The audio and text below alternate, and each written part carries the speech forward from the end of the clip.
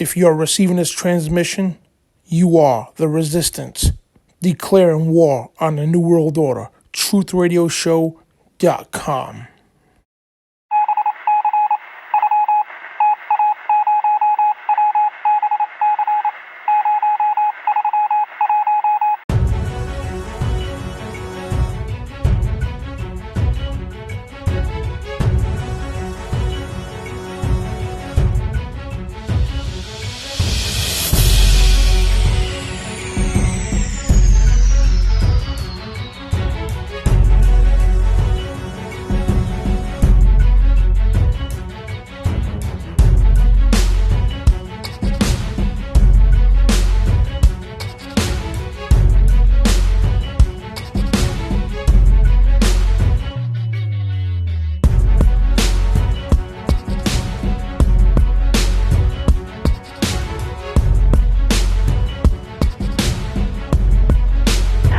Turn it around to the reverse side, where you see the two great seals of the United States of America. Yep. Okay? Now, if you notice, it says those are supposed to be the two great seals of the United States of America, correct? Yep. Those aren't. Those are the two seals of the Order of the Illuminati. Now, I have all this memorized from my days in the Illuminati. Now, this went on the dollar bill in 1935, but this reflects ancient beliefs of secret societies that go back literally before the birth of Christ. It symbolizes the ancient goal of secret societies of the establishment of what in Scripture we see in Revelation 13 as the reign of the beast and the false prophet. Of the Great Seal, it's a very fascinating story. I got one right here. The Great Seal of the United States, or is it the Great Seal of the Illuminati? There's a lot more than meets the eye.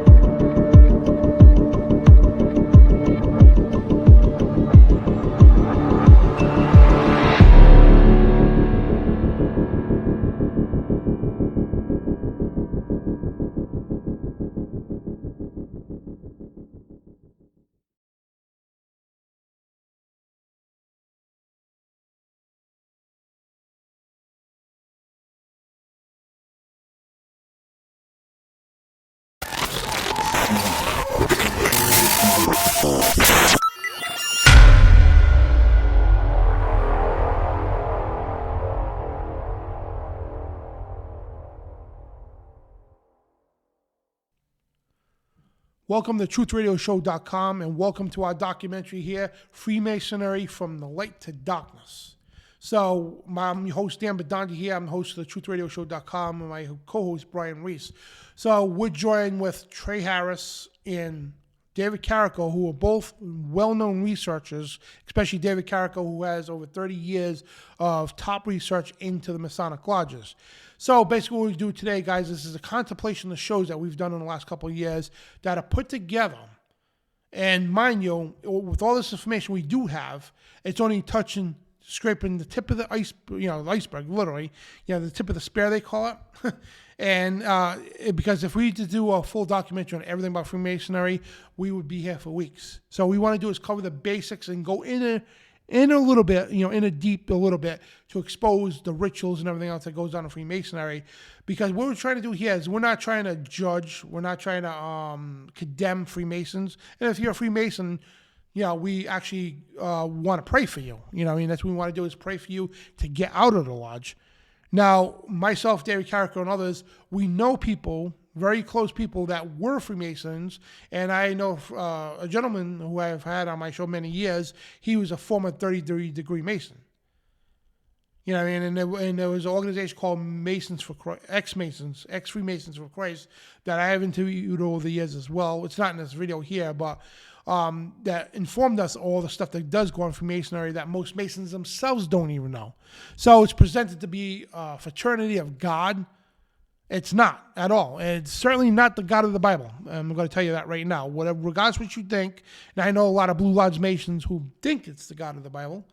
They got a Bible on the altar. It's all an illusion. So we're going to get to all the dark stuff and expose it all. So we encourage you to watch this documentary. And if you know a Freemason, guys, please, number one, pray for them because they're being hoodwinked. And most Masons are very good people, great-hearted people. They'll give you the shirt off their back. They're very intelligent people and everything else, but they're being hoodwinked.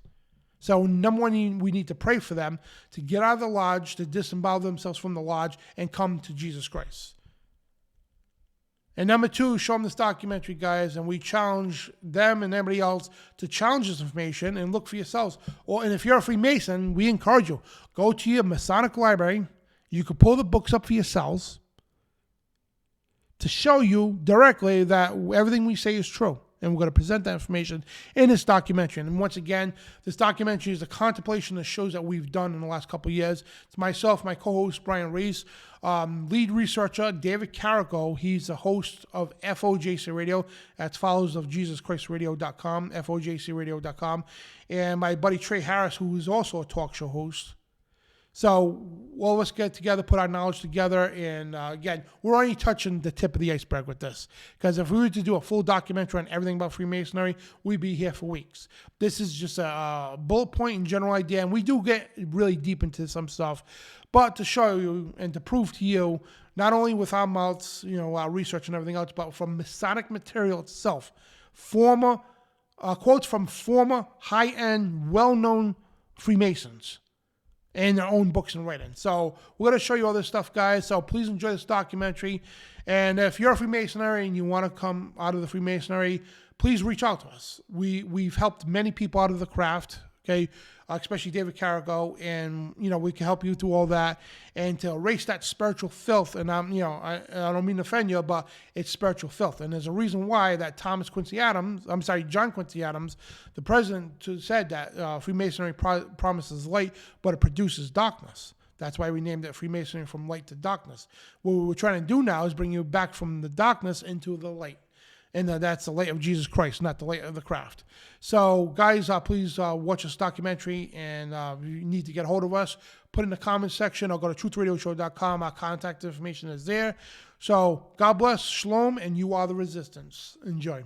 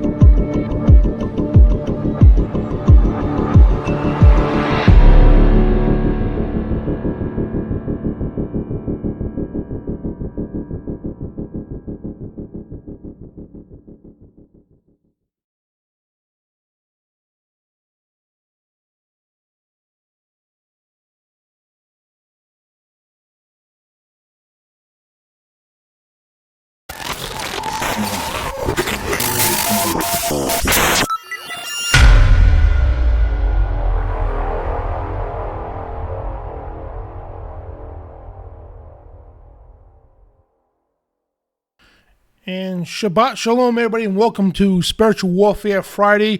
The title of tonight's broadcast is Freemasonry, the Darkness Behind the Light. And I'm your host, Dan Bidondi. We got a jam-packed show for you, tons of information. So I just want to let people know a couple things ahead of time before we start the show, especially with Freemasons out there. It's a very sensitive topic and everything else. I do want to express to people very much that not every Mason's evil, that not every Mason's a bad guy. In fact, it's the other way around. Most Freemasons are great and wonderful people. They really are. But however, truth being told, what they are into, known as the craft Freemasonry, is not of God. And I'm not here to try to personally attack Freemasons. I'm not doing that. I am just simply exposing the truth. And what I'm going to show you tonight, you can literally look the stuff up in your own Masonic libraries to find this information out, which is literally kept from a lot of Masons at the lower degrees.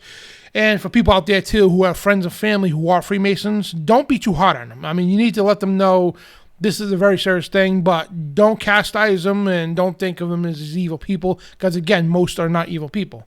They're just hoodwinked and lied to, you know what I mean? Like anything else, like the false religions out there, no different, okay? So, yeah, let's just get to our show, guys, because we got lots to talk about, and I'm talking about a lot.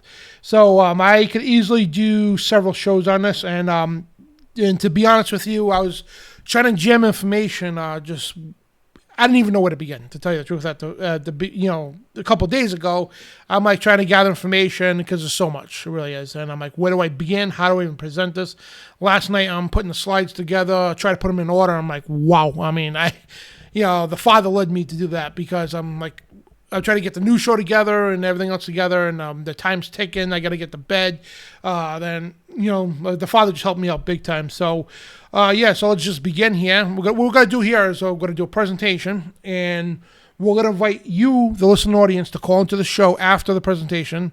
Call into the show, or if you don't want to call, you're more than welcome. If you're not subscribed to YouTube here, please subscribe now, and you get to chat in our live chat section. So you could present the questions or comments on there, and also call. We'll give the phone number out after the presentation because we've got a lot to talk about and a lot of material to cover. I'm telling you, a lot of material. So again, the show is Freemasonry, the darkness behind the light, because Freemasonry is all about illumination, what they say. I mean, I almost joined Freemasonry myself. Years ago, I knew a lot of Freemasons. I still do. And I almost joined myself because I was always American history buff and everything else. And I got told, well, the Masons had a lot to do with American history, which is true. But they also lied about a lot of it, too, regardless of the point. They did have a major impact in this country and many other countries worldwide.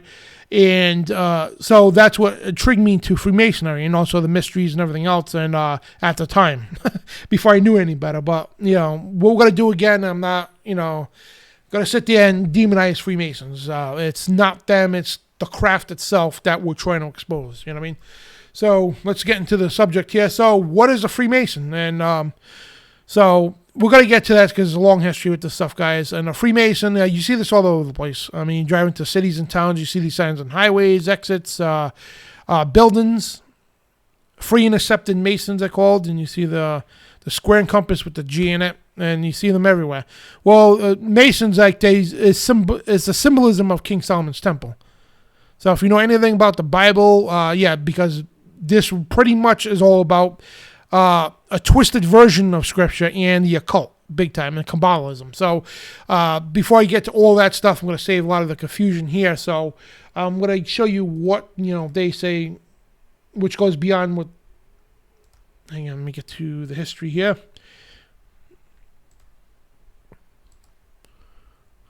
So the history of Freemasonry, it's like, if you go anywhere, they'll tell you this. It's the teachings, practices of the secret fraternal order of men only. They do have an order for women. And in this show, I'm not going to get into all the specific orders.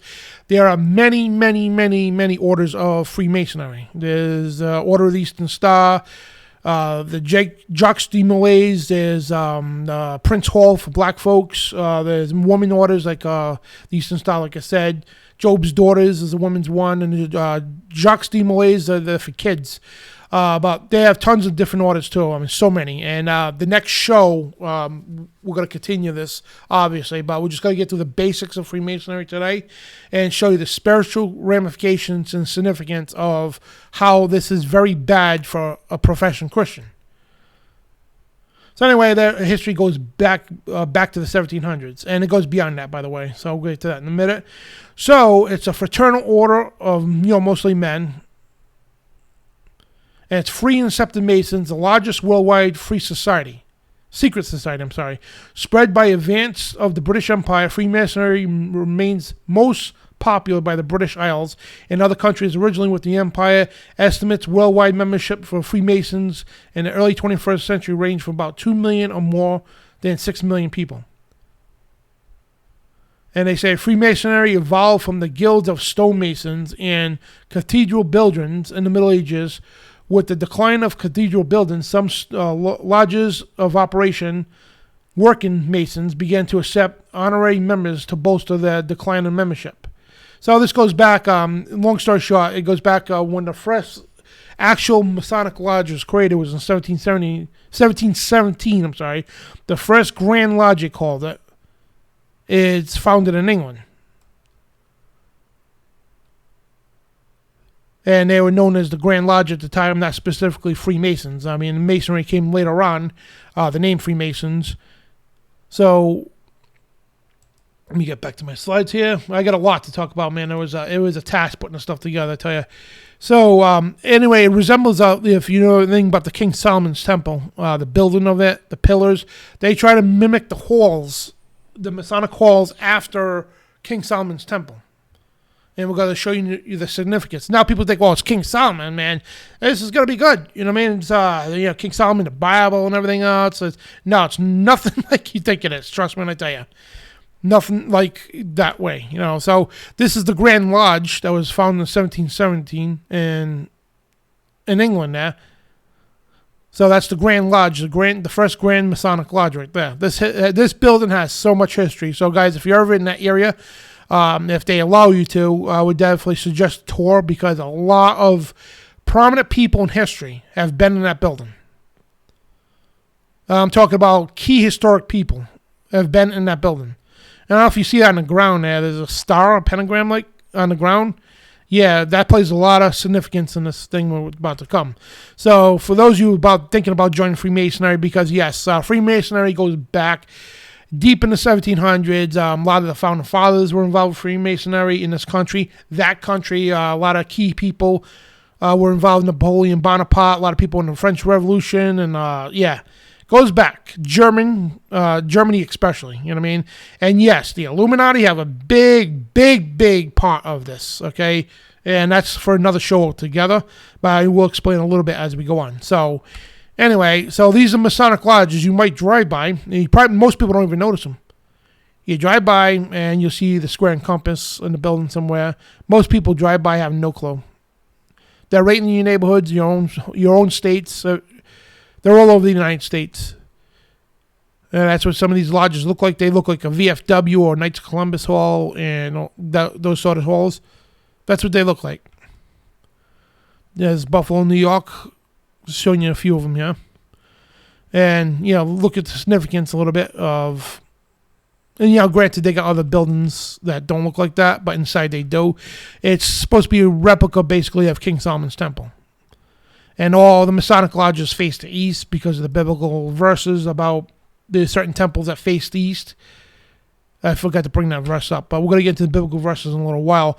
But it goes back further than the 1700s. It goes back to the days of Babylon.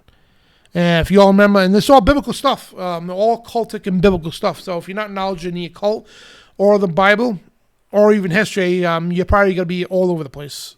And I highly suggest maybe you should turn the show off right now and go do some history, read the Bible, because there's no atheists in Freemasonry. I'm going to let you know that now. You have to believe in some kind of deity, and people in the occult actually join Masonry, and they exceed faster than people who are biblical. We're going to get to that in a little while. But it goes back to the days of Babel, when we hear about this character named Nimrod. He was the ruler of Babylon. He is known as Osiris in Egyptianology. He was the ruler of Babylon. Okay, that's where it goes to the master builders. Peleg was one of his right-hand men that helped design and build this structure. Peleg was the grand architect of the Tower of Babel. And these people were the Bible talks about Nimrod, how he was a mighty hunter and a person before God, not for God, before God. You know what I mean? So, and if you read the Bible, we'll get to who Nimrod was. And Cush begat Nimrod. It was Cush's son, Nimrod. And he began to be mighty one in the earth. And we talk a lot about the Nephilim at the time and the giants and all that. Now, Nimrod did come from the bloodline of Seth. However, something happened to him because all the ancient texts and everything else say how Nimrod became a huge man, like a Nephilim. Somehow he transfigured into a Nephilim. Very huge, powerful, very mighty. And he was a mighty hunter before the Lord. Doesn't mean for the Lord. Before the Lord. That means against the Lord. Wherefore it is said, even Nimrod, the mighty hunter before the Lord. And Cush begat Nimrod and begat to be a mighty upon the earth. So, and there shall waste the land of Assyria with the sword, and the land of Nimrod, and the entrances thereof. Thus shall deliver us from the Assyrian when he cometh into our land, and he will tradeth with our borders. And there's other verses too. So, Nimrod is the son of Cush. So, if you do the genetic bloodlines, Cush is a direct descendant of Seth, which was the third son of Adam, the bloodline of Adam. So, something happened to Nimrod along the way. To transfigure him to some kind of a Nephilim, if you will. He became very ruthless. He was powerful. The guy was stronger than anything. Powerful, like a genius.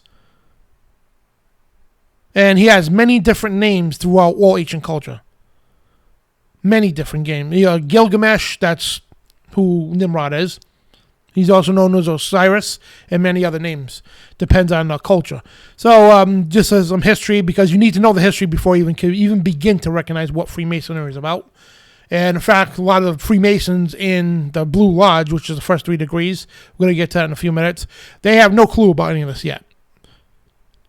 So anyway, Nimrod, which he had his wife Semiramis, and their son Tammuz. Now, the old story goes that, Nimrod was killed by his uncle Shem because he was a very vile person. His uncle actually killed him, ended up killing him all that. So Semiramis, which is Nimrod's mother, that's right, she married her son, Nimrod, all right, and she became pregnant with Tammuz before he was killed. So she came up with this, and there was an attempt to, because again, these occultists, these people at the top know the Bible very well, and at the time it wasn't the Bible, but they knew God's prophecy, about, since it got into reading about the coming of the Messiah.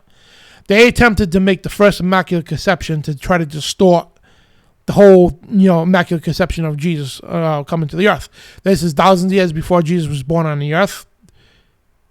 So she claimed that she had an Immaculate Conception, that, when Nimrod died, he became the great god, the sun god Osiris, and he impregnated her through Immaculate Conception, try to mimic the Holy Spirit impregnating Mary, and gave virgin birth to their son Tammuz, which is also known as Horus. And he was actually born on December 25th.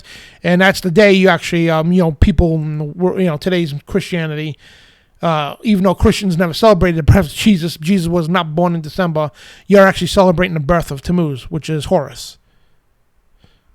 So anyway, it's a long story with these people, yeah. So the story is Semiramis recovered his body parts. And we'll explain a lot of stuff. She, because his uncle killed him, chopped his body up and threw it into the Nile River. She claimed, Semiramis, known as Isis, she claimed, we'll get to that there. That's exactly what their names are, and there's many other names for them, Gilgamesh and all this other stuff. So anyway, she claimed when Osiris, Nimrod was killed, because his uncle Shem cut his body parts up through the Nile. She got all his body parts. She reclaimed all of them, and except that she could not find his male penis, the phallic symbol. So she created an obelisk, and she claimed she got pregnant off that. But she was already pregnant ahead of time. And the thing is, what debunks the whole thing of her being a virgin, prior to marrying her own son Nimrod, she was a temple prostitute. She was a whore, you know what I mean, temple prostitute, and she got pregnant with her, you know, and then ended up marrying her own son later. So she was not a virgin, okay? That I just want to debunk that before people, because I know people with the Zeitgeist movement actually believe in this crap, you know what I mean, about him being, you know, virgin birth. It's not. So anyway, and that's where the story goes. So they're known as Osiris, Isis, and Horus, and then there's with Horus, okay, the so-called sun god, Tammuz, they say he was crucified, and he had 12 disciples. No, he did not. I just want to debunk any conspiracy theories about that. Tammuz, Horus, regardless what the movie Zeitgeist and everything else says, no, he was actually killed by a wild boar. He tried to be a mighty hunter like his father Osiris, which is Nimrod, and he was killed by a wild boar. That's why they eat ham on Christmas. That's all significant with all this stuff. So I'm not going to try to get to too much detail about this yet. This is a whole other show altogether. I just want to go to the basics of the foundations of Freemasonry. This is where it all started. They're great builders back 6,000 years ago. And again, they try to mimic, and in different cultures too. The Babylonian, Mesopotamian, all that. These are different cultures that try to mimic, was the same people, by the way. So if you're in the Catholic Church and you see an image of Mary holding Jesus, that's not Mary. That's Isis and Tammuz, or Horus, if you will. That's what that is. It's not Mary and Mary and Jesus. So anyway, this goes back to because these are great builders. That's what it's about. Okay, the Tower of Babel, and so if you ever notice these symbols all over the world, put up by Freemasons, by the way, they're called obelisk. They're all over the world, especially the United States, embedded everywhere. That, and there's one in the Vatican, in St. Peter's Basilica. That was dug up from the ancient city of the sun called On, O-N. And basically it's to resurrect Nimrod. That's what it's for. From the dead, Nimrod known as Osiris. That's what it's built there, to resurrect. And the Freemasons built all these. This one's called the Washington Monument. And it has nothing to do with George Washington. They actually scrapped the original George Washington Monument when they ran out of funds, and the Freemasons took the project over, and they ended up building this giant obelisk that's 555 feet tall, and from the ground under, it's 111 feet, which totals 666 feet, and it's called Nimrod's Golden Penis. That's exactly what it's called. And it's aligned with the star systems, Pleiades and Orion, the blazing star known as, which what I covered today. The blazing star is known as Sirius. So, which is significant. So, I just don't want to confuse everybody at first here, because I know there's a lot of stuff to grasp and understand. But these are some of the basics. I mean, I would be here all night just to cover the basics. I just try to limit it down to some of the most important stuff, especially for you people out there who would become Freemasons or just got into the lodge. You could be a first, second, or third degree. We're going to cover that in a couple of minutes here. But yeah, this is what Masonic lodges generally look like. Now, when you go to a Masonic lodge, you have this altar up there, right? And on this floor, it's always like a checkerboard floor. It's either white or blue, or black or white, which represents an equality, as above, so below. That's what it stands for. So on that altar they have, which is a movable altar, and I'll explain why that it is in a minute. They have this giant Bible on the altar, and on top of the Bible they have a square and compass that's always placed upon it. They use the Holy Bible. But the funny thing is, it's not what this is what you learn in the Blue Lodges. We're going to get to that in a second here. And I just don't want to confuse people. If I'm confusing anybody, guys, please in the chat room, by all means, say, Dan, I don't understand that. You know what I mean? I'll try to keep up with the chat here, because this is a lot to take in. And it's try to present this information without confusing the hell out of people. So if you walked into one of these Masonic lodges as a newbie, all right, you would think this is a Christian organization. Look, they got the Bible right on the altar. They talk about King Solomon's temple, Hiram Abiff, a lot of biblical characters, right? And they tell you have to believe in the deity to join Masonry. And they suck a lot of good Christians into Masonry. And you would think, oh, yeah, this is definitely a Christian thing, right? Well, actually, if you actually read the Freemasons, they all said this is not, Freemasonry is not a Christian. Let me get to that. Freemasonry is not a Christian institute. That's what they say. Freemasonry is not a Christian institution. And though often it's mistaken for one. And they actually contain many elements of religion, which is true. But a majority in America, a lot of Freemasons are Christians as well. You know what I mean? And there's a lot of Shriners, which were, I'm going to get to that stuff for some other time. I don't want to confuse everybody yet. It's just so much information. I was trying to, word this in the proper way so it doesn't, confuse people. So anyway, you walk in, you automatically going to think it's a Christian organization. Even though they don't claim to be one, but you talk about King Solomon, Hiram Abiff, the builders of those times, and back to Babylon. Well, eventually when you learn about that. And you see the Bible up on the altar. Why wouldn't you think it's a Christian organization? And you also, these are they call the pillars. I'm sorry. If you look at the pillars right there, the B and the J, that's Boaz and Jashin. Boaz and Jashin are mentioned in the scripture. And these are the two great pillars of Freemasonry. So if you go in the Bible, 1 Kings 7:15 and 22 talks about this. This is talk about when they built the Solomon's temple. They cast 2 pillars of brass of 18 cubits high apiece, and a line of 12 cubits did compass either of them apart. So, and it goes on talking more details about it. And it says, and he set up the pillars in the porch of the temple. And they set up the pillar on the right, named thereafter Jashin. And he set up the pillar on the left. They called it the name of Boaz. And upon the top of the pillars where lily work was like the work of the pillars finished. So 2 Chronicles 3 says, also he made before the house 2 pillars of 35 cubits high, and a chapter was at the top of each of them was 5 cubits. And he made chains and the oracle and put them in the heads of the pillars and made 100 pomegranates upon them in the chains. And he raised up the pillars before the temple, and one on the right hand and one on the left. And he called the name of the right Jashin, and the one on the left was called Boaz. So as you can see there. So, and they back this up. When you first join Masonry, they'll show you all the biblical scripture talking about all this stuff. But if you actually look at it, that's not actually the actual pillars of Jashin and Boaz. Are a little tweaked compared to the actual ones in King Solomon's temple.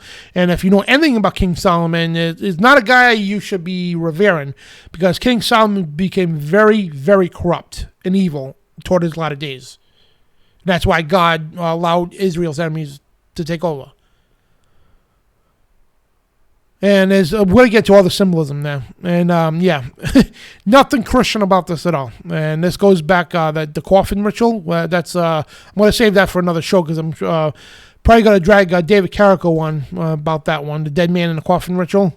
Yeah, wait till you hear this. Yeah, crazy stuff, man. A lot of Masons don't even know this until they actually get to that 9th degree. So that's what the pillars of Jashin and Boaz are.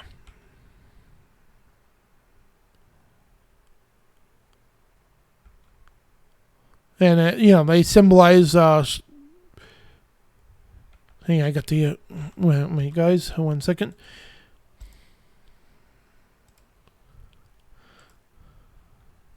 There's a monitor they have. It's called Duncan's Masonic Ritual Monitor.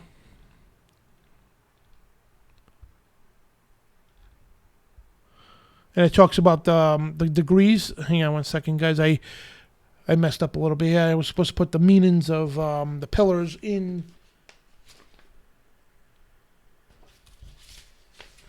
Anyway, but yeah, it's just so much stuff. So just bear with me, guys. And yeah, there's so much stuff involved here. And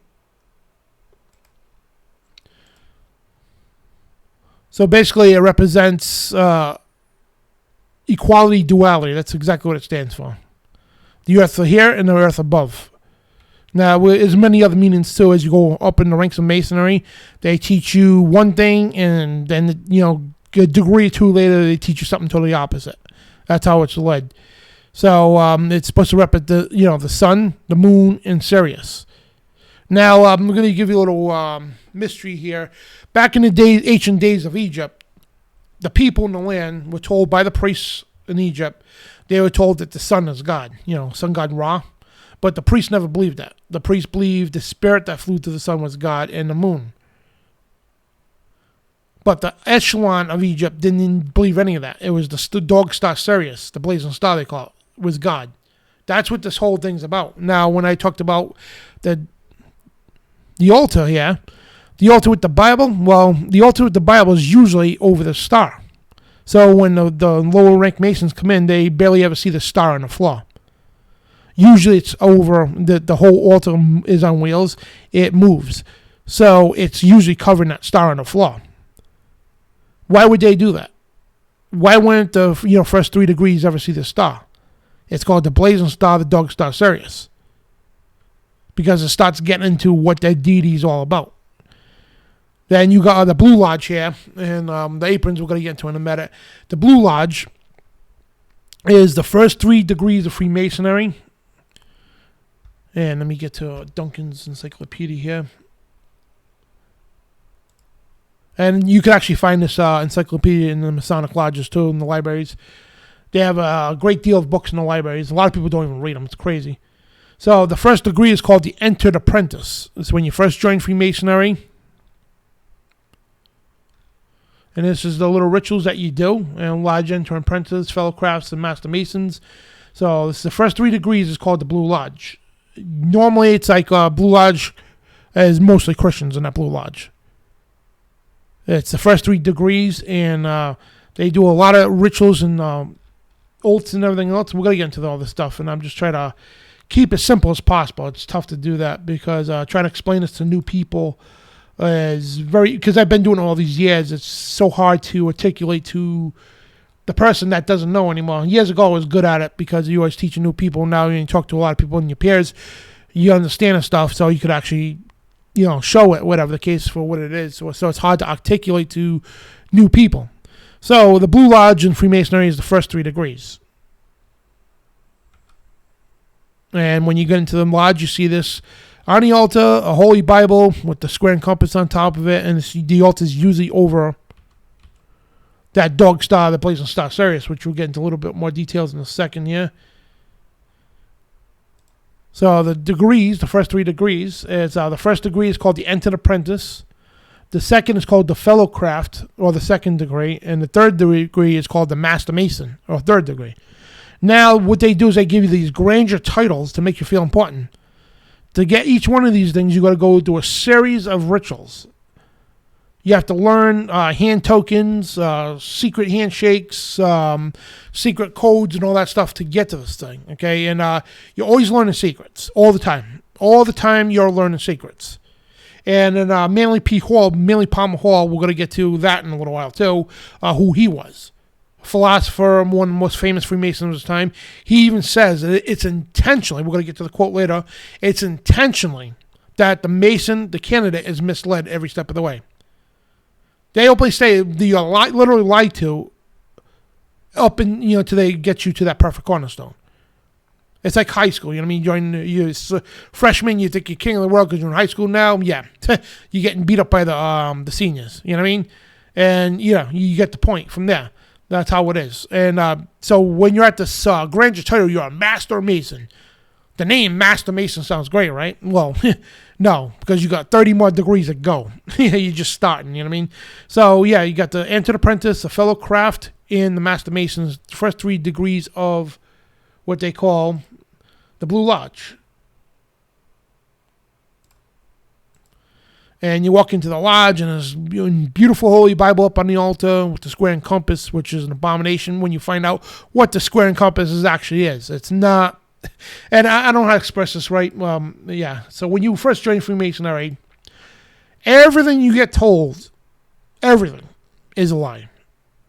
Just want to let you know that. When you join Freemasonry, Entered Apprentice, even Fellow Craft, even Master Mason, now the thing is, as you're going up, you're starting to learn more. They don't tell you everything right away. They don't tell you the truth right away. you learn that the square and compass has many, many, many meanings as you're moving up in the ranks. Same thing with the All Seeing Eye. When you get towards the Eye of Providence, not even close. And when you eventually get to learn it's the Eye of Horus, no. Then, I know it's going to sound far-fetched, but follow me here. You will get told at the end that the All Seeing Eye is the Eye of Lucifer. We're going to get into this stuff here. Everything you get told, especially in the first 3 degrees, is a lie. And they tell you, they say, well, nobody else knows this information. It's historic. They pump you up like that. That's why they use movies like National Treasure to recruit people in Freemasonry. And I almost got duped into it too because it sounds so cool. It's about history, American history, all the secrets and stuff like that. And they make it sound so cool. You know what I mean? Which they do. They really, really do sell a good product. Okay, plain and simple. And you find out, you're learning things that the public doesn't know, but you're being lied to about what the public doesn't know yet. Because the thing is, they're not going to pour all their information onto a new person. Their goal is which you'll find out later about the cornerstone. Their goal is to shape you. To them, you're a block. That's all you are. They want to shape you into that perfect cornerstone. And along the way, as they're shaving you into that perfect cornerstone, they're literally philosophically changing who you are. That's why I said atheists don't go to Freemasonry. There ain't no atheists in Freemasonry. And if you're in the occult, you go through the ranks like no tomorrow. We'll get to some more about the ranks here. So now as you move into what's called the Red Lodge. The Red Lodge is the 4th degree and up. And there's two sects to this too as well. Wait till you see this in a minute. So the Red Lodge is where you become the 4th degree, which is called the Mock Master. And that's where your journey just begins. When you think you're a Master Mason, you think you're the cat's meow. Not even close. You move into the Blue Lodge as a 4th degree. When you graduate into the 4th degree, you're called a Mock Mason. And that's just when your journey begins. You start all over again, basically. So everything you got told as a Blue Lodge member is out the window, literally. You start learning the process all over again. Then slowly you start learning about, what does that star on the floor mean? What could that possibly be? And you end up learning it's that called the Blazing Star, the dog star they call it. That's why you ever see Sirius satellite radio shows a dog for the promo. It's called the dog star. This is ancient. Back to the ancient days of Egypt. They actually worship the star Sirius. That's why everything's aligned in D.C. and the Vatican and all the major cities in the world around this constellation. The Masons call it the sign of the 7 stars and the 3 stars. We'll get into that to another show. That's a whole new ball of wax altogether to even talk about. And that's Orion's belt. That's very particular with Nimrod. So they believe when you're looking up at that constellation is the Pleiades. It's Pleiades and Orion. Orion's within the star constellation of Pleiades. You're actually looking into the underworld. That's what they believe. And a lot of people believe is where a lot of the realm where a lot of the fallen angels are held. And they said that's Osiris, not a coincidence that's similar to Sirius, but Osiris, known as Nimrod, he went to rule this underworld. So, yeah, there's very significant, very creepy stuff, man. And they built all of D.C. around this. All of D.C. was built around that. All of Egypt was built around that. All of Paris, France was built around that. All of the Vatican was built around that. Not a coincidence that all these major cities in the world built around this particular star system. So, again, I'm just covering the tip of the iceberg here. And we're going to get to all this stuff as time goes on. So, this is what the general order looks like when we just talked about. Join Masonry. Right at the bottom, you see, it says Entered Apprentice, Fellow Craft, and the Master Masons, only the first 3 degrees of your initiation. Now, when you graduate or move on to a 4th degree, now you have a thing, it's called the Shriner's Pass. And what you do is you go through, you decide to take the right path or the left path. The Scottish Rite is known as the right path, and the left path is the York Rite. The York Rite, you move up a little bit quicker. The ranks are a lot quicker. There's less degrees to move up to, but ultimately you move up to, quick to the 33rd degree. It's the quicker way up. And the Scottish Rite, we're going to get into the stuff too. And how Albert Pike created the 33rd degree for the Scottish Rite. And what the York Rite is. And we're going to cover that mainly in the next show. I just want to get to the basics of this. And the Blue Lodge is, again, the first and second, third degree. The fourth degree and up is called the Red Lodge, which is you can go the right path or the left path. And I don't know if you've ever seen portraits, pictures of people in magazines. Even Pat Robertson, right? Pat Robertson, supposed to be a Christian, right? He was in Time Magazine. I should have put this up. You could actually go look this up for yourself.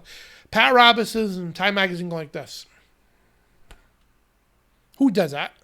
Neil Armstrong, he's got a little pocket, and there's a thing, puts his hand in his pocket like this, his fingers in it. You see so many portraits, even Prince Harry.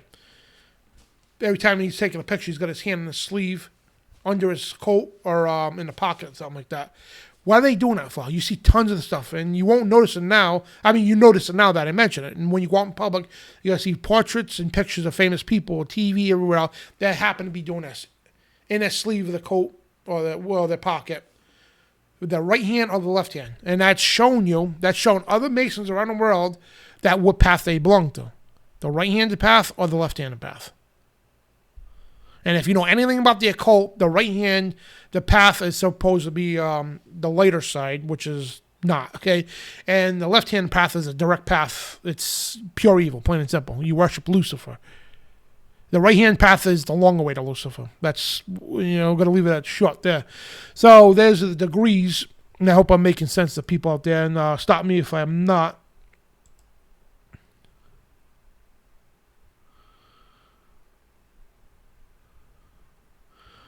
I'm sorry, guys. I just want to, Haley N, you got the question you posed, and I know it's off topic, is the original Bible actually against gay people? I just wanted to address that real quick. And you know what, Haley? You know what? If you want, call in at the end of the show. We're going to have open topics and all that. If you stay in the show, call in and present that question. I want you to. Because I want to show you the truth about that. It's not against gay people. It's against the sin being gay. You know what I mean? Well, I'll explain it to you. So, Haley, if you're still watching, I know you got timed out. Just wait for the end of the show, and I invite you to call into the show or propose that question again, and I'll answer it. Just wait for the show's over. Because that's a very important question that people that don't know the Bible too much should know. You know what I mean? So I'm sorry, guys, moving back here.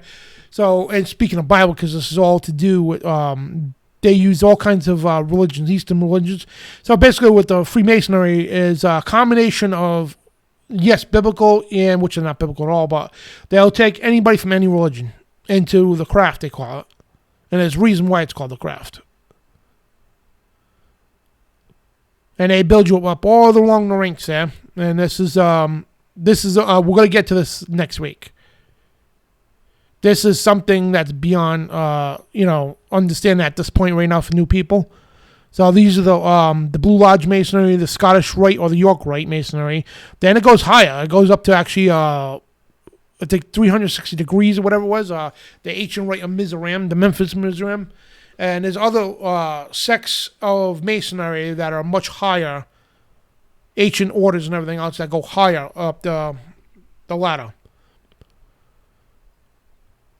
The OTO, these are different orders. The Order of the Trapezoid, the Illuminati, the Palladium, the Nine Unknown Men, the Seven. It's so entrenched.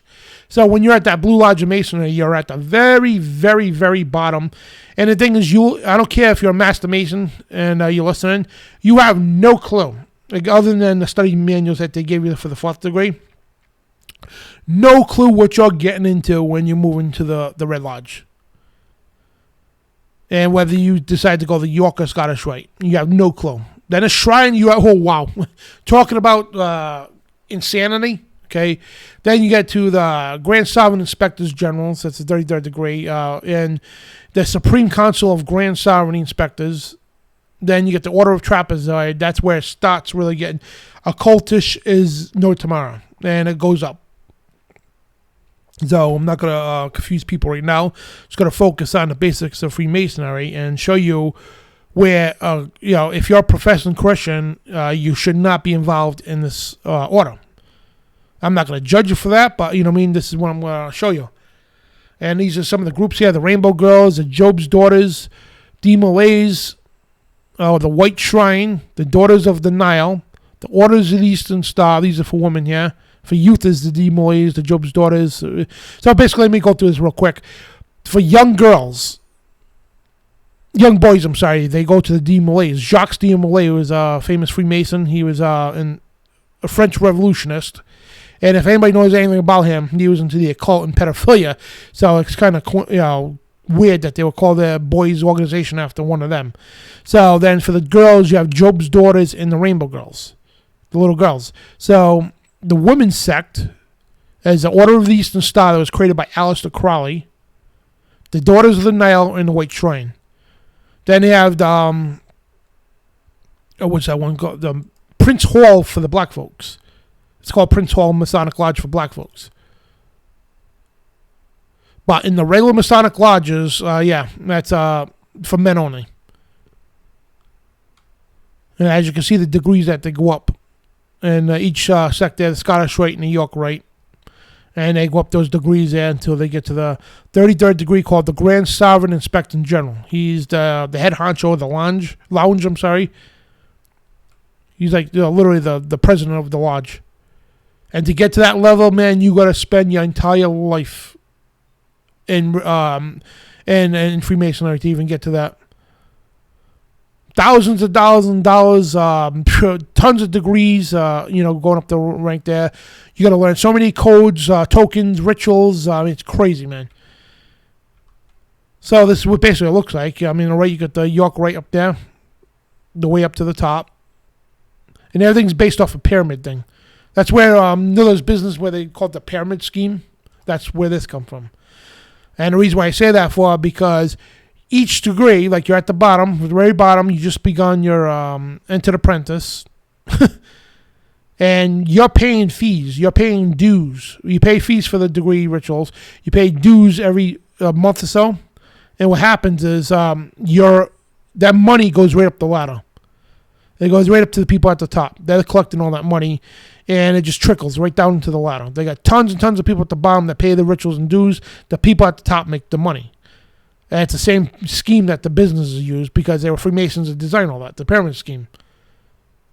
They tell you, come sell insurance or something, and if you get people under you, you can make money off them. See how that works? And in the meantime, you're making them money at the top. And the people at the top don't even do nothing. They just sit there and collect your money you work for. So all those years you spend each degree, thousands of dollars of ritual fees and everything else, and you're learning tons of tokens. In the meantime, most of the time you're being lied to about everything. Everything. The true intent of the the true intent of the pillars of Jachin and Boaz, the all-seeing eye, the trowel, so many different things. It's crazy. And these are aprons they use. They usually use a lambskin. But yeah, these are different aprons because a mason would have an apron to cover their loins from the tools that they use because they're, stonemasons. You know what I mean? That's where it really comes from. And no, not every mason's a stonemason. And some people don't even know how to touch them. They wouldn't even know what to do with a brick or a rock and put it together, or a wall. It's just a thing called Freemasonry. In today's world, most of the Freemasons are not Masons at all. You know what I mean? Because there's Masons out there. I mean, like people who do construction that put up walls and stuff. Those are the original builders. You know what I mean? That's where Freemasonry derived off of the ancient builders, the ancient temples. So why do Freemasons wear white aprons? So Freemasons wear a white apron to represent themselves as a Mason in a stated communication at Blue Lodge.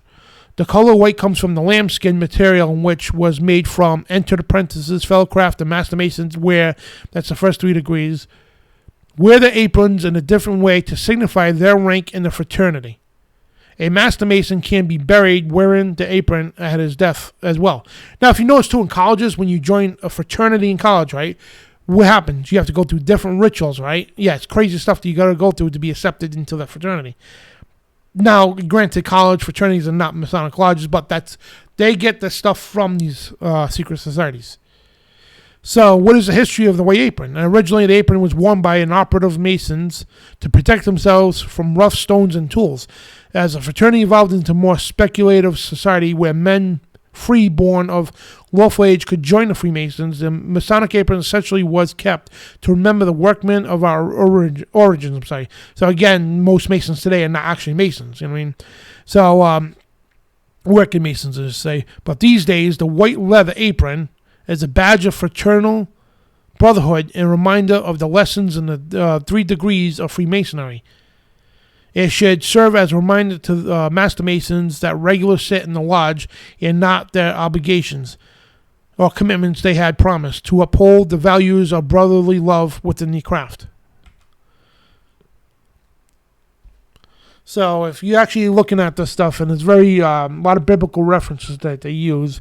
If you see that stairway there, they refer that from Jacob's ladder, if you will, the stairway to heaven. They had a song about that too. That's very significant with that. These pillars, with these different people standing upon them, there's very significance with that. The all-seeing eye, the star, the blazing star, it's usually a pentagram, whatever the case, what they call the blazing star, the pillars of Jachin and Boaz. When you get into that, they'll give you false biblical interpretations of every one of those things. They'll tell you that eye right there. Oh, that's the eye of providence, which is God. That's the eye of providence. He watches us over us. Oh, those are just the pillars of Joshua and Boaz, the same pillars that they used in the Temple of Solomon. Oh, don't worry about that. That's just the stairway to heaven. That's what they tell when you first join Masonic lodges, when you start going to the monitors. And for the record, I got tons of the stuff. I got several books at home. I'm like another David Carrico when it comes to stuff. I got tons of Masonic monitors from the Masonic lodges. I got study books, too, from, this is a good book, Proofs of a Conspiracy by John Robinson. This is something totally further when we get to the other shows about Masonry. But William Schnoebelen, former Freemason, he wrote a book on Masonry Beyond the Light. That's kind of where I got the title for tonight's show. They put Behind the Light, the Darkness Behind the Light. But yeah, William Schnoebelen reveals a lot of this stuff and more. The Genesis 6 Conspiracy by Gary Wayne, he talks about some of the stuff too, about the ancient builders and stuff. And now, Masonic material, like I said, I showed you that monitor. And these books here, I do not suggest anybody to buy. Coming up, the ones I just showed you, yes, definitely. But this book here especially, it's called The Lost Keys of Freemasonry. It's by Manly Palmer Hall. This is a very, very, we're going to run some quotes by it too, by the way, when we get into the show. So this is a very disgusting book. Manly P. Hall was known as a great philosopher. He was one of the famous Freemasons of his time. But yeah, nothing great about this man. And this book, I mean, I told my wife if something happens to me, this book and a few others I'm going to show you to burn these things because these things are evil as they come. Especially this one here. This one is from the straight out of the gates of hell. And mind you, you can go into your Masonic Lodge right now if you're a Mason. You'll find these books in your Masonic Lodge. This one here is called Morals and Dogma by Albert Pike. This is beyond garbage, okay? This is probably one of the most evil things that were ever created.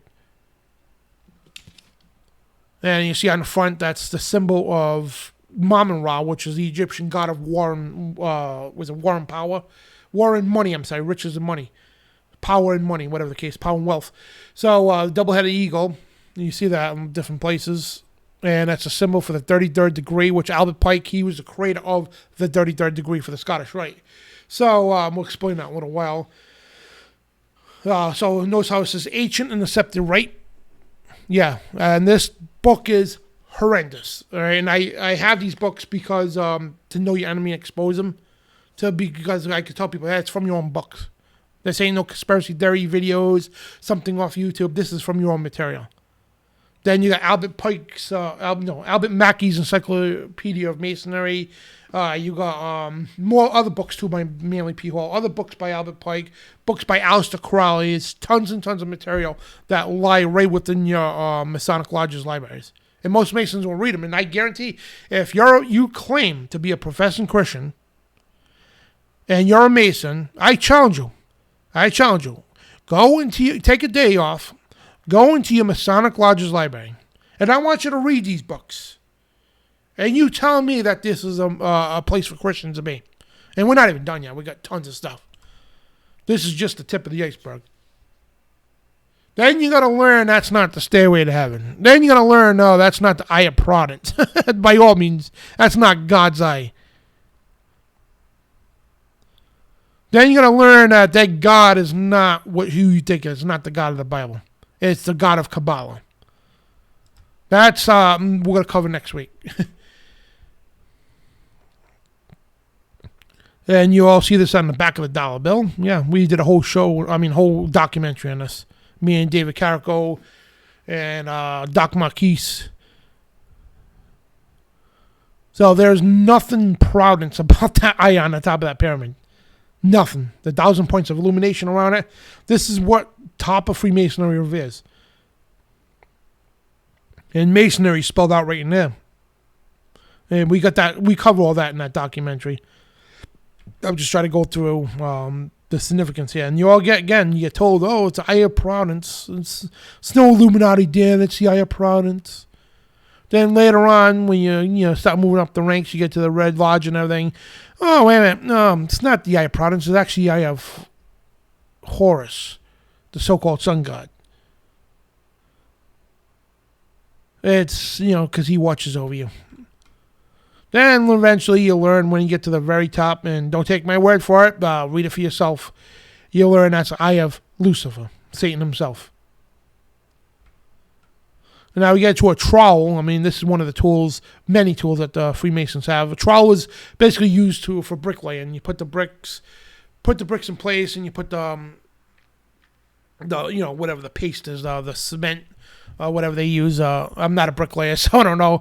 The mortar, I should say. So you put the mortar, makes the bricks stick together. So you lay the mortar down with the trowel. So they get the ceremonial trowel for the rituals. And a trowel, and T is for the tools of the first 3 degrees. R is for every rule as each brother agrees. O is for the oath and making all brothers true. W is for the work each one of us must do. E is for the effort to answer every call. L stands for love, the most important thing of all.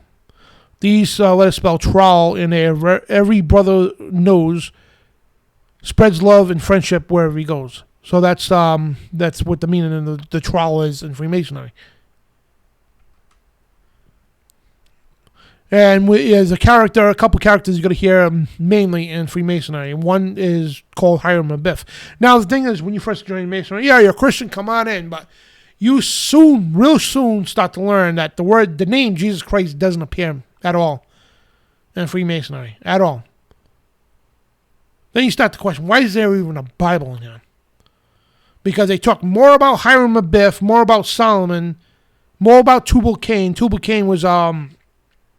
They believe he survived the flood. He's one of the Nephilim that survived the flood. He was another Cain, a descendant of Cain. That's what Tubal-Cain means, another Cain. So that's all history altogether. But you start to learn about these characters. Yeah, they're biblical, but they're on the wrong side of the fence, okay? And you start to learn more about these than Jesus Christ. And you'll quickly see that it's even condemned to even say such a thing, that Jesus is the only way to heaven. Because it's all about a universal religion. That's what they're about. So the legend of Master Builder, Hiram Abiff, is the greatest allegory of Masonry. It happens that his figurative story is grounded on the fact of personality mentioned in Holy Scripture, but the historical background of his accidents and not the essence, the significance is an allegory, not in any point of history which may lie behind it. That came from the New Encyclopedia of Freemasonry. So you see that a lot. So you're going to see these characters pop up and everything. Then, see, there's stairs here, right? And we explain what the All-Three-and-I is. We round about what it is. The pillars of Josh and Boaz. And you end up learning that represents the androgynous god. The androgynous means... in the long run, okay, we'll get to details later, that they believe that God himself is both the male and female. They believe the Holy Spirit is a female, which is pure blasphemy. That's the unforgivable sin. Then they believe that Satan and God are the same person. How stupid and blasphemy that is, that's what they believe. That square and compass you see? Yeah, it's not just the tools. It's because me get into this, right? And also these pillars mean male and female too, sun and moon. They refer to the sun as a male and the moon as a female. It gets into Diana goddess worship and everything. And it's so occultic, it really is. So most people go to the lodge have no clue what the hell they're even looking at. They give false interpretations of all this. Oh, how could it be bad? That's the Eye of God province. That's the Pillars of Jeshurun, Boaz, and this is all biblical. They'll lay biblical references down. Not even close. And the square and compass, that is actually, if you learn, everything in the occultic world is perverted. The square and compass represents not only the Kabbalah style, but also represents a man mounting a woman. That's what it means in sexual intercourse. The G spot, why do you think there's a G involved? People say, it's Grand Architect, and the university stands for God when you first get in there. Oh, Grand Architect later, then Gnostics God later, and the G spot, it's perverted. I mean, we're all adults here, and you all heard that phrase one way or another. Oh, you got to find her G spot. That's where it all comes from. It's complete perversion, sexuality, and the occult. You learn all this stuff later. You'll never learn any of this in the Blue Lodge. None of it. Then you get into these stairs, these ceremonial stairs. They have them in every lodge. What do those mean? Well, first you got the hearing, seeing, feeling, smelling, tasting. Those are the senses a human being has. Then as you go up, you got grammar, rhetoric, logic, arithmetic, geometry, music, and astronomy. Those are called the 7 sacred sciences that were allegedly taught to Adam by God. Now, here's the thing. Gary Wayne, in his book, the Genesis 6 Conspiracy by Gary Wayne, he points this out because there's 2 versions of this so-called 7 sacred sciences. So, again, which laid out the 7 sacred sciences. You got grammar, rhetoric, logic, arithmetic, geometry, music, and astronomy. All right, and this is what we're all taught in school, right? These are the prime classes we're all taught in school, right? In the education system. However, here's the thing about this: all that there is nothing at all what they teach in school, nothing. And these 7 sacred sciences that God taught Adam, this or what we learn in school is nothing. Totally different from what the truth is. So what happened? Okay, I'll explain this. Try to explain details. God, yes, he taught Adam and his descendants called the 7 sacred sciences. And what the occult did, and everything in the occult is perverted and also opposite mirror image of what God teaches. This is ancient writings and all that stuff, and they taught this, which we call the bastardized version of the 7 sacred sciences, completely twisted. It was taught to men by the fallen angels, and it was Cain and his son, the evil Enoch, and one of his sons, what the heck's his name? Lamech, the evil Lamech. There's 2 Enochs and 2 Lamechs, on 2 different bloodlines. The evil Enoch and the evil Lamech, before the flood, they preserved all that knowledge in tombs and made markers and all that for the people later on after the flood to stumble upon this knowledge and return it to the earth. And they were taught this by the fallen angels. They were taught this by the evil spirits who are on the earth. They were the bastardized version of the sacred sciences that God taught man. And through the bloodline of Seth, they preserved the real original 7 sacred sciences. And in today's world, the 7 sacred sciences that these occultists know, everything you learn in school, okay, all the stuff you learn in school, that's a splinter a fragmented splinter, and most of it's a twisted splinter of what they know. But even what they know is a perverted twist to the real 7 sacred sciences. But they think they got the real solutions. They think they got the real 7 sacred sciences, and the whole world doesn't know that. They know, and they're right. The world doesn't know anything what they believe. And if they did, it would be a whole different world. What is taught in the schools is, all right,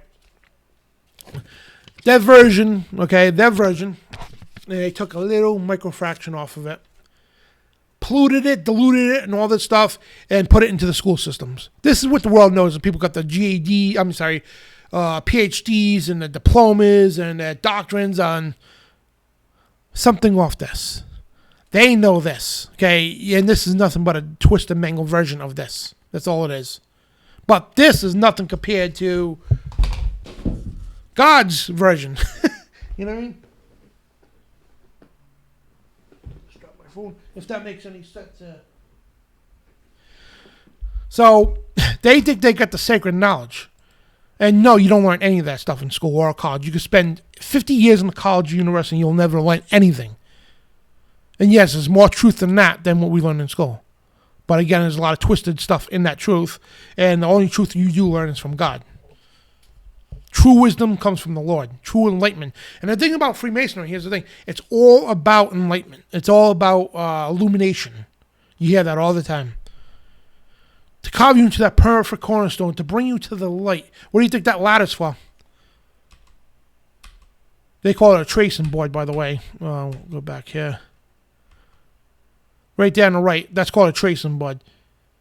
Your journey up to the light. And that light is not heaven, guys. That light up there is the Dog Star Sirius. Complete Luciferian doctrine.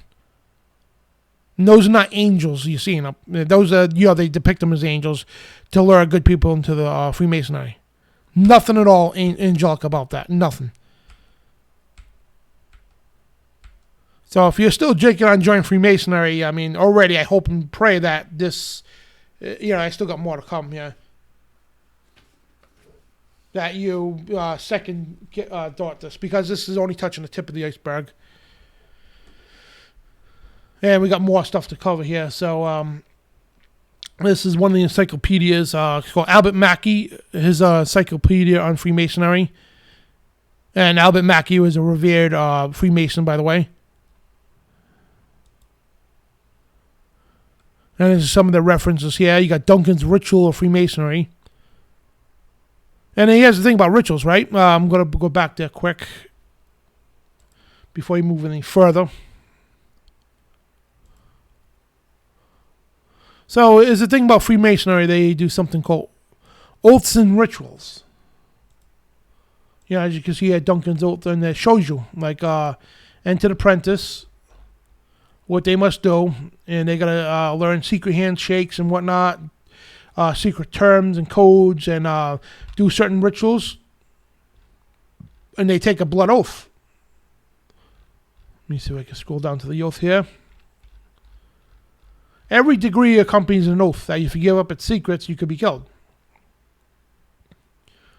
And back in the days, you were killed. If you exploited anything with Freemasonry, you did any such things, you would be killed. And now today, of course, it's a little lighter now, but and look at the certain stance they have to make. I mean, there's so many of them. So many stance and gestures you got to know. This is only for the first degree and such. You got to know all these things. Different signals. A Grand Halen sign of distress. And that right there with his hands up, that's where actually Joseph Smith, he was the founder of Mormonism. He was a Freemason.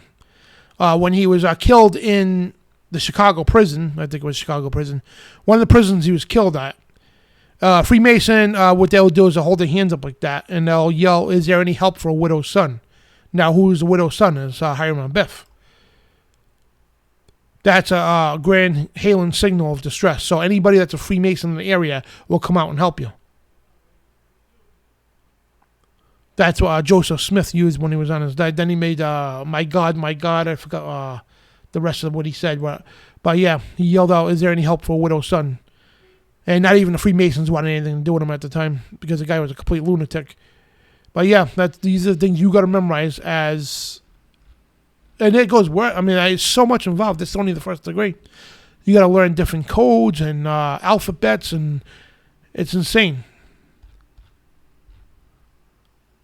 And rituals, you take a blood oath ritual.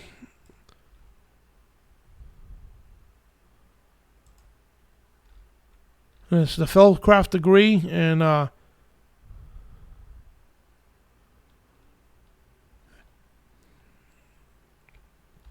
so you get the point. And the oaths they take, and this is the oath of the first degree. So tell me right now, and we're going to get to the Bible verses though. Yeah, and those of you know the Bible very well, you already know exactly how bad taking oaths are. As Jesus said, you know what I mean? Don't swear upon any oaths. But check this out. Tell me this is what a Christian should be doing. The first degree Mason, when you officially become a first degree, you got to memorize this. Binding myself under no less penalty than having my throat cut across, my tongue torn out by its roots, and buried in the rough sands of the sea at low water mark, which is low tide, where the tide ebbs and flows twice in 24 hours, should I ever knowingly or willingly violate my solemn oath and obligation as an entered apprentice Mason, which is that, keeping secrecy. So help me God, and keep me steadfast in due performance of the same. But yeah, of course they say God because they want you to believe, there's nothing ungodly what you're doing. Because they lure a lot of good Christians into the craft. It's nothing to do with God. So the second one is by myself under no less penalty than have my breast torn apart, my heart plucked out, and given to prey to wild beasts of the field and the fowls of the air. And same thing, similar thing here, that if I violate my solemn oath as a Master Mason, so help me God. And let's talk about, this is gross, man, and penalty of having my body severed in two, my bowels taken and thence burned to ashes, and ashes scattered in the four winds of heaven.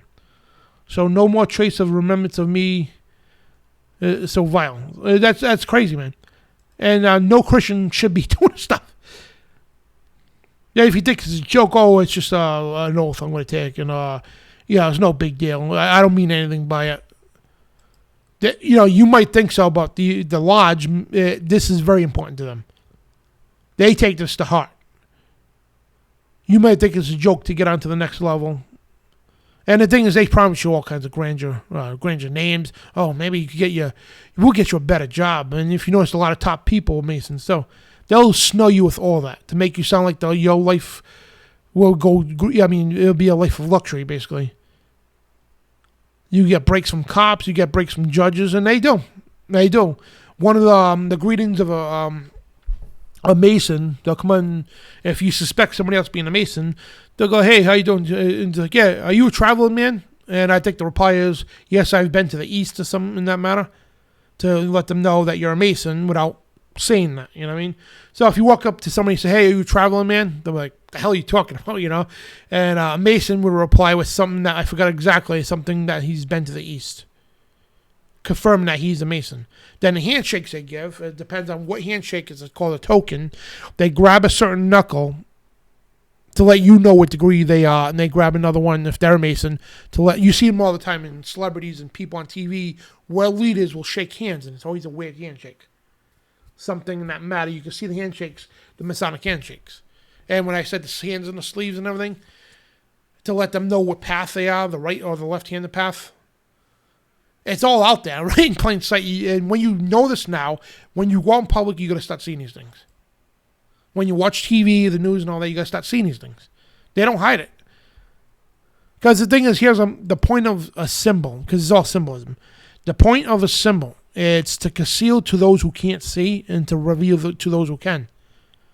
And within every symbol, there's exoteric meaning, which means many, many, many, many meanings, but they're all false meanings. The esoteric version of a symbol is, it could be, of course, a symbol, you could have one, two, it could be a few, maybe a dozen real meanings of that symbol. But you'll never know that. You know what I mean? This goes into something like a Monster Energy drink, right? I don't even have one here. To them, it's just advertising, corporate advertising, shows an M, but it's actually 3 letters of the Hebrew letter Vav. Release the beast, it's 666. That's exactly what it is, a 6-letter in alphabet. You would never see that. And and the thing is, they do this in corporate advertisement all over people's properties and businesses. Because, well, what they'll do is like a corporation, they'll lease out the work. In other words, like they'll go to a company, right? Say, hey, listen, I need a good logo design, a good phrase for my company. You know what I mean? So they'll outsource the work, and the advertising team will get together. And these are Masons. They love putting their occultic agenda, something simple as a Monster Energy drink. And of course it sounds cool. And it looks like M and everything else, like Monster and all. Yeah, they do that purposely. Because to the world, it's just a Monster Energy drink thing, and it conceals to those who can't see it. To the ones who can see it, it reveals to them. And it goes for anything else, you know what I mean? Every symbol, that Volkswagen bug thing, I mean, it goes so deep into that stuff. Like I said, with this symbol, yeah, the square and compass, yeah. It's a square and compass you use for stonemasonry, absolutely, and construction. But it goes further, gets into sexual occultic rituals, the man mounting the female, hitting the G-spot. Then you have the Kabbalah star. It's crazy. So, I mean, it's crazy what they're doing. Yeah, this is something as a Christian. Why would you be taking blood oaths?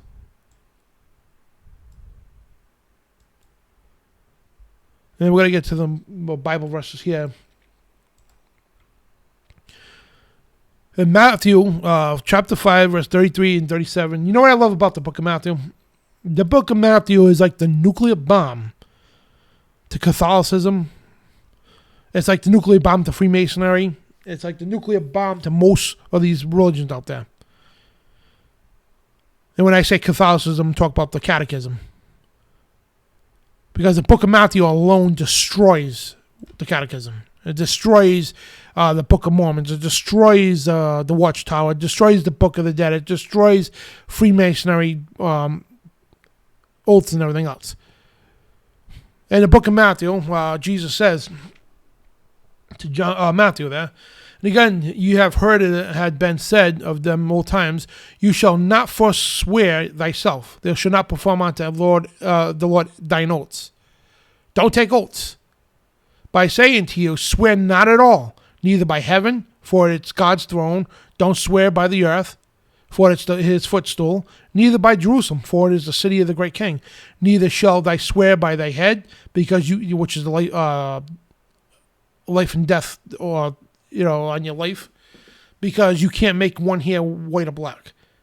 But let your communication, let your communication be yes, yes, or no, no. Yea is yea, no is no.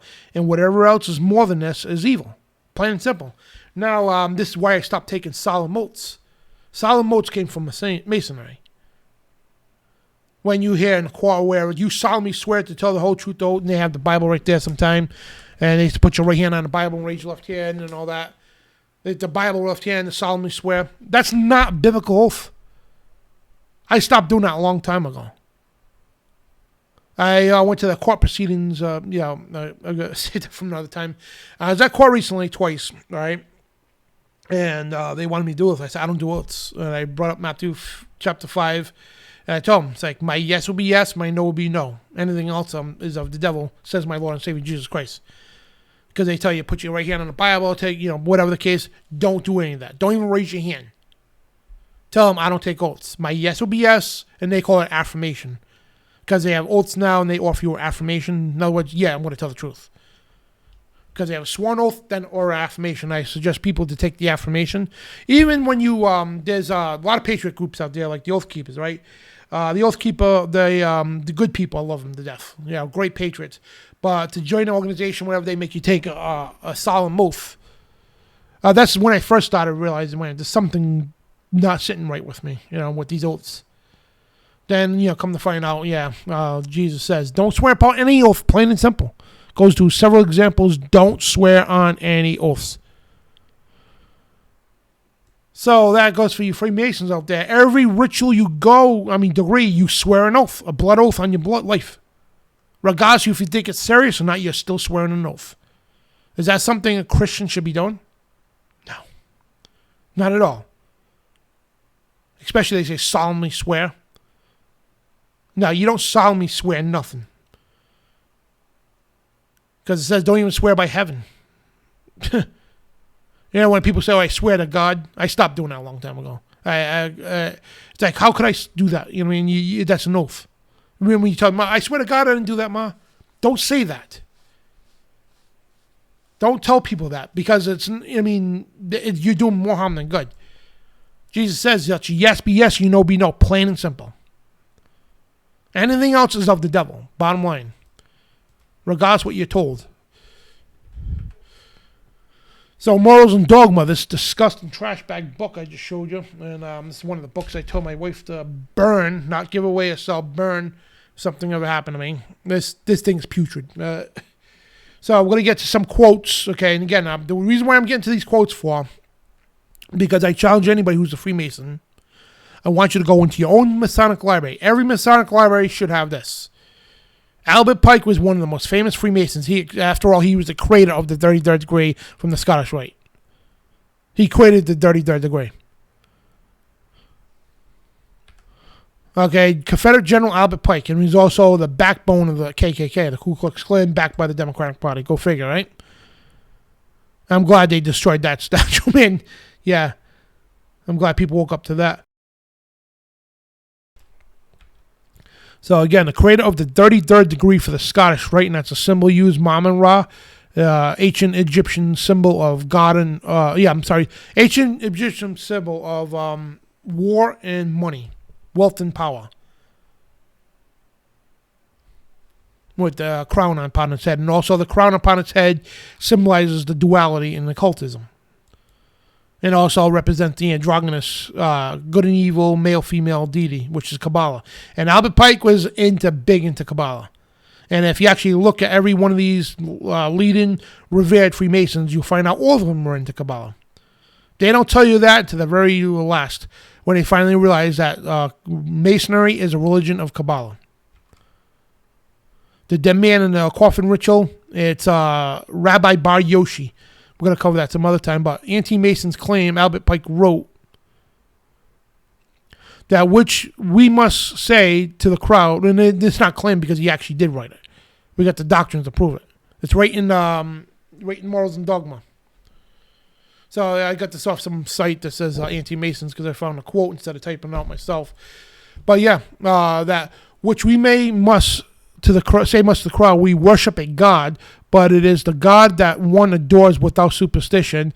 To the Sovereign Grand Inspectors General, we say this, that you may repeat it to the brethren of the 32nd, 31st, and 30th degrees.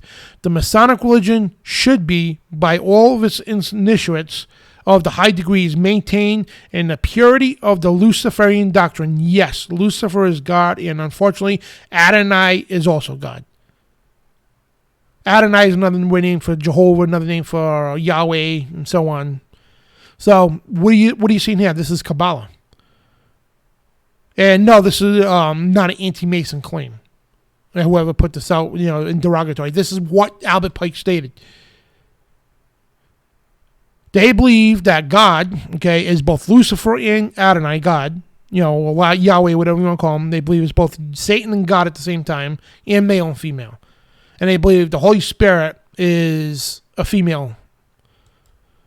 That's Kabbalah, plain and simple. That's the true religion of Freemasonry.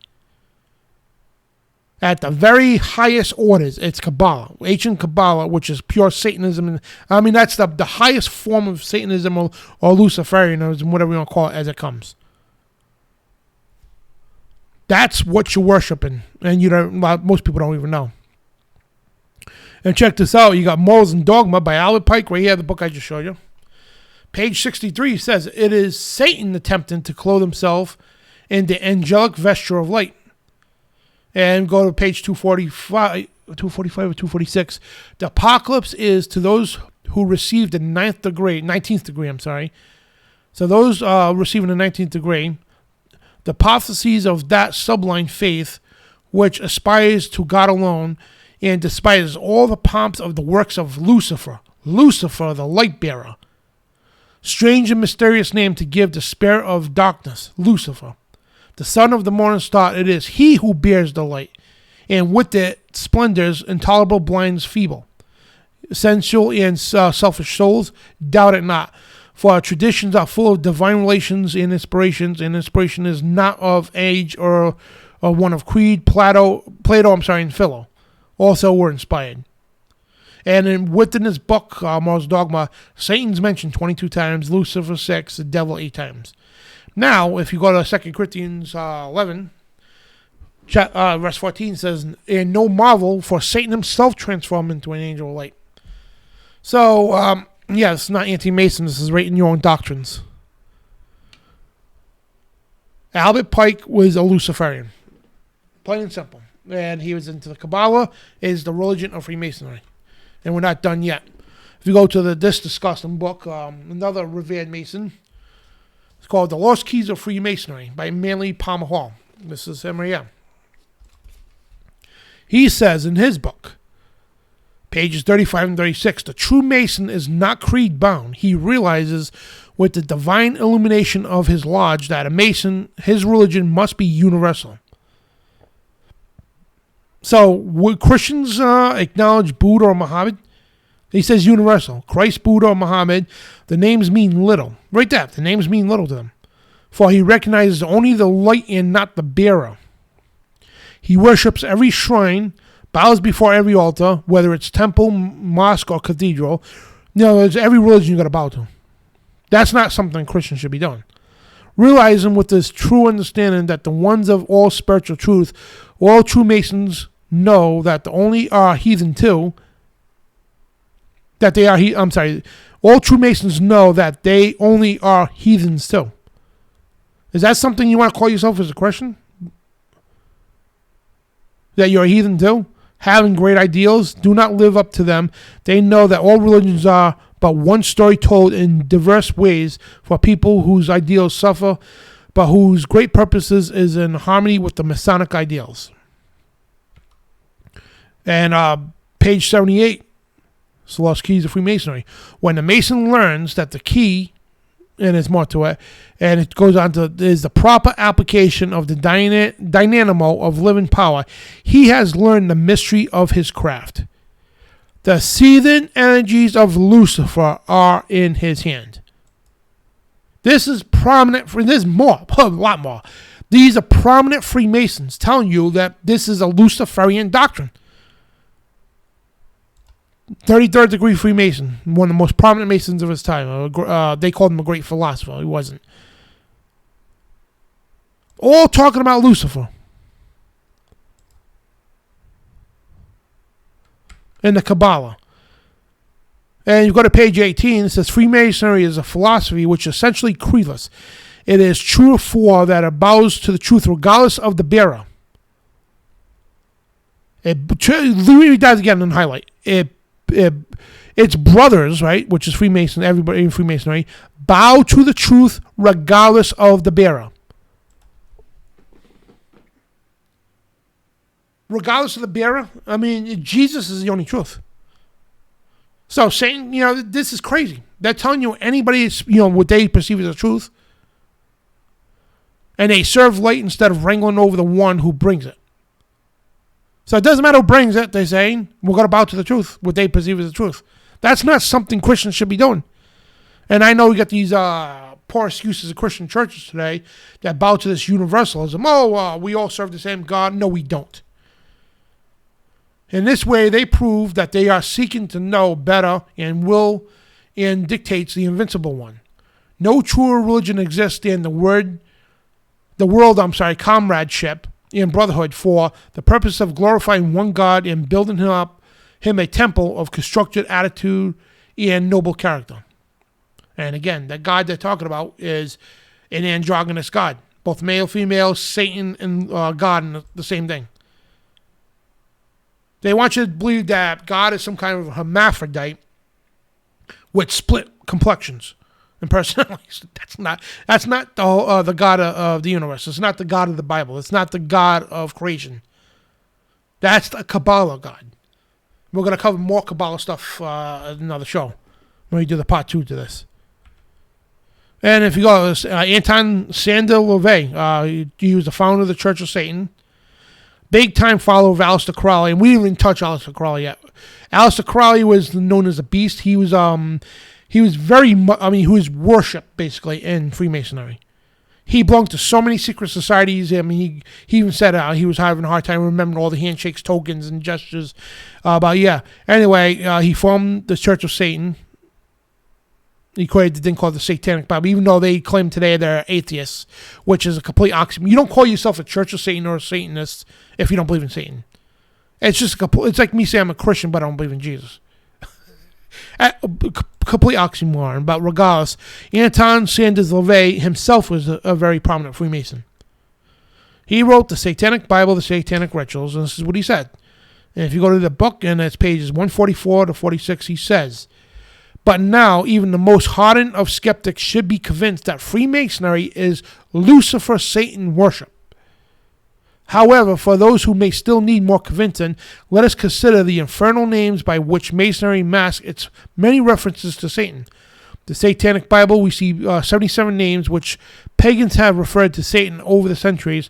Let us quickly review some of those infernal names of Satanism found within the missionary." So, because Anton LaVey is trying to, he's not talking bad about Freemasonry. He's revering Freemasonry. He's exalting it. And saying, yes, we have the same similarities. That's Anton Sanders LaVey. Saying the religion of Freemasonry is Lucifer worship.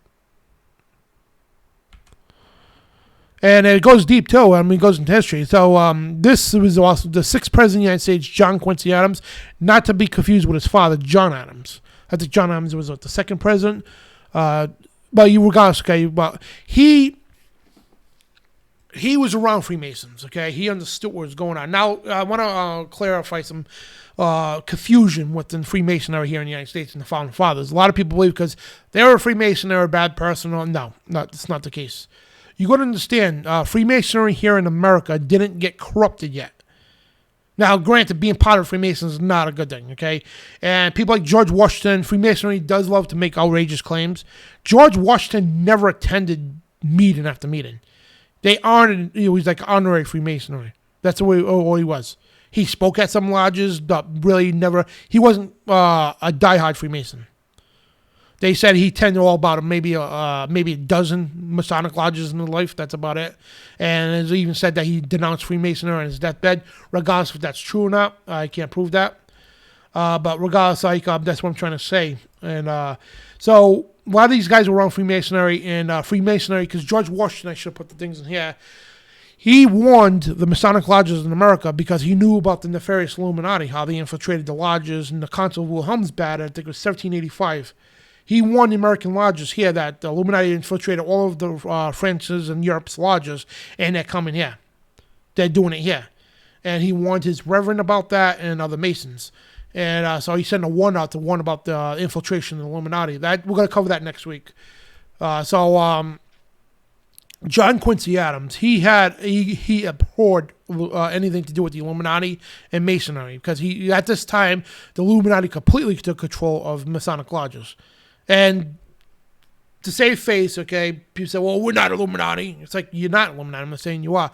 The Illuminati, long story short, they hid themselves from extinction, and they hid themselves within the order of Freemason. We're going to show you that in a minute. Yeah, I'll explain that in a minute. But John Quincy Adams, he warned people about the Freemasonry. He said, Freemasonry is deceptive and fraudulent. It promises light. Its performance is darkness. Masonry ought to forever be abolished. It is wrong, essentially wrong, a seed of evil, which can never produce any good. Then he goes on to say, I do consciously and sincerely believe that the order of Freemasonry, if not the greatest, is one of the greatest moral and political evils under which the Union is now laboring. A conspiracy of the few against the equal rights of the many. And Masonry ought forever be abolished. It is the wrong and essentially wrong, a seed of evil which can never produce any good. And again, he says, Freemasonry is deceptive and fraudulent. Its promise is light, because I brought this up again, because Freemasonry promises you light, illumination, wisdom, and knowledge that nobody else knows. and to become that perfect cornerstone and to blaze like the LCNI with 1,000 points of illumination. We'll explain all that in other shows too. Yeah, and he said, they promised light, but its performance is darkness. Plain and simple. And Adams warned that the lodges' use of the Bible should, to train Christians, raise red flags.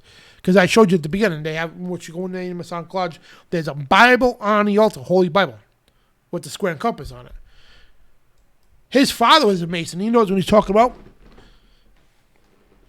And he warned that the lodge's use of the Bible should, to be trained Christians, be raised as a red flag. It's like there's a red flag with this.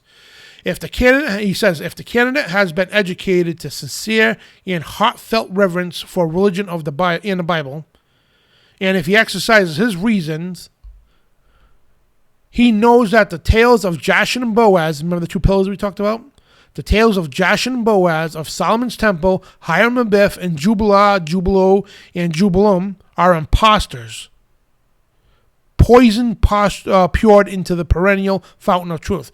Traditions exactly resemble those probated by Jesus Christ, as making the word of God non-effect. Remember I told you at the beginning that when you get into Mason lodges and all that, they give you all the biblical references to everything. But that's not what those things are for. That's just to deceive you and lure you into that. You know how many Christians belong to Masonry? Yeah. That's just to draw good men into the occult. That's all that it's about. And it's the reason why it's a blue lodge and it separates from the red lodge.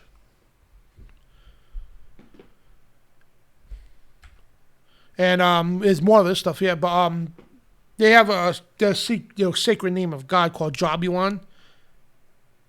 It's short for Jehovah, Baal, remember Baal, the Baal worship, and On, the ancient city of the sun. Yeah, Jobulon. I think it's a ninth degree. Don't mistake. I got it in my studies here. But what they do is the elders of the lodge, you got to go through this ritual. And they open this chest with a key to reveal to you the true name of God, they say, right? And so they open it up, and you got to look into the thing, and you got to take this piece of paper, and on it is written Jobulon, short for Jehovah, Baal, and the city, the deity of the ancient city of the sun, all in as one God. Then you put the paper back in there, and you're not supposed to tell anybody. We're gonna cover that in the next show probably, but there's a book here, and I encourage people, please get this book. This is one of the best books there. The Proofs of a Conspiracy by John Robeson. John Robeson used to be like a records keeper, if you will, for Adam Weishaupt, the creator of the Order of Illuminati. I actually got this book here. What an amazing book. He actually exposes the Illuminati within Freemasonry and talks about the German Union and the Jacobins and the whole 9 yards. All amazing stuff in this book. So I would highly encourage you guys to get this book if you want to learn about the Illuminati and Freemasonry and how it all intertwines with each other. This is a very good book. So within his book, Proofs of Conspiracy, John Robeson on page 112, he says, the great strength of our order. Now, the thing is, let me paint you where we're at in history, right? The Illuminati they were being hunted down. They were being killed, and because people finally realized what the Illuminati was about. They were officially formed publicly in May 1st, 1776, by Professor of Canon Law Adam Weishaupt out of Bavaria, Germany. So he formed the Order of the Illuminati. Now, the Illuminati was around a little bit longer before him. There was a lot of stuff going on within the Vatican. Yes, the Vatican has strong ties, even though they say they highly oppose the Illuminati. On the front, they did. The secret societies within the Vatican, the Catholic Church, were the creators, the real creators of the Order of the Illuminati. In fact, they say it was Ignatius Loyola. He was actually, in the 1500s, the actual real creator of the Order of the Illuminati. And he kept it hidden within the Jesuit order, because the order is Jesus. The Society of Jesus, which is nothing to Jesus at all. So there's a long history with that. When I do the Illuminati show, we'll cover all that. But anyway, Adam Weishaupt officially formed it, and so there was many other secret societies being formed out, and societies people, because at the time, I mean, you had nothing else to do, So what happened when one of their couriers got struck by lightning. The information was recovered, all the documents, and the Russian government, when they got hold of this man, they set out to hunt down everybody that belonged to the Illuminati and kill them, because you see the stuff that was involved in those records could talk about world domination. Had gave names of Rothschild people at the time. I forgot the names are called, about the world bankers that were funding and financing their world dominance. All the information came out. And Illuminati, just like the Knights Templar before them, they had to go underground. They never abolished or never disappeared. They went underground. So when this happened, I'm going to save the rest of the story for the other show, but they needed to hide, all right, and conceal themselves. So at the time, we already had in 1717, they had the Grand Lodge of England. And then again, 1785, they had this council called Wilhelmsbad, where prominent Masons were in there, the Jacobins, the Druids, the Knights Templar. Yes, they didn't go anywhere. Okay, they were not abolished. And the Illuminati and many other secret societies. They all joined forces into one Congress. And they all decided to hide within the ranks of secret societies within secret societies. In other words, in a circle within a circle. In other words, even the people like the Masons here, and it was the Blue Lodge, the first 3 degrees, that's where the Illuminati hid. And the first 3 degrees, these guys don't know nothing. They have no clue about anything. And they hid within the order of that. So nobody in the Mason Lodges knew who the Illuminati were.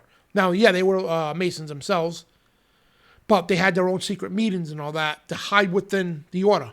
And this is what John Robertson said. This is what we said with Adam Weishaupt. And that Consul Wilhelmsbad, Adam Weishaupt came up with this plan. And he said, and John Robertson's quoting Adam Weishaupt, "The great strength of our order lies in its concealment.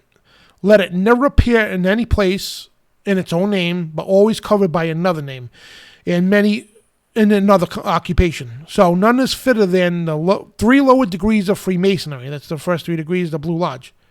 "The public is accustomed to it, expects little from it, and therefore takes little notice of it. Next to this is the form of the learned of literal society is best suited to our purpose. And had Freemasonry not existed, this cover would have not been employed. And it may be much more than a cover. It may be a powerful engine in our hands. By establishing reading societies, which led to the German Union later, and a subscription, the German Union is already established. We'll get to that in the next show. And subscription libraries, and taking these our direction and supplying them through our labors, we may learn the public mind, which we will, you know what I mean? So it's been a long night, sorry guys. So what that means, like, at the time you didn't have TV, you didn't have radio, of course. So this is the late 1700s, all right? So they had to go underground. They hid within the ranks of Freemasonry that nobody expected. Because everybody knew about the Blue Lodges. It was public. It was still a secret society, but not as secret as the Red Lodge. It was like an entry, per se, you know what I mean? So nobody would at least suspect the Illuminati being within, in an inner circle within the Blue Lodge. That was the best concealment that they used yet. And that's later on when George Washington caught wind of this and he warned American Masons about this infiltration. So, that being said, they concealed themselves within the Illuminati. Now, if you notice, again, like I said, they didn't have TV or radio. Which we'll describe, we'll talk about the next show, about the German Union. Adam Weishaupt, and he was known as Spartacus. That was his code name. Spartacus. And Spartacus there, him and his, comrades, or whatever you want to call them, okay, conspirators, they created something called the German Union. Because at the time, your form of media was going to a library, a community place where they had newspapers posted up on the wall where you could read things, and public notices, and the community town hall, whatever the case, and libraries and authors and journalists. So what they would do, the German Union, they created this thing called the German Union. They took a bunch of people from the Illuminati and had them go as journalists, authors, and all that to infiltrate publication, from books to news to any kind of media at all they had at the time. And they would infiltrate these things to indoctrinate the German citizens with Illuminism, like the media does today. The mainstream media today is the modern day version of the German Union. Nothing's changed. It's trickled right through society to today. Wait till we get into that. That's a whole show altogether, man. But yeah, and there's a book here. It's called Foundations of Freemasonry Series, The Kabbalah of Masonry by W.W. Westcott. And I don't even need to bring that book up because I'm going to bring David Carrico on, and hopefully he'll come on next Friday. So it's going to be late. I hope he will because, yeah, like I said, every subtle level of Freemasonry, you learn something new. Then you end up like, man, that's not what I was told in the beginning. And I didn't even bring up the quote that a Mason was intentionally lied to. It's, I believe it's in this book, yeah. Let me see if I can get this real quick. I know I noted that. Truth Initiated Mason. Oh, yeah, page 28 and 29. So, all right, so this is, I didn't put the slide up, but this is, for the record, this is from Manly Palmer Hall's book, The Lost Keys of Freemasonry. So if you go to page 28 and 29, it says, the initiated brother, that's the new people coming in, realizes that his so-called symbols and rituals are merely blind fabricated by the wise to perpetuate ideas incomprehensible to the average individual. So, yeah, like that symbol I told you about, the average person out there thinks it's whatever. You learn it's not that, it's something else. But however, he also realizes that the few Masons of today know or appreciate the mystic meaning concealed within those rituals. With religious faith, we perpetuate the form, worshiping instead of the life. But those who have not recognized the truth in the crystallized ritual, those who have not liberated the spiritual gem from the shell of empty words are not Masons. And regardless of their physical degrees or outwards honors. So anyway,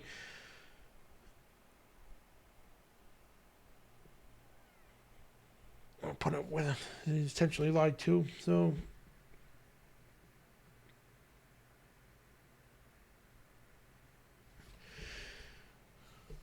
I think I got the right one. It's page 28, 29, right? Initiated Masons are lied to. It's page 28.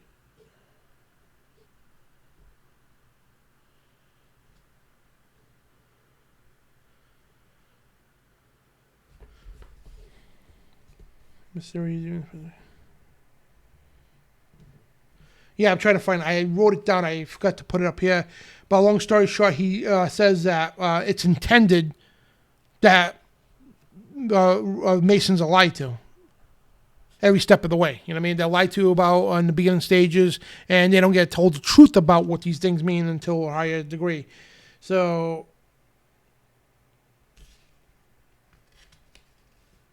let me see if I can pull that. Because I like to show the proof. You know what I mean? It's in this book. I can promise you that. I just like to show the truth here. And let me see if I can pull this up real quick. The Lost Keys of Freemasonry PDF. And let me get this up there because there's a PDF file on it and you go search for it. I hate not having quotes, man.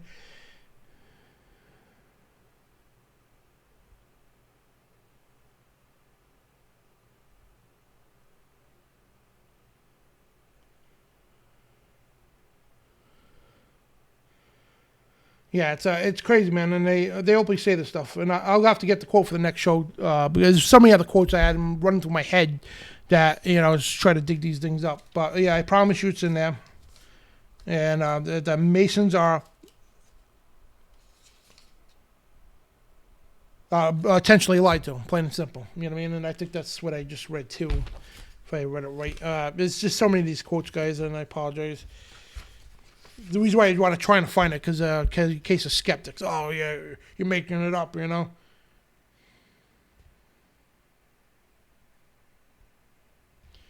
Yeah, well, it says it right there too. Page 28. The initiated brother, with some new Mason, realizes that his so-called symbols and rituals are merely blinds fabricated by the wise to perpetuate ideas incomprehensible to the average individual. And it's right there too. So apologize about that. Yeah, so I'll get other quotes next week, but when we get deeper into the stuff. I just wanted to get the basic layouts. And this guy here, the Theosophical Kabbalah, Rabbi Shimon Bar Yoshi, David Carrico has done tons of shows on him. This is the dead man in the coffin ritual that's done in Freemasonry, and you won't know what that is. I think it's the 9th degree. Don't quote me on that. I'll get the information next week. But yeah, that's what the square and compass you see, right? That's what that really means. It's the Kabbalah star. And people say, well, it's the Star of David. David never had a star. We did 2 shows on this, 2 full shows, me and John Hall. I believe it was, me and John Hall. Or it was John Pound. It was John Hall. 2 full shows on this stuff. There was never no such thing as a Star of David. The Book of Amos even says it. David never bore a star. That's the Star of Raphaim, which is the Kabbalah star. Moloch, that's what the Book of Amos says too. You know what I mean? And this stuff is deeply embedded. We're going to cover that in the Knights Templar. When you talk about the Knights Templar and the upper orders, you got to learn a lot about Baphomet. Baphomet was actually created by a gentleman, Eliphas Levi. He used to lead the Knights Templar. It's supposed to be a Christian organization. Yeah, nothing Christian about the Knights Templar. Don't let Hollywood or TV or the History Channel or the Discovery Channel or the movie National Treasure falsely paint that these were poor Christian soldiers helping. No, they didn't help. They were the Pope's henchmen. During the Inquisition and the Dark Ages, they've killed so many Christians, so many Jews from not converting to Catholicism, for possessing Bibles. And yeah, Eliphas Levi, the head of the Knights Templar, drew this up. He drew this up from an ancient Egyptian deity. The Baphomet, that's the Kabbalah god. They believe God is both Satan. Look at the breast on her. Him, whatever. As above, so below, the hands pointing up and down. The male and female genitals. The sun and the moon, up and down. They believe that's that God. That's the God of Freemasonry right there. They believe God and Satan are the same. Split personalities, and it's both female and male. That's the God they worship, guys. So before we get to phone calls, I just want to lay out some Bible verses like I did in the last show. So these Bible verses just got to tell you everything. And you want truth, guys, because people join Masonry to get the truth. That's why I wanted to join it, too. I thought it would be so cool to learn history and all that stuff and secret codes and all that. It sounds so cool. And I loved the National Treasure movies. I really did. And that's what it actually inspired me to join Freemasonry. And that was the intent of making those movies, because the membership of Freemasonry was on a rapid decline. They did that purposely to make people, because at the time you had to be asked to be a Mason. You couldn't just go join them. You had to know somebody. They had to ask you. It wasn't something you could just go join. Now they are doing a program called Ask a Freemason, where you could actually ask to, and they'll invite you to the lodge and everything, and of course give you all the snowball information. But yeah, if you want truth, the whole time when I realized I was looking for the truth, it was right here. The Holy Bible, of us reading it through the inspiration of God, not through a church, not through a secret society, not through some pedophile priest, not through some false prophet, 700 Club guy, or some idiot on a televangelist. Reading it yourself. All you do is, I suggest all the time, just get right with God, confess your sins, ask for the Holy Spirit to come in. You'll write, because nobody can write nobody can write the Word of God on your heart unless it's the Holy Spirit. That's the only thing that could do that. Not a church, not a university, not a secret society. And John in 17:70 says, "Sanctify them. The truth, your word is truth. And you shall know the truth, and the truth will make you free." John 8:32. And it's not the truth which Freemasonry promises. It's the truth through the Bible. And Jesus, and how they preach universal religion. There's many ways to heaven. That's what they say. We all serve the same God. No, we don't. Because Jesus says, I am the only way. I am the truth, the light, and no one comes to the Father except through me. Not the universal garbage crap.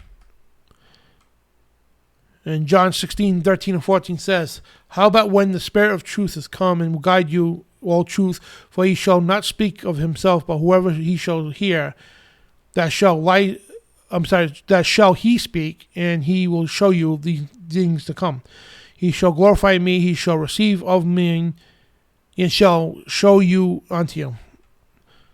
So Matthew 10:26 and 27 says, fear them not therefore, for there is nothing covered that shall not be revealed and hid, and that shall not be known what I tell you in darkness, that speak ye in light, and what ye hear in the ear, that preach ye upon the house steps. So, long story short with that, it's like, here, whatever, anything of the darkness is going to be brought out to the light. All truth will be revealed. That's when I started the slides all over again. So we're done with this presentation for today, and there was so much more. I just had to cut. I'm like, yeah, I got to cut this because, wow, what a rabbit hole Freemasonry is. And respectfully, because it's thousands of years old, literally. The master builders, the ancient days, back from the days of Babylon, and Masonry had different names through the centuries. The master builders. Yeah, the Order of the Snake. So many different orders over the years and centuries. And in the 1700s, it became the Grand Lodge and formed to which today is called Freemasonry. And within Freemasonry is so many sects, cults, and it's crazy. I'm glad we got through this, and I hope, I pray that it made sense to you guys, because I know there's a lot of information, and it looked like it was all over, and it is all over the place. Because with this stuff, you can't. It's impossible to present it in a perfect way. You know what I mean? Even the top experts will tell you that. You know what I mean? It's impossible because there's so much stuff, man. We didn't even get to the other stuff, the little things they use. The ceremonial purposes with the gloves. And, oh, man, it's so entrenched. So much entrenched. All right, guys. I love you all. God bless. Shalom. And until Monday. Tonight, the Midnight Ride at 11 p.m. Eastern. So, Shabbat Shalom, everybody. God bless. And you are the resistance.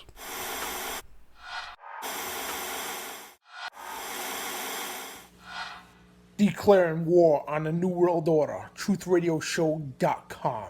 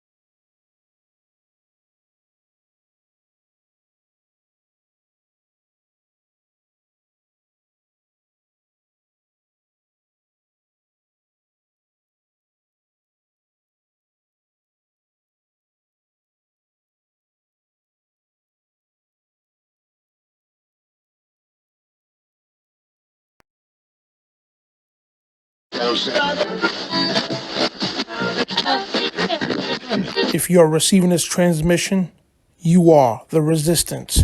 Declaring war on the New World Order. TruthRadioShow.com.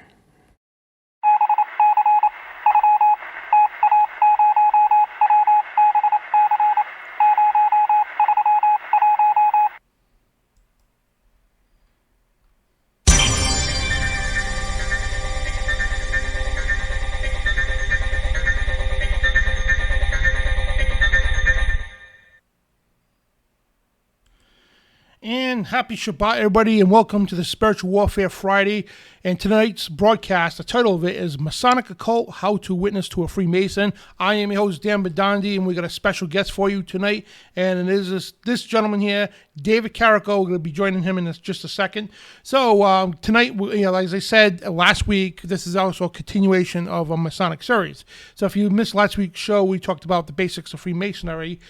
David Carrico is going to also talk more about that as well, and how we explain how when you go into a Masonic lodge as a blue, lodge Mason, first degree as such, it presents itself to be a Christian fraternity. But however, it's not. We've discussed that, and David's going to show you what we're talking about. And before we get to this, I want to clarify one thing here. Again, like we did before the start of last week's show, that just because somebody's a Freemason doesn't mean they're a bad person or an evil person. And you got to understand, many Masons are good people. In fact, they're very good people, except the point that they're misled, they're hoodwinked, if you will. So we want to point that out, just in case your friend or neighbor next door is a Mason. You're not going to go over there and be like, with the pitchfork and broom, whatever the case. The thing is, like, just like anything else, anywhere else, you get lied to. When you first come into the lodge or the cult, wherever you go to, you get lied to, of course. You know what I mean? So what David's here to do is show you, especially people who are Masons, hey, listen, there's a problem here. You know what I mean? Big problem here. And, what we displayed last week, that alone should say, you know what, I'm going to run from this thing. Especially those who are thinking I'm becoming Masons who just got into Masonry within the first 1, 2, 3rd degree. It's, first 3 degrees is a Blue Lodge. So, again, the Blue Lodge, they have Bibles on the altar. They talk about biblical meanings of the things in the lodge and everything else, like the pillars of Jashin and Boaz, King Solomon, Hiram Biff, all these people along the way. You know what I mean? So they present to be biblical, but it's not. We demonstrate that. So David is going to do that as well. And also, guys, just to let you know, this is pre-recorded. David couldn't be with us on our live show tonight. Because we broadcast so late. So this is pre-recorded from 2 days ago. So we did this pre-recording, but however, I will be monitoring the chat room. And after the show, we're going to have a special live presentation of questions and answers. So if you got questions, you want to call into the show, please do so. But wait until the show's over, this portion anyway. I'll come on live and we'll, get to the questions and answers. So without further ado, guys, let's get to special guest. He's a host of FOJCRadio. That's Followers of Jesus Christ, FOJCRadio.com. He's also a host on nystv.org with the Midnight Ride every Saturday night, which tomorrow night, guys, 11 p.m. Eastern. You could catch him and John Pounders on the Midnight Ride. He's a cult researcher, biblical researcher, all that stuff. Radio show host. He's many things, okay? But tonight he's a faithful Christian like always, and a good friend of mine, David Carrico. How you doing, brother? Well, I'm doing fantastic, Dan, and I'm honored that you would have me to come on and speak to this. It is my great pleasure. We're going to have a very good broadcast this evening. And I guess you'll have to move the slides forward on your end. Absolutely. And as you, if we would like to begin, sure. Just go ahead and we'll proceed with our broadcast this evening. Absolutely. So the slides are there. Just tell me when to switch them over. This is going to be the thrust of our broadcast this evening. And, of course, that's what it's all about. We are about speaking to people's souls to save them from the destruction and damnation, as we're going to see that in this study this evening, that Freemasonry does things that are absolutely damnable. Now, the next slide here speaks to the structure of Freemasonry. And Freemasonry is based upon the Blue Lodge. And the Blue Lodge is the first 3 degrees, the Entered Apprentice, the Fellow Craft, and the Master Mason. And after the Freemason is raised as a Master Mason, he has options available to him. He can go into the Scottish Rite, degrees 4 through 33, or he can go through the York Rite, which has 10 named degrees in the York Rite. And even beyond that, there are a lot of European degrees, the Rite of Mizraim, which goes 97 degrees, the Rite of Memphis. There is just a bunch of these degrees and occult orders that go above the 3rd degree in the Blue Lodge. But here in America, the 2 that most people are familiar with is the York Rite and the Scottish. Now, in the next slide, we have the book. We're going to show you the materials we're going to use in analyzing Freemasonry and helping you to witness to a Freemason. There's all kinds of things you can say about Freemasonry. It ties in with satanic ritual abuse. It ties in with the New World Order. But when you're coming to witness to a Freemason, You need to be focused. And if that Freemason professes to be a Christian, your line of witnessing should be upon the fact that Freemasonry worships another God and Freemasonry preaches another gospel. We don't want to get off certainly the relationship of Freemasonry with the Illuminati and all of these things. They're valid things to be put on the table. But these are things that many of your just average guy down at the lodge doesn't know anything about.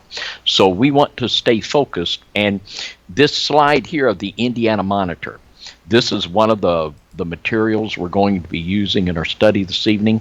And every state has a Grand Lodge in it. And the Grand Lodge of Indiana, there's a Grand Lodge of Kentucky, there's a Grand Lodge of Rhode Island, wherever you're at. And that Grand Lodge publishes a monitor for that state. And that monitor is the Masonic Bible or authoritative document for that state.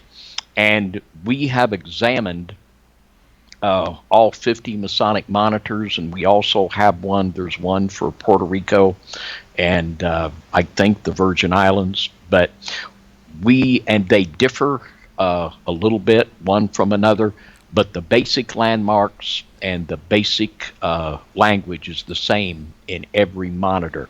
So what I would recommend is whatever state you're in. Like here, we're in Indiana, and we're just a few miles from Kentucky. So the Indiana Kentucky monitors are those that we use the most. But when you confront a Freemason with the monitor from his own state, this is confronting them with the authoritative statements of Freemasonry that are binding upon them. Now, in this next slide, we have the Kentucky monitor. And the Indiana monitor and the Kentucky monitor are the two basic ones we're going to use. And I could have thrown these out and used two other ones, but we're going to use these to document the fact that Freemasonry does worship another God and that Freemasonry does preach another gospel. And they are the things of the secrets. And in John chapter 18:20, Jesus said, Jesus answered him, I spoke openly to the world. I ever taught in the synagogue and in the temple, whither the Jews always resort, and in secret have I said nothing. The ways of secrecy and the ways of darkness and hiddenness is not the way of our Savior. He said that men would not come to the light because their deeds were evil. And in Ephesians chapter 5 and verse 11, and have no fellowship with the unfruitful works of darkness, but rather reprove them. And that's what we're going to do this evening. We are going to reprove and expose the teachings of Freemasonry from their own documents. Now, in the slide here from the Indiana Monitor on page 11, this is really quite amazing. It says here, it is not within the scope of this short essay to develop the substantial evidence which supports Freemasonry's kinship with such ancient cults and societies as the ancient mysteries of Greece, the Roman colleges of artificers, Roman collegia, or the Damascene masters, which are among the more prominent of many others. Now, there are many Freemasons that if we would tell them, you're in a cult, Masonry is a cult, and it's a cult, they would be offended. But this is exactly what Freemasonry says about itself. Mm-hmm. Far from denying that it is a part of the cult world, it very much owns the fact that they are the spiritual brothers of all of these ancient cults and of all of the ancient mystery religions. And in the next slide from the Indiana Monitor, page 11, what we've done here, we've taken the page right out of the Indiana Monitor, and these are the actual photocopies of the pages we're reading from, and there to the left, so that I can read it, the print there and the verbiage that's underlined here is blown up. So we're coming point in line from their documents. There's no wiggle room here.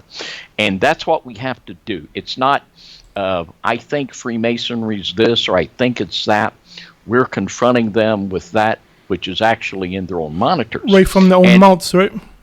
Yeah, that's exactly right. I mean, and there's no way that you can get two interpretations out of that. They proudly boast about the relationship with the ancient cults, as they call them. That's their words, not mine. And in this next slide from page 11 of the Indiana Monitor, such evidences of Masonry's share in the common stock of the world's cult phenomena, if rightly understood, make plain many things which have been obscure. And it certainly does. And they proudly claim to have their share in the world of the cult phenomenon going all the way back to ancient times. Now, on page 12 here in the next slide of the Grand Lodge of Indiana, modern Freemasonry is, in the truest sense, a reservoir into which the cult lore and social experiences of countless eons of human experience have poured their treasures. Fortunately, for the peace of mind of the modern initiate, there are no arbitrary tests of faith in these matters, so there can be no trials for heresy or danger of sorcery burning. And what a statement that Freemasonry is a reservoir. And all of the cult teachings from all of these ancient cults, just like water goes into a reservoir, they have poured these teachings into Freemasonry, and they are encoded in the Masonic literature and the Masonic symbolism. And it says here that, you know, you can believe anything you want. You know, absolutely anything from any of these cults. You're not going to be tried for heresy. You are free to believe any of these occult teachings that you want to believe. That's something a faithful Christian should not be doing. Being part of. Yeah, obviously. You know, if you have to have a board meeting to vote whether this is right or not, you know, you're in trouble right there. I mean, you have a group that says about themselves that we are a cult, that we have assimilated all of the teachings of the mystery religions and cults from antiquity right into our organization. And they're boastful about it. So this isn't something that, and certainly we say this about Freemasonry, but when we do so, when we call Freemasonry a cult and the workings of the occult, this is nothing more than what they say about themselves. Yeah, now, you know, our gospel tells us to go by sound doctrine, which is this book here, many people should know, called the Holy Bible, the Word of God, you know what I mean? And that we're supposed to go by sound doctrine. And this, to me, right off the bat here, looks to me that this is not going off the sound doctrine that they, display on the altars in the Blue Lodges there. Mm-hmm. And if we would close the broadcast right now and not say another word, this should be enough for any man that professes Freemasonry to get out of the lodge and to know that this is not of God. And it gets so much worse. Now, in this next slide, and this is again from the Indiana Monitor, on page 12, it says there are certain ancient doctrines known as the landmarks which every duly obligated Freemason is bound to respect. There are prescriptions of Masonic conduct which he is bound to obey. But if he chooses to believe that the fraternity descends by some mysterious process from the planet Neptune, he is as free to do so as he would be to believe that Neptune itself is the ghost of a previous planetary incarnation of the world. Conversely, if he prefers to regard some of the ancient legends as pure allegories, there is none with authority to deny him that privilege. In either case, the great symbolic teachings of the craft will remain unaffected. Yeah. And in language as plain as you can say, that the Freemasonry is free to adopt any form of the occult that he wants to adopt teach any kind of occult doctrine, and he will be accepted and be approved and above board as a good Freemason. Now, the father has an idolatry problem, and it's obvious from the get-go. We're going to see that Freemasonry promises salvation to a Freemason on the basis of his Masonic works. The God of the Bible and the God of Freemasonry is the Gaiato, the acronym, the G-A-O-T-U, the grand architect of the universe, the Gaiato. And this is the God of Freemasonry, and this Gaiato, it promises salvation to every Freemason upon the basis of his good works. And the Gaiato is in reality Lucifer. And in the Bible, the God of the Bible promises salvation to those that place their faith in Jesus Christ for salvation. Follow the word of God.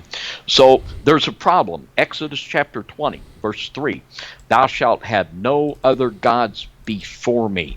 Every time a Freemason goes into the lodge, he is throwing the Gaiato in the face of the true and the living God. Every time the lodge opens and closes, there is prayer made unto the Gaiato. Thou shalt have no other gods before me. Thou shalt not make unto thee any graven image, or any likeness of anything that is in heaven above, or that is in the earth beneath, or that is in the water under the earth. Thou shalt not bow down thyself to them, nor serve them. For I, the Lord thy God, am a jealous God, visiting the iniquity of their fathers upon the children, unto the third and the fourth generation of them that hate me, and shewing mercy unto thousands of them that love me and keep my commandments. It's a very, very serious thing with the Father to commit idolatry. And this is known as the second commandment of 10 Commandments in the Bible. Yes. And much to the chagrin of the modern evangelical church, those 10 commandments are still very much real and valid. Mm-hmm. And they're still very much loved by God's people. Psalm 96 and 5. For all the gods of the nations are idols, but the Lord made the heavens. And that's all the Gaiato is. The God of Freemasonry is nothing but an idol. And everyone that prays to this God and lifts this God up, you are guilty of idolatry before the Father. In 1 Corinthians 10 and 19 and 20, what shall I say then, that the idol is anything, or that which is offered in sacrifice to idols is anything? But I say that the things which the Gentiles sacrifice, they sacrifice to devils and not to God. And I would not that you should have fellowship with devils. And it's impossible for a Freemason to enter into the Masonic Lodge to pray unto this Gaiato and to go through these rituals that come from pagan Babylon and Egypt and not be affected by devils. Every Freemason comes under the influence of devils, and the degree of demonization will vary from one Freemason to another, but there is no such thing as someone that commits idolatry. Even if you don't think it's idolatry, you're going to come under the influence of devils, because it is the Father that sets the ground rules. Thou shalt have no other God before me. And I remember I had a discussion, and I had a phone call about an hour long with the head of the Grand Commandery of the Royal Arch in the state of Alabama. And he was a Methodist Sunday school teacher, and he was also a Shriner. And he had come to hear me speak on Freemasonry, and he wanted to talk with me, and I was very happy to talk with him. And what he said, and in the shrine, when you go into the shrine, you swear an oath on the Quran to Allah. And I asked this Methodist Sunday school teacher, I said, when you swore an oath on the Quran to Allah, did you commit adultery? I said, oh, no, because I don't believe in Allah. I just believe in the true God. And I said, you know what? Now, wait just a minute. The Father says to have no other gods before me. You're telling me that you swore an oath on the Quran and this isn't idolatry? This is nonsensical. And finally, after about 45 minutes of pinning this guy down, I made him admit he committed idolatry. I mean, this is beyond bizarre that we have men that profess Christianity, that lift up the name of other gods, take the name of, even in the York Rite, the name of Baal is taken upon their lips in worship. This is idolatry. And this is where we confront our Masonic friends that you're committing idolatry. The God of Freemasonry is obviously not the God of the Bible. This is just not a little bit wrong. It's real wrong. Jesus did say you can't serve two masters. You got to hate one and love the other, or vice versa. That's exactly right. And the sad thing is that these men, they'll hear someone like you and I will get on here and will expose Freemasonry, will tell them the truth from their own documents. Then they'll go back in their churches and their pastor will say, oh, that's okay. There ain't nothing wrong with it. He's probably in the lodge too. And they enable them in their idolatry. And these false shepherds, they're certainly going to be held accountable for what they do. Now let's go on to the Kentucky Monitor. And the Freemasonry worships another god, which is idolatry. And Freemasonry also preaches another gospel, which we're going to see from the Word of God. It has a curse upon it. Now here in the Kentucky Monitor on page 95, it makes no profession of Christianity. Now, so many Freemasons, they think that Freemasonry is a Christian organization. And here clearly, in the Kentucky Monitor, it makes no profession of Christianity and wars not against sectarian creeds or doctrines, but looks forward to the time when the labor of our ancient brethren shall be symbolized in the erection of a spiritual temple whose moral grandeur shall be commensurate with civilization. Absolutely, Freemasonry says they are not. They are about building this temple.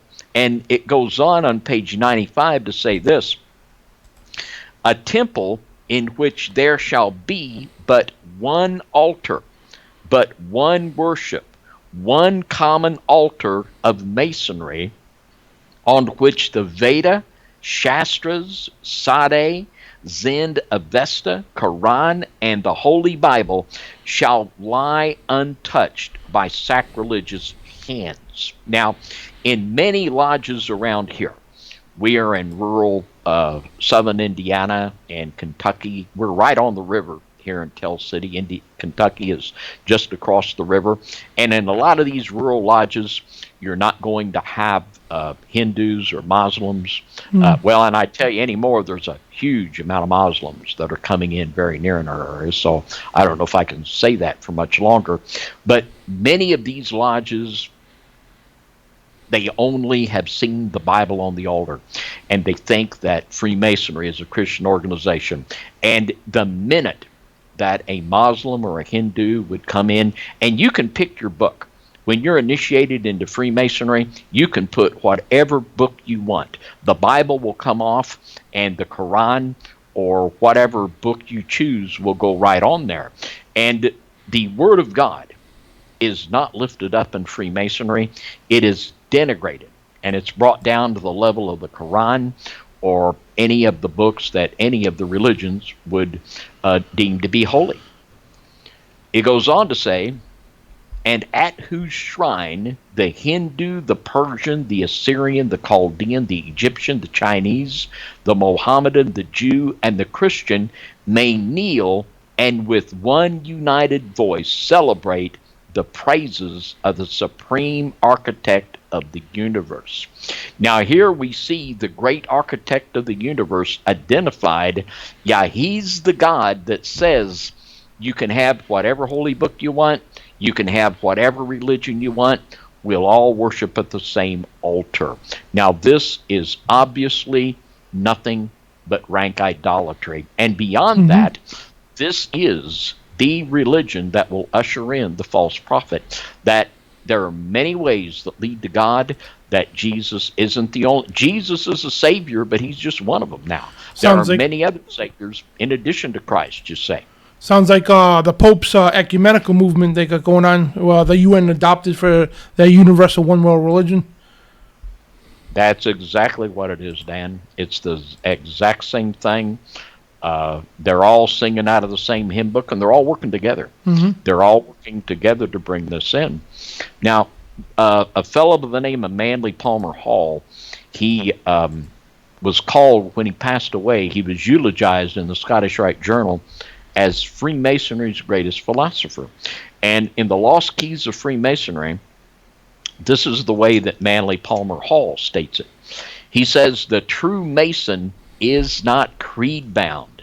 He realizes with the divine illumination of his lodge. Now, just think about that. He is claiming that the Masonic Lodge has divine illumination. Well, if this illumination is not from the true God, and it's not from the exclusive Word of God, where is this illumination coming from?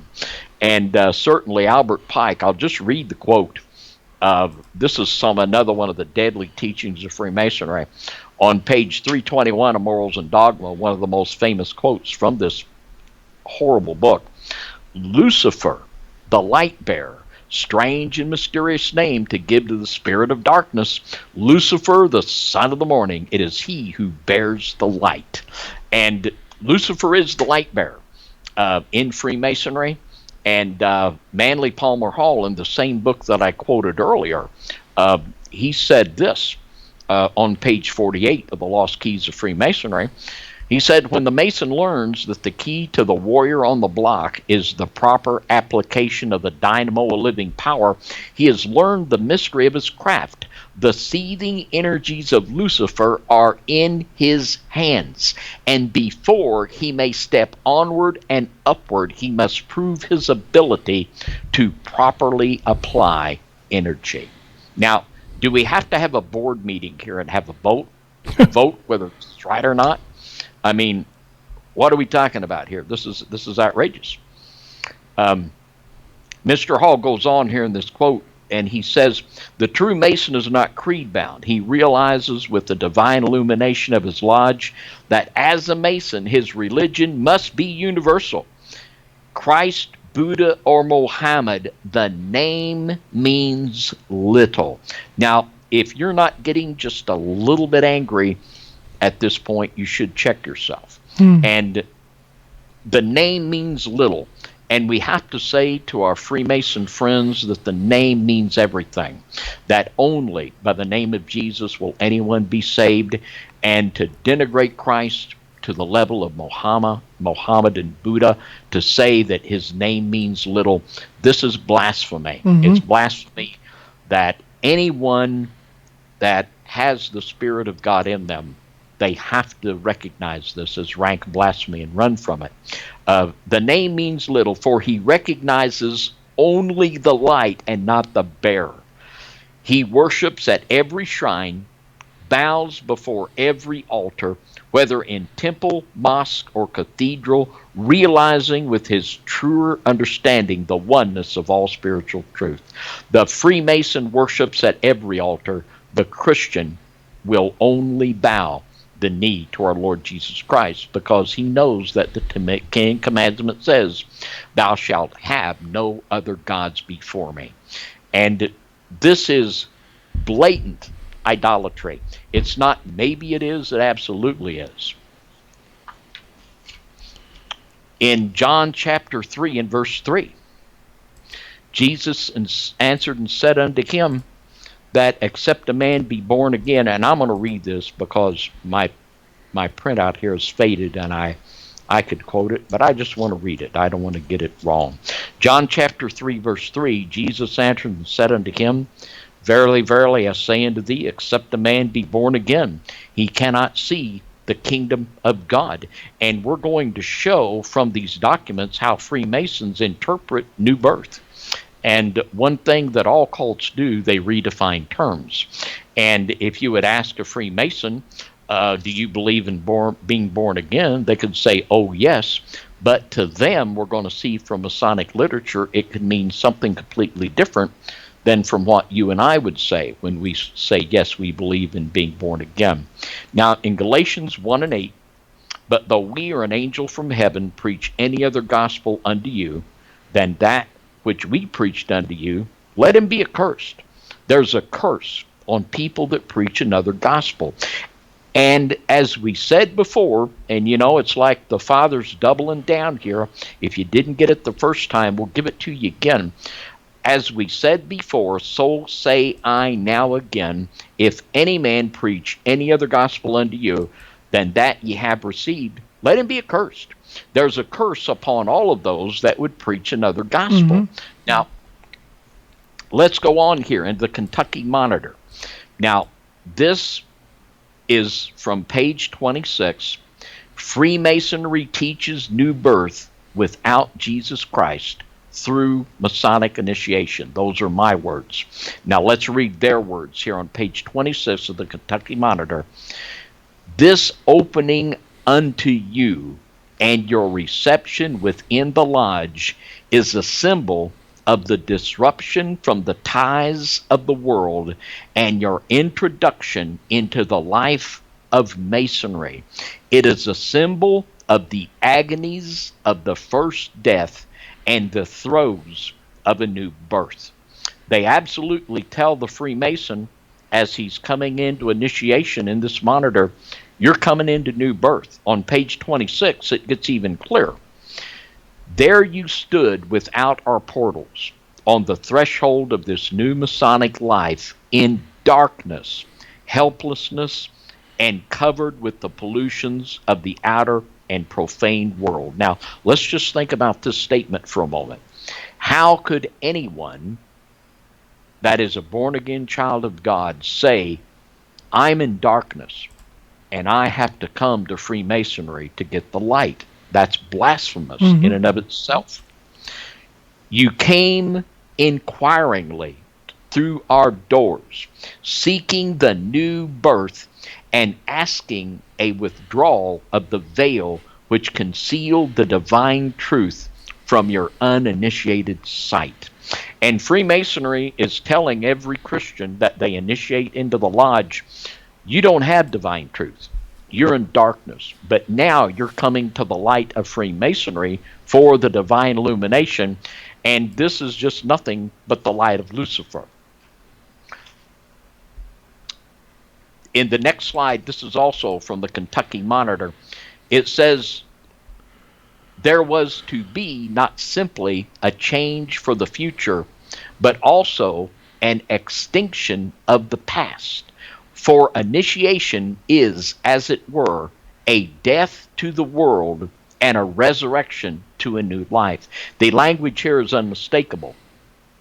On page 31 of the Kentucky Monitor, it says, this mental illumination, this spiritual light, which after his new birth is the first demand of the new candidate, is but another name for divine truth, which constitutes the chief design of all Masonic teaching. Masonic teaching claims to be divine truth. Wow. It claims to be light, but it's not the light of Jesus Christ. Nope. It's the light of Gaiatu, and as they proudly claim, it is the light that has been in the ancient mysteries and the ancient cults, even back before the time of Christ. In 1 Timothy 4:1, now the Spirit speaketh expressly that in the latter times men shall depart from the faith, giving heed to seducing spirits and doctrines of devils. And this is nothing less than what this is. In Psalm 119:105, thy word is a lamp unto my feet and a light unto my path. The word of God and the Holy Spirit is our light, not the divine truth so-called of Freemasonry. Amen. Back to the Indiana Monitor. And in the third degree, the Freemason plays the part of the Masonic hero Hiram Abiff. And in the third degree, they bring him in and they go through all the ritual and they tap the candidate on the head with a setting maul. And they'll fall back into like a bed sheet and they'll catch him in the bed sheet, and the candidate's blindfolded during all this, and he falls back and they catch him. And in some places in Europe, Europe is even more serious about Masonic initiation. And in some rites in Europe, they actually put the candidate in a coffin. But it says this on page 130, 134 of the Indiana Monitor, and I'll just preface it just a bit more, that when the Freemason falls back into the canvas, the worshipful master comes and raises him from the dead in a mock resurrection of Jesus Christ. And he raises him from the dead with the strong grip of the lion's paw, and then he whispers in his ear the secret Masonic word. And Dan, that word is so secret I can't even tell it to you. I'll tell you. That word is Mahabone. That word is Mahabone. And it is explained by Manly Palmer Hall as being the phallus of Osiris. Now, I think sometimes that the Father has just given us Freemasons to enjoy. But many times when you witness to a Freemason, they'll say that, we don't have any secrets. When people say we have secrets, that's just not true. And what I will do, and one time was there eating, and it scrolled on a napkin the words MAH hyphen Ma Ha Bone. And I would just say, tell me how you pronounce that. And I guarantee they ain't going to do it. And I said, no, wait a minute. I thought you didn't have any secrets, And if you've got a York Rite Mason, you can write out Ja-Bul-An and just ask them to say that word. They can't do it. And Ja-Bul-An in the York Rite, it means the uniting of Yahweh, Baal, and Osiris in a three-headed Mr. Potato Head God that is the God of the York Rite decree. What are we talking about here? This is just nonsense. And one of the things that is one of the biggest deceptions of Freemasonry is they think that nobody knows what they do down at the lodge, that it's a big secret. And while they are sworn to secrecy on what they do, it is very easy. Well, it's not easy. It takes time and money to collect these Masonic documents and a little work studying them. But anyone that wants to can find out every little thing they do down in the Masonic Lodge. And anyone that examines this, you will find out very, very quickly that Freemasonry is not only unchristian, but it is an abomination to God, that it teaches another gospel and that it worships another God. Absolutely. Now, on page 134 of the Indiana Monitor, it says this: God's holy book, his revelation to us, is the guide in our search for light. To the Jew, the holy book is the history of Israel, substantially the Old Testament. To the Christian, it is the Old and the New Testament. To the Mohammedan, it is the Quran. To the Hindu, the Veda. But whatever book it is the holy book for the seeker of light, and that which he believes to be the Word of God. You see, not which is the Word of God, but whatever you believe is the Word of God. Any holy book you want, take them all. Take a little bit out of each one. Any ancient cult you want to pull something from, it's all good. It's all good. It's all divine light, but it is the light of love. Cherry-picking festival of doctrines, that's what it is. Yeah, it's the smorgasbord. Every way leads to God. Just pick whatever you want, and it's all good. It's all good with us. He said the Holy Book, together with the square and the compass, are the great lights of Masonry, representing the leading principles of the Masonic philosophy. But Jesus said in John 14:6, Jesus saith unto him, I am the way, the truth, and the life. No man cometh unto the Father but by me. Manly Palmer Hall said the name means little. Acts 4:12, neither is there salvation in any other, for there is none other name under heaven given among men whereby we must be saved.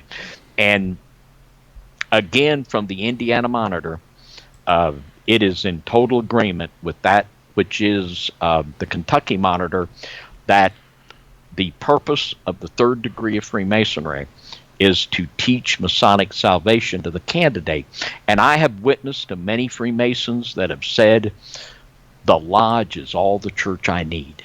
The lodge is all the church I need. And there are, it's not just a, maybe it's true, but there are many men that die trusting Freemasonry for their salvation.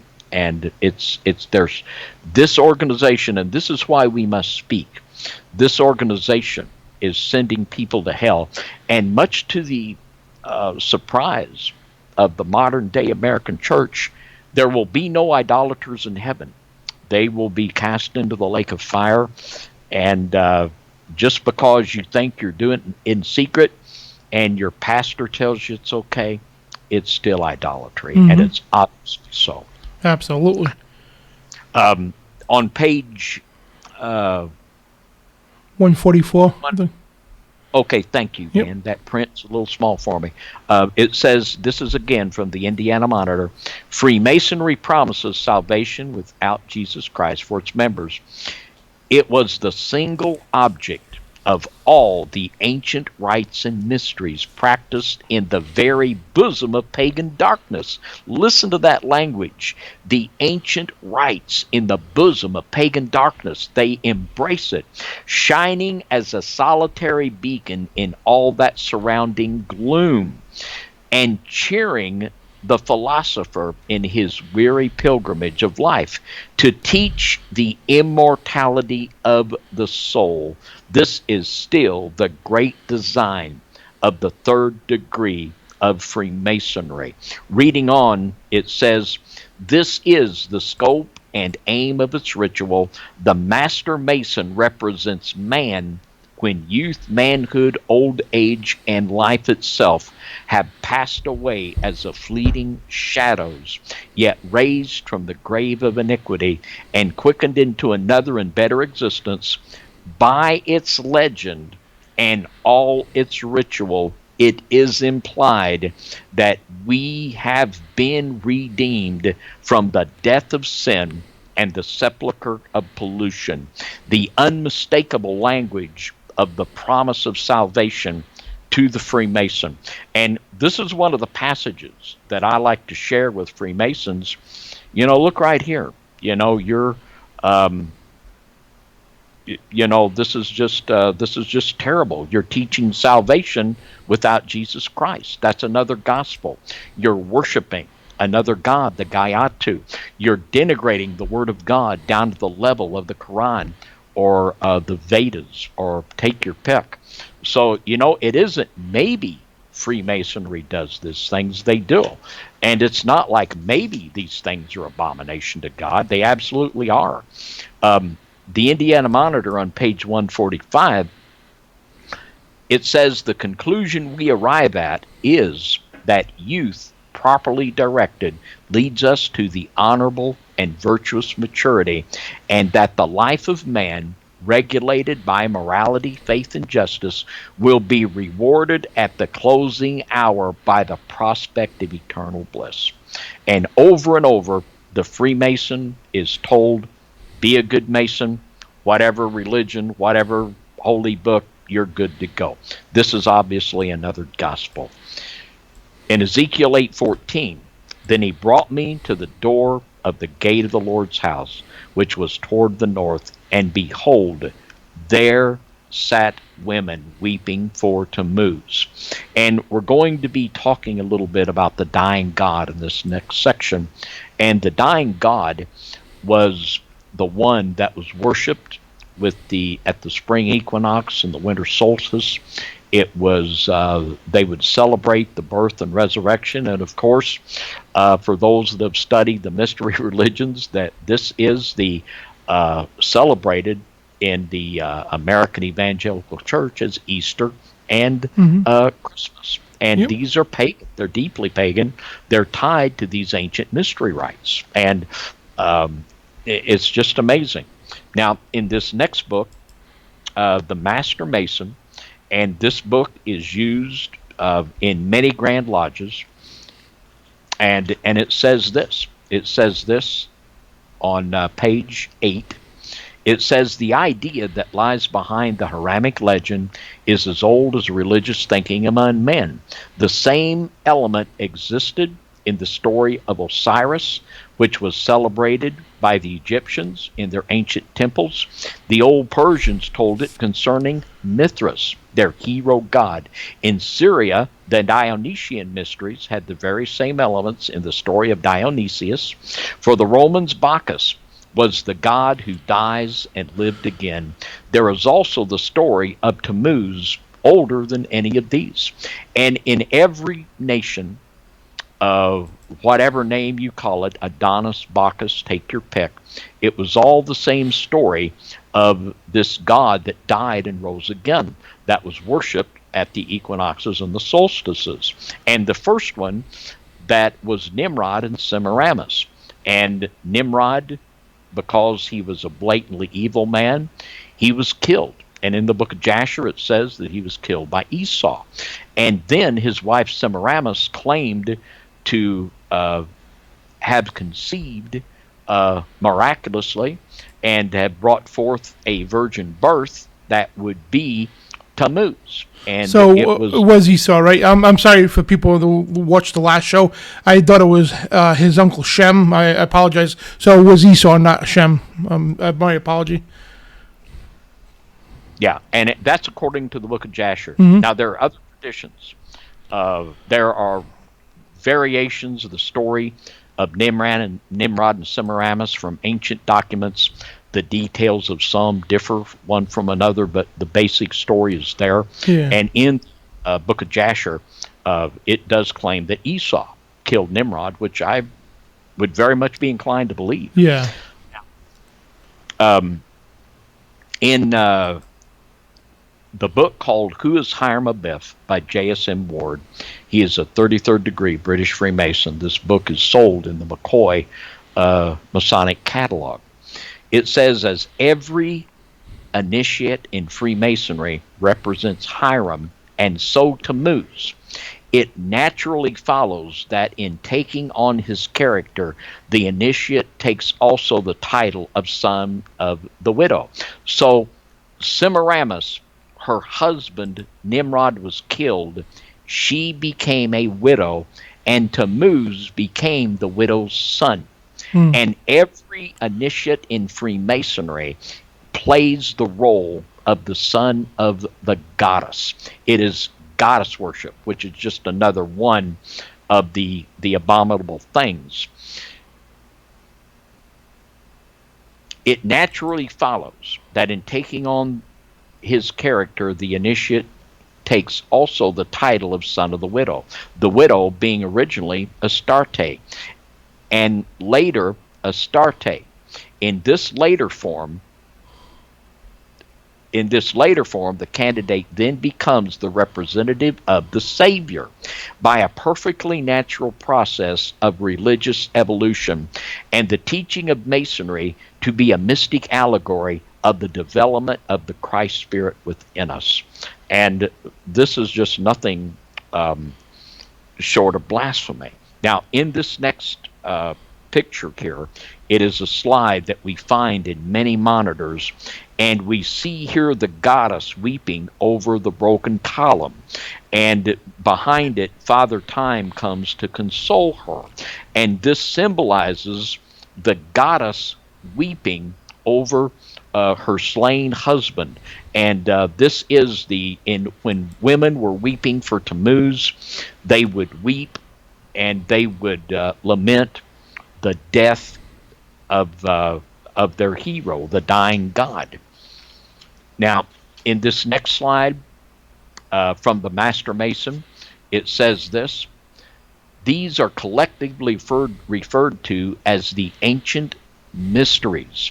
They were celebrated by secret societies, much like ours, with allegorical ceremonies during which the initiates were advanced from one degree to another in these old societies. Read these old stories for yourself and marvel how men in all ages have taught the same great truths in the same effective way. And it doesn't matter what country, what name you call the God, to them this is the one great truth that all ways lead to God. Now, in this next slide, I put forth the question, do we want revival? And one of the great shames and the great blight upon the American evangelical church is, and as you see here, it doesn't take a lot of time to find out Freemasonry is an abomination to God. It just takes anybody that would just examine the documents that we've put forth in this brief broadcast. It's an abomination. It's not, maybe it is. So the problem is that we have these pastors that are filling pulpits rather than speak the truth and confront sin. They open their arms wide to these Freemasons. They call them brother. And to embrace a Freemason as your brother, you might as well embrace a Muslim or a Hindu. It is there's no difference. And these pastors, like on every issue that they should speak out on, it gets crickets. Now, 1 Kings 18:21. And Elijah came unto all the people and said, how long halt ye between two opinions? If the Lord be God, follow him, but if Baal, then follow him. And the people answered him not a word. And that's what we get today when we call for a decision from these pastors or action. We get crickets, not a word, in almost every case. Now, this next slide is the cover of a book by Charles Finney, The Character, Claims, and Practical Workings of Freemasonry. And it says here, Charles G. Finney died in 1875 at the age of 83 years. He began his public life as a lawyer and a Freemason. He closed it as one of the greatest evangelists this country and Europe had ever known. As a president of a great college which had grown up under his administration, he was widely known as an abolitionist and as a succeeding Mason. Two of the issues that many people would threaten to kill Charles Finney, 3 times I know of, he speaks of people that came in the service to kill him, became convicted of the Holy Spirit, and laid their pistols on the altar. It wasn't uncommon at all for knives and weapons to be laid on the altar. He, in the middle of a cholera epidemic in New York in about, around 1835, I might not have the year just right, but in that period, in the great cholera epidemic, it hit London and Europe the year before, and it came across and it hit New York the next year. And he was preaching in New York City in the middle of a cholera epidemic, and he was preaching against Freemasonry. And there in the North, Charles Finney said, if you think that you can own another human being, I will not serve you communion. And he would not serve communion to a slaveholder or a Freemason. And it became so intense that he was doing a meeting in New York City, and they set the building on fire he was preaching in, and the fire department would not even respond to put the fire out. I mean, that was how intense it got. But he wasn't some little wimp that wouldn't stand. I have no respect at all for the pastors that fill these pulpits every Sunday. No respect, not even a little bit of respect Same I have here. for them. Because they won't stand up. That's what I like about you, Dan. Something's right, you'll stand up for it. Thank you. You know, we'll catch the Dickens over it. Well, that's all right. It doesn't matter what happens to us. What matters is the truth. And we're going to stand up for the truth. And these cowards won't do it. And that's why Freemasonry has taken over the modern evangelical church. Because, and if you've got a pastor that's like this, you tell them David Carrico said, that you are a sniveling coward that acts like a man that has had their male organs removed, that is totally incapable of standing up for the truth. Yeah, They need and to what happened to the courage and, the spirit of our Holy Father says, fear not what men could do to you. You know what I mean? Behold, I give you the power to tread on serpents and scorpions, and no harm will come upon you. So many of these verses that assures us if he's got a mission for us, it doesn't matter what they could do. And people ask me why I have all this courage and all that. It's like, because I trust the Father. If he wants me to go to do something, I don't care what happens to me, because they'll just be sending me home sooner.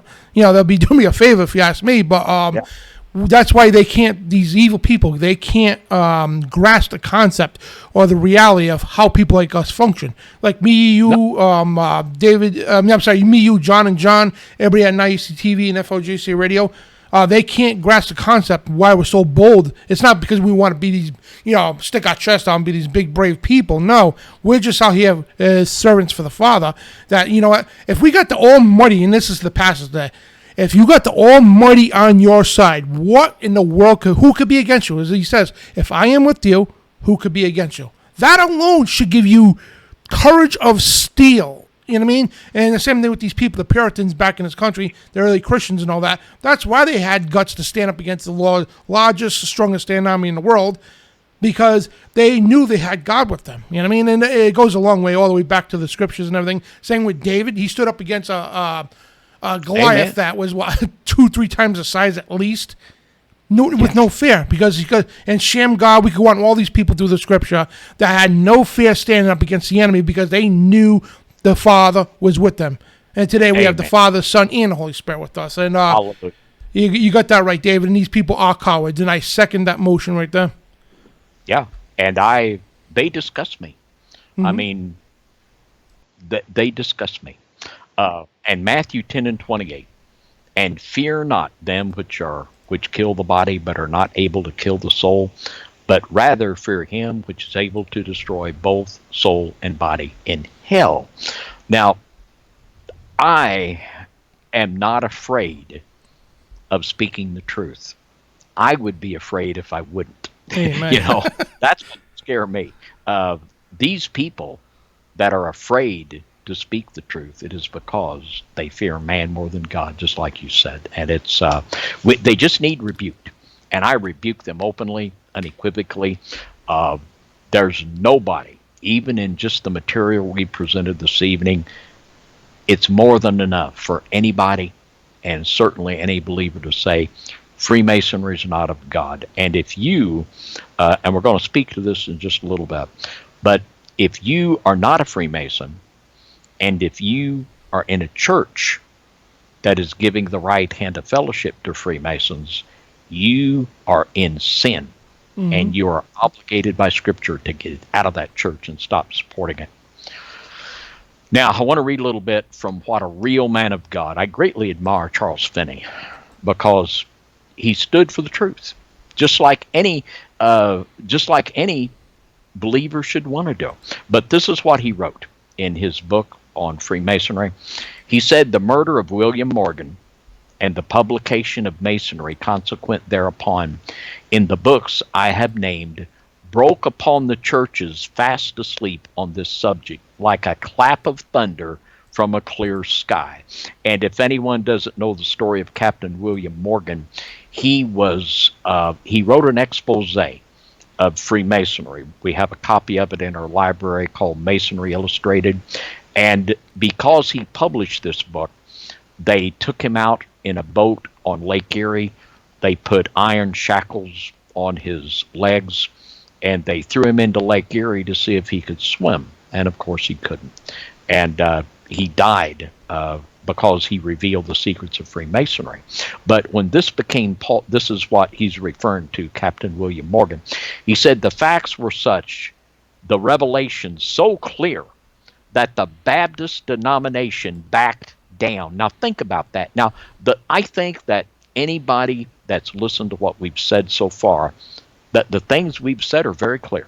It's not that even people like us that aren't the sharpest knives in the drawer, we can even figure this out. Nothing hard here. This is wrong. This is bad wrong. And when these facts just like Brother Finney said, were so clear that the Baptist Church backed down and took the lead in renouncing and denouncing the institutions. Well, God bless you, Baptists. And it goes on to say their elders and associated churches almost universally passed resolutions disfellowshipping adhering Masons. The denomination, to a considerable extent, took the same course throughout the northern states at that time.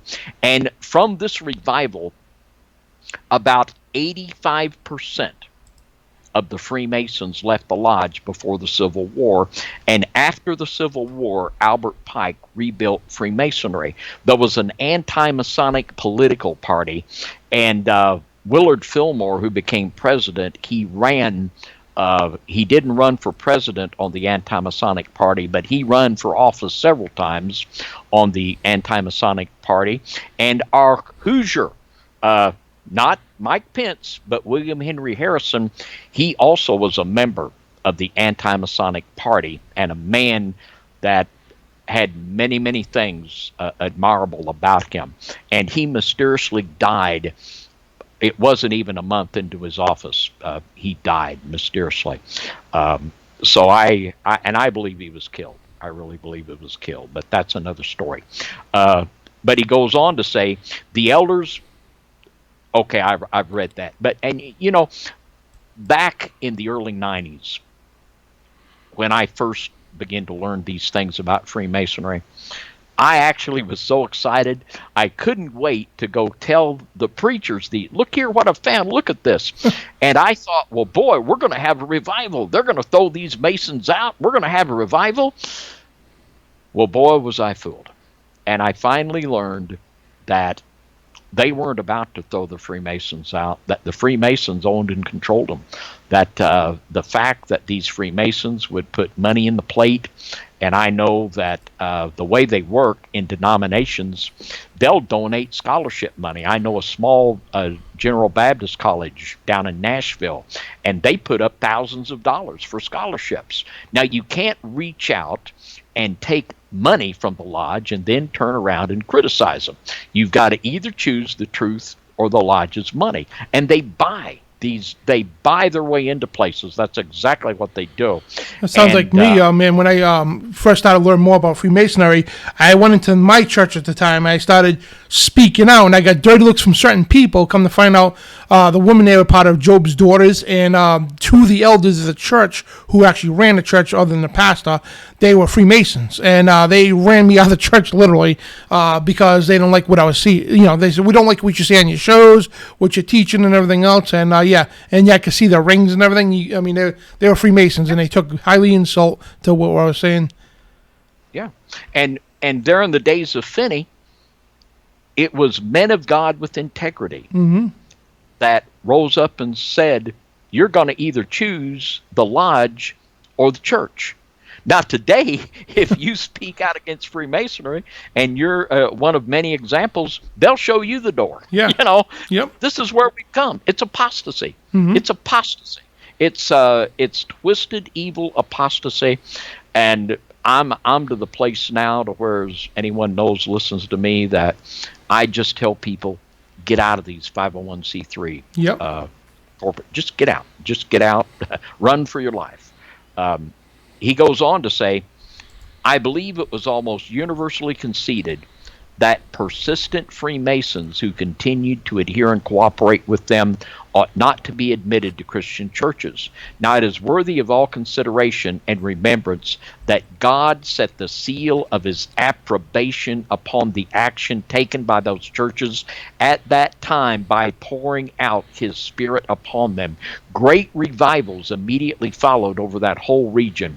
The discussion of the subject and the action of the churches took place in 1827 to 1828 and 9. And in 1830, the greatest revival spread over this region that had ever been known, or this or any other country. It was called the Second Great Awakening, and Charles Finney was the main figure in it. And do we want revival? There are a lot of these churches. They're in this, I call it the phony revival movement, and they'll talk about revival, and they'll want to bring in the the big worship band and all this and make a lot of noise.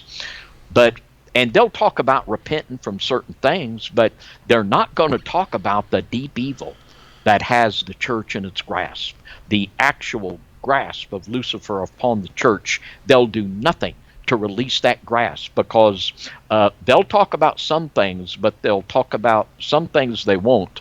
And Freemasonry is the F word that they won't utter, because they're just rank cowards. Now here in 1 Corinthians 5, this is the text that I use, and it just says what it says. It says, I wrote unto you in an epistle not to company with fornicators, yet not altogether with the fornicators of this world, or with the covetous or extortioners, with idolaters, for then must ye needs go out of the world. But now I have written unto you not to keep company if any man that is called a brother be a fornicator, or covetous, or an idolater, or a railer, or a drunkard, or an extortioner. With such an one, no, not to eat. And this forbids us to give the right hand of fellowship to someone that says they're a Christian and yet participates in these idolatrous rites. And I have gone from the early 90s. I begin to see this so clear in Scripture that I refuse to acknowledge any assembly as legitimate that would allow any Freemason to function in it in any way at all. And today I'm to the point where I just tell people, run for your life. Things have been so corrupt that you just need to follow Jesus and Him only, and get out of these corrupt corporate churches. Amen. In Joshua 24:15, and if it seemed evil unto you to serve the Lord, choose you this day whom you will serve. And I think that's what we got to do. Everyone listening to this broadcast, you're going to have to decide who you're going to serve. Are you going to really obey the Word of God? Or are you going to ignore it and just keep continuing to support that which you know is wrong? Whether the gods which your fathers served that were on the other side of the flood, or the gods of the Amorites in whose land ye dwell. But as for me and my house, we will serve the Lord. Amen. Do we want revival? The Scripture again, and Elijah came unto all the people and said, how long halt ye between two opinions? If the Lord be God, follow him, but if Baal, then follow him. And the people answered him not a word. But let's give answer. Let's say, yes, we will follow Jesus. We will witness to our Freemason friends. We will take a stand and witness to those that are in Masonic churches. And it's all just about repenting and believing in Jesus. In 1 John 1:5, this then is the message which we have heard of him and declare unto you, that God is light, and in him is no darkness at all. And it is not the light of Lucifer. It is not the light from these pagan cults of antiquity. If we say that we have fellowship with him and walk in darkness, we lie and do not the truth. So that's the end there of our slides there, Dan. And I just I think that we've made it very clear here that there are definite decisions everyone has to make, and there's definitely a foundation here for anyone to witness to a Freemason. I might also say that we have a book we've written called The Guide for Ministry to Masons, which has got 33 chapters in it that deal in detail with every, well, not every aspect, but with all of the important aspects of Freemasonry, quoting their material just like I have here, and giving the scriptural answers for it. So that's also available for anybody that wants. But it's all about standing up for Jesus and witnessing for him. And this broadcast is a good way for you to get in the game, so to speak, and to be able to equip yourself to witness to a Freemason that they do worship another God, that Freemasonry does preach another gospel, and this is eternally damnable in the eyes of the Father. It is. And if you want to follow David and Donna Carrico, just go to FOJCRadio. That's Followers of Jesus Christ Radio, FOJCRadio.com. And you can see here, you got it up on screen here, this site is jam-packed with all kinds of resources where you can buy their DVDs and their books. I mean, the books are amazing. They really are. Tons of outstanding information that exposes the deeds of evil. I mean, they got everything from tracts to, again, videos, books, all kinds of things you need for an awesome ministry. And I highly recommend, guys, FOJCRadio, which the link is in the description. And also check out, what's your radio show on every Friday at 7 p.m., is that correct? Eastern time? Yeah, 6 p.m. Central. 6 p.m. Central. The FOJC Remnant Gathering is at 6 p.m. Central, and there on our homepage at FOJCRadio.com, we have links to our Rumble, Brighteon, and Underground Church YouTube channels. Absolutely. It's one of the best websites I've been on, man, I tell you, because the amount of information that you need to dig up, you need prayers, you need anything like this, such, you know what I mean, anything to do with spiritual warfare and the biblical studies and all that stuff. It's all on this website. Amazing stuff, and I highly encourage you guys to get out there and support. And they don't even charge that much for their material at all. You know, bottom prices, you'd be able to print more, and it's amazing, good stuff. And thank you, David. Now, if you want anything else you want to disclose before. Like, basically, what would you tell a Freemason or a person who's a Christian thinking, because they got friends and everybody else are Freemasons, what would you tell them before that? Before them going into the lodge?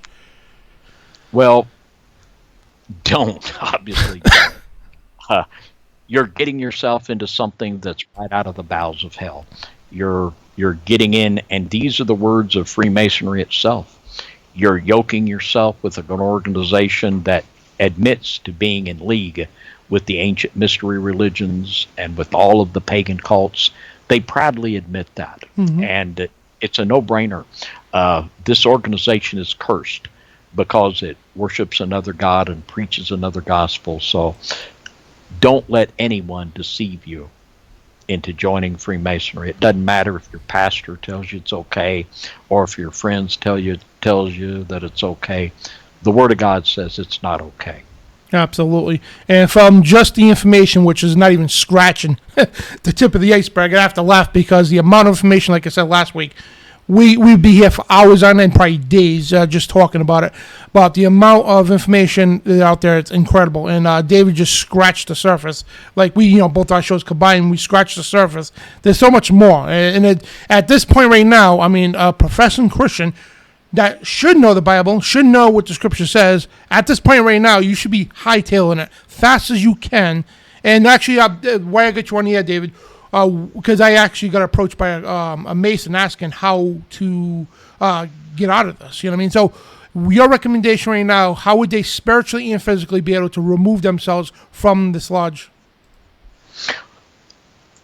Well, of course, you pray and you ask for forgiveness and cleansing for that which you've done, and the Father is so free to forgive us of this and all of our sins.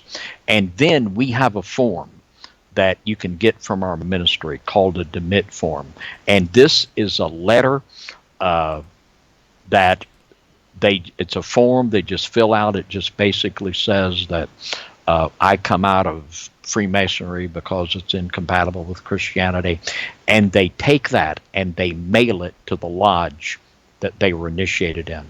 And that is the way to spiritually break the ties with Freemasonry, to openly renounce it, to let them know we've broken that tie and we have no more affiliation with you. And in the lodge, there's another one of their little cliches: once a Freemason, always a Freemason.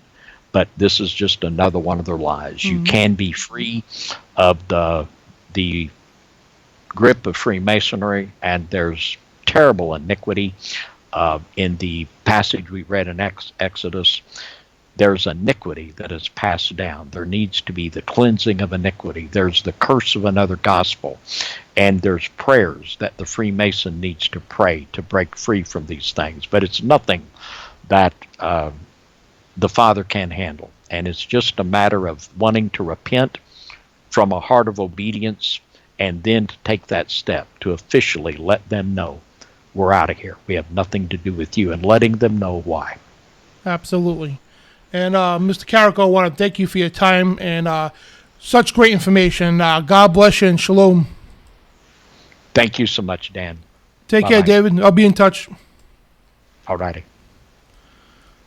So, guys, that was FOJCRadio host David Carrico. Please check them out, guys. And, the blood of Jesus Christ. The blood of Jesus Christ. Doesn't matter what cult you've been into, what kind of ritual you've been in through, what kind of degrees, anything of the sort, okay? Whatever you think that's, I can't go back now, all right? The blood of Jesus Christ, okay? Whatever contract you made, right? Whatever cult or Satan himself, the blood of Jesus Christ could break any of those. Literally, it would laugh at the contract. It would take that contract that you signed in a spiritual way. You know what I mean? Take that up, and your contract's null and void. All you have to do is call upon the blood of Jesus Christ, and say, "Lord, Heavenly Father, Jesus Christ, forgive me for me partaking in the occult." And you say, "I'm not going to serve two masters no more. I'm going to serve you only, Jesus Christ, and please help me denounce any and all affiliations and ties and spiritual ties and so on with the Masonic Lodge, the craft there."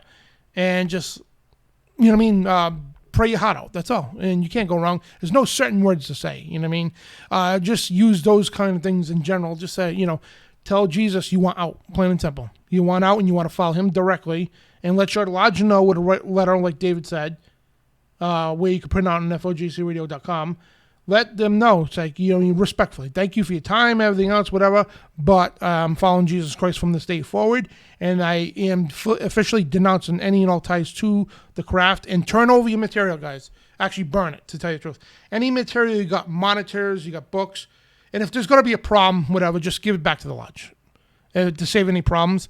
But even your ranks and the insignias, especially the symbols they give you and the pins and all the little doodads with the aprons and all that, give it back to the lodge or just burn the stuff. Just, cut your ties away and, do away with it, plain and simple.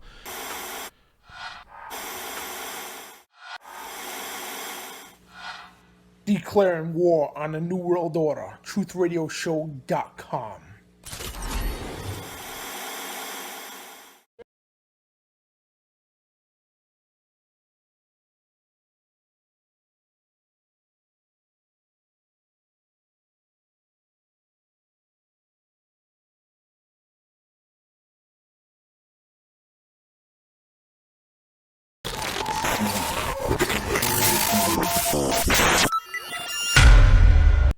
And welcome everybody to Spiritual Warfare Friday. We got a house full of people here today. We got Trey, we got Brian, we got Jason, and me, Dan Bidondi here in the house. So we got an awesome show for you guys today.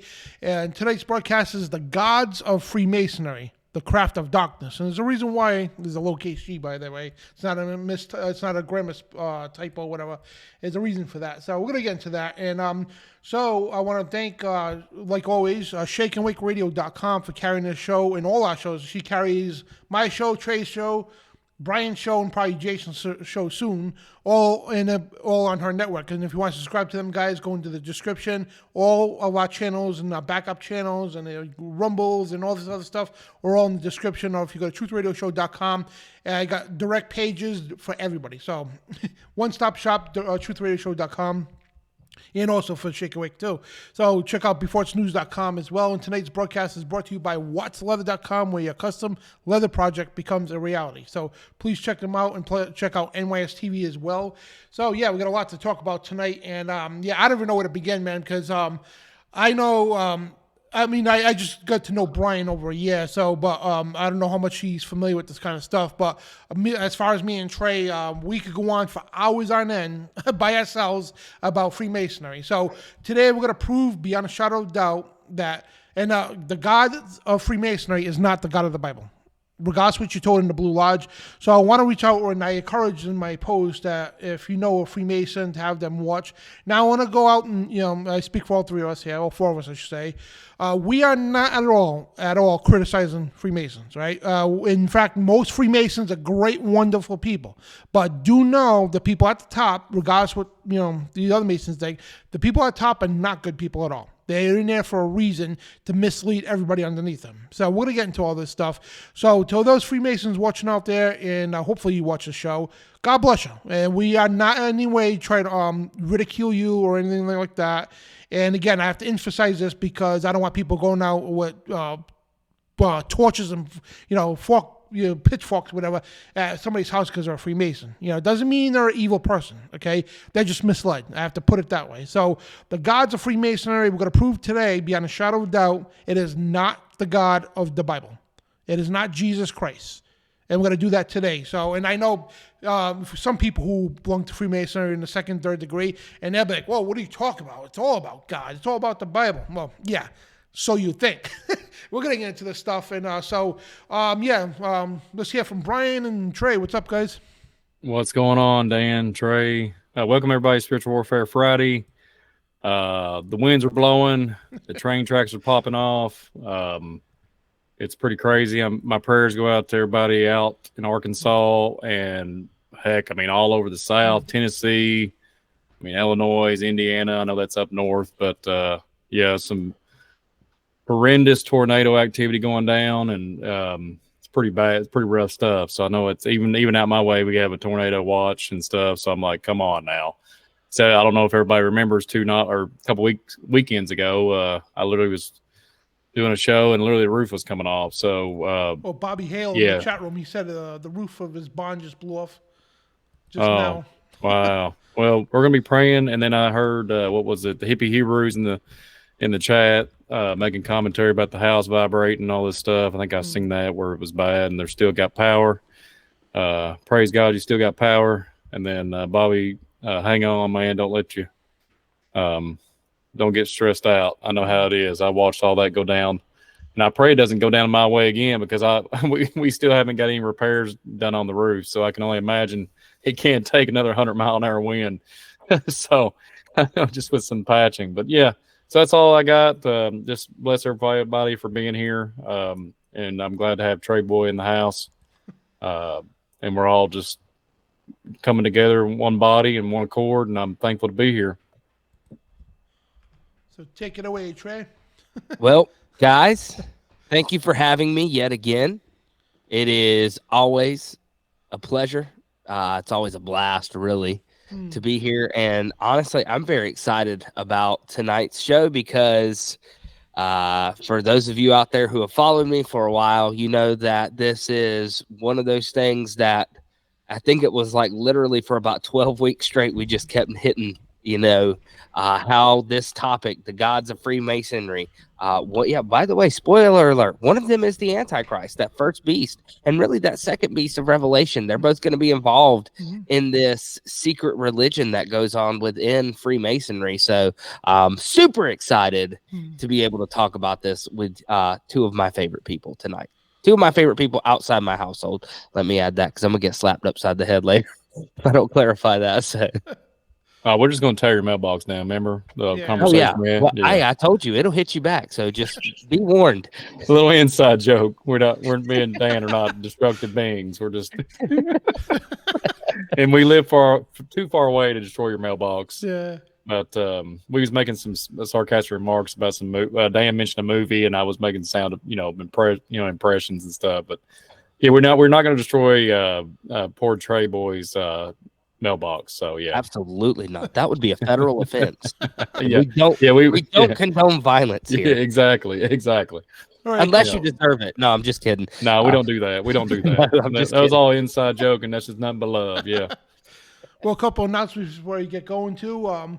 First of all, I had a little poll going on in the chat room. It says, what God does Freemasonry serve? And the answers were God of the Bible, Lucifer, Satan, Brian's Milk Jugs, or Nimrod Osiris. Well, and I should have reread the questions, but yeah, 11% people said Brian's Milk Jugs, and nobody said God of the Bible, so that's good. But I guess there's really no wrong answer because Lucifer, Satan, Nimrod, all some of the deities that's worshipped in Freemasonry. So yeah, that's the end with the poll. And also, guys, we're gonna mention this once. We got a donation page to help support this ministry and broadcast. It's right there in the chat room. It's a Ko-Fi page. You go there, you don't have to sign up for nothing. You donate what you want, and it goes to the operation you see here. So we thank everybody that's donated, and most of all, we thank everybody that's prayed for us. And I want to thank Jason, Valerie, and Uncle Obvious in the chat room there, rocking the chat room and moderating for us. Thank you so much. And thank everybody out there. And thank you, Harold McCain, for plastering all those Bible verses nonstop. He's awesome. We go on for 5 hours sometime. He's still there. Bang, bang, bang. God bless him, you know. And so thank you, everybody, listening to the chat room. So before we get going, let's start off with a prayer. And so, Yeshua Messiah, Jesus, we come to you and ask you to forgive us all of our individual sins. Make us pure before the Father. Father, we come to you tonight and ask you to just guide us, Lord, and protect us against the forces of evil, because we're about to expose tonight is going to be, we're going to become spiritual targets real quick. And anybody out there that is a Freemason or thinks I'm joining Freemasonry, I pray that you could reach them, Lord, touch their heart, and help us disseminate this information to them so they could go research the stuff and find out for the truth. And we ask you to touch their heart, to get them out of the craft, get them out of the occult. And anybody else in any kind of secret society or cult, we ask you to deliver them away from the clutches of the devil. And we ask you to comfort everybody here that's going through problems like, who is it? One of our listeners here got their roof blown off here in the barn there. So we ask you to comfort them, Lord, and comfort everybody that needs help. In your precious name, amen. Amen. Amen. So, yeah, good stuff, man. So, I got a load of stuff, man. I'm probably never going to finish it tonight, but I always like get more than I need. But and I do follow-up shows with that. But tonight, Trey's the guest, so I figured let's start with Trey. Let's let Trey talk and Brian talk, and I could go all night, and I know Brian's got limits because his eye vision, and he's got a family to take care of, and Trey's got stuff going on too. So it doesn't matter to me. I mean, you guys go first and take it away, man. Are you still there? Yeah, I'm still here. So I had to reach up. I forgot about a book I wanted to reference, and I realized I didn't even have it out. Oh. And I knew he was going to call on me first, so I needed to be ready. So here's the first thing I want to get into, because this is something I've talked about. We lost you on camera, by the way, Trey. Oh, he's back. It should be back now. Okay, Yeah. no, never mind. Yeah, I intentionally turned it off. Okay. Because I knew I was going to knock my light down on my head, and I did. So don't hit your head, Trey. Don't hit your head. We don't want your vision going out, man. Come on. We only want to hit mailboxes, right? Yeah. We don't want to do. We don't want to fall off milk trucks. We don't want to have cameras hitting us in the head. No. Yeah, I know. I didn't say. I just want to clarify for everybody. I said mailboxes, not milk trucks. We don't want anybody to fall off the milk truck. By the way, I voted for Brian's milk jugs on the poll. I'm just letting you know. Anyways, y'all continue on. Trey, you got the floor. I actually did not vote for that for once, but yeah, it's good to know you did. Yeah. So look, this is what I want to talk about. When we get into there's this picture right here. I'm not sure if you guys can see it, and I've marked this up a lot. Let me pull it back. So what that is the Master Mason as the capstone on the pyramid. Now this is from the book, The Luciferian Transmutation. The Global Luciferian Mass and What It Means to You by David and Donna Carrico. One of my absolute favorite books to reference anytime we talk about this subject, because this book proves that Freemasonry will be implicit in this end times abomination. And if you haven't read it, you need to. You can find it on FOJCRadio.com. It is worth the read. I finished this literally the day that I got this. We left, I think, the next day from Indiana, and I finished it before we got home. Granted, it's an 11-hour ride, and it's not a huge book, but it's a page turner. And this is what it says. It says, in this picture is concealed the allegory of the lost word. The Master Mason, having completed his labors, becomes a worker on a higher plane, that the one in which the ordinary builder is permitted to work. So he becomes a worker on a higher plane than that which the ordinary builder is permitted to work. So if you're in the blue house, you would be considered the ordinary worker, right? And you got to understand that the third degree of Freemasonry, even though it's called the Master Mason, you're nowhere near a master yet, really and truly. You've got quite a few more degrees to go. And I highly encourage you, if you are a Freemason reading this, read Morals and Dogma. You need to be familiar with your own literature because it exposes itself. But this says the Master Mason becomes the capstone of the universal temple. So here's the thing. When you read, and here's what this really comes down to. So this universal temple, for those of you who don't know, Freemasonry ends all their lodge meetings with a prayer to what is known as the grand architect of the universe. Now, here's the thing. You can be a Muslim. You can be a Christian, supposedly. You can be of any religion, and you can still be a part of this group, because all you have to do is believe in a God, and you can pray to this grand architect of the universe. Well, the Bible says that, the biblical Bible, he says, I, the Lord thy God, am a jealous God. Thou shalt have no other gods before me. He doesn't say those two necessarily right at the same time, but he does say that. He says, I'm a jealous God. So let me ask you how a jealous God would let Muslims and all these people that don't believe in him and deny his son, because, Muslims deny the deity of Christ. They say that, that Allah is, one God, like, Allah has no son is what it is. So how is this God who gave his son to die for the sins of the world going to let him? He's not, because Jesus says, I am the way, I am the truth, I am the life, and no man comes to the Father but by me. So therefore, we can already understand that we're dealing with a different God. So when you see that this Master Mason is the capstone of this universal, which, by the way, another word for universal that means universal is Catholic. The word Catholic actually means universal. So we've already got a similarity right there. Not necessarily that these two groups see eye to eye, because traditional Catholics do not. But this universal temple is an antithesis to this, where Peter says that you are living stones, and we are all make up that temple of God. This is the absolute antithesis to this. So if the Freemasons are all a part of this universal temple, and this guy is the capstone, well, we know that Christ Jesus is our chief cornerstone. We're dealing with the Antichrist here. This Master Mason, who exists on this higher plane, which would make him an ascended master, by the way. That's where that phrase comes from. This is the Antichrist. This is that beast, right? And see, what you need to understand is, when you're dealing with this system, the term separation of church and state, made famous by Thomas Jefferson, right?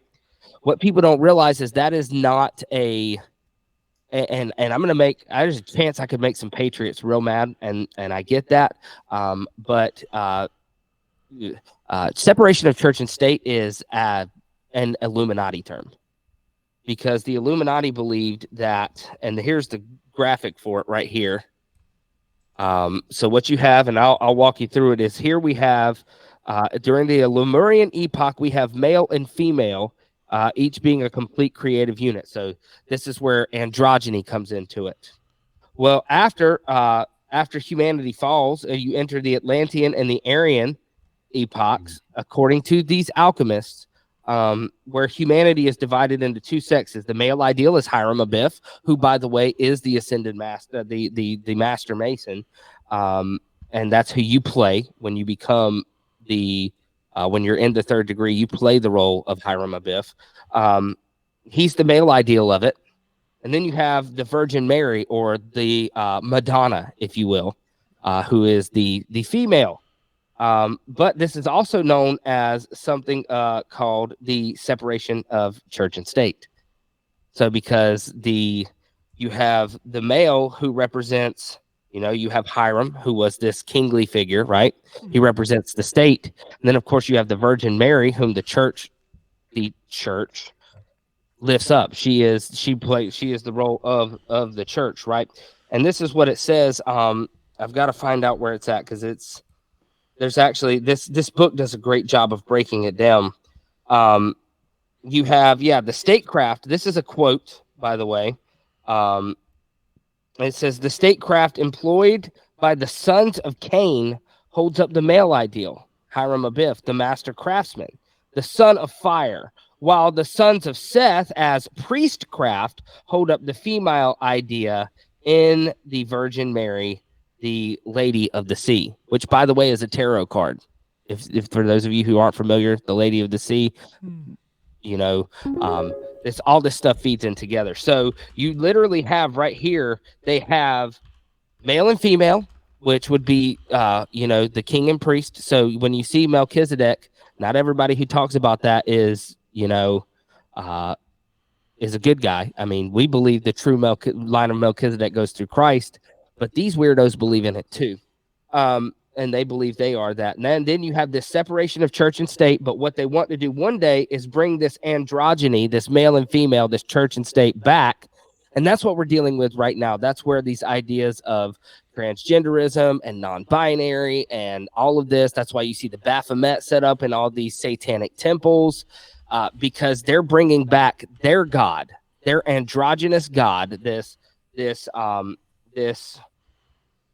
by the way, So and I'm sure that's another God we'll be talking about, the Baphomet and things like that. But I just wanted to point that out, is that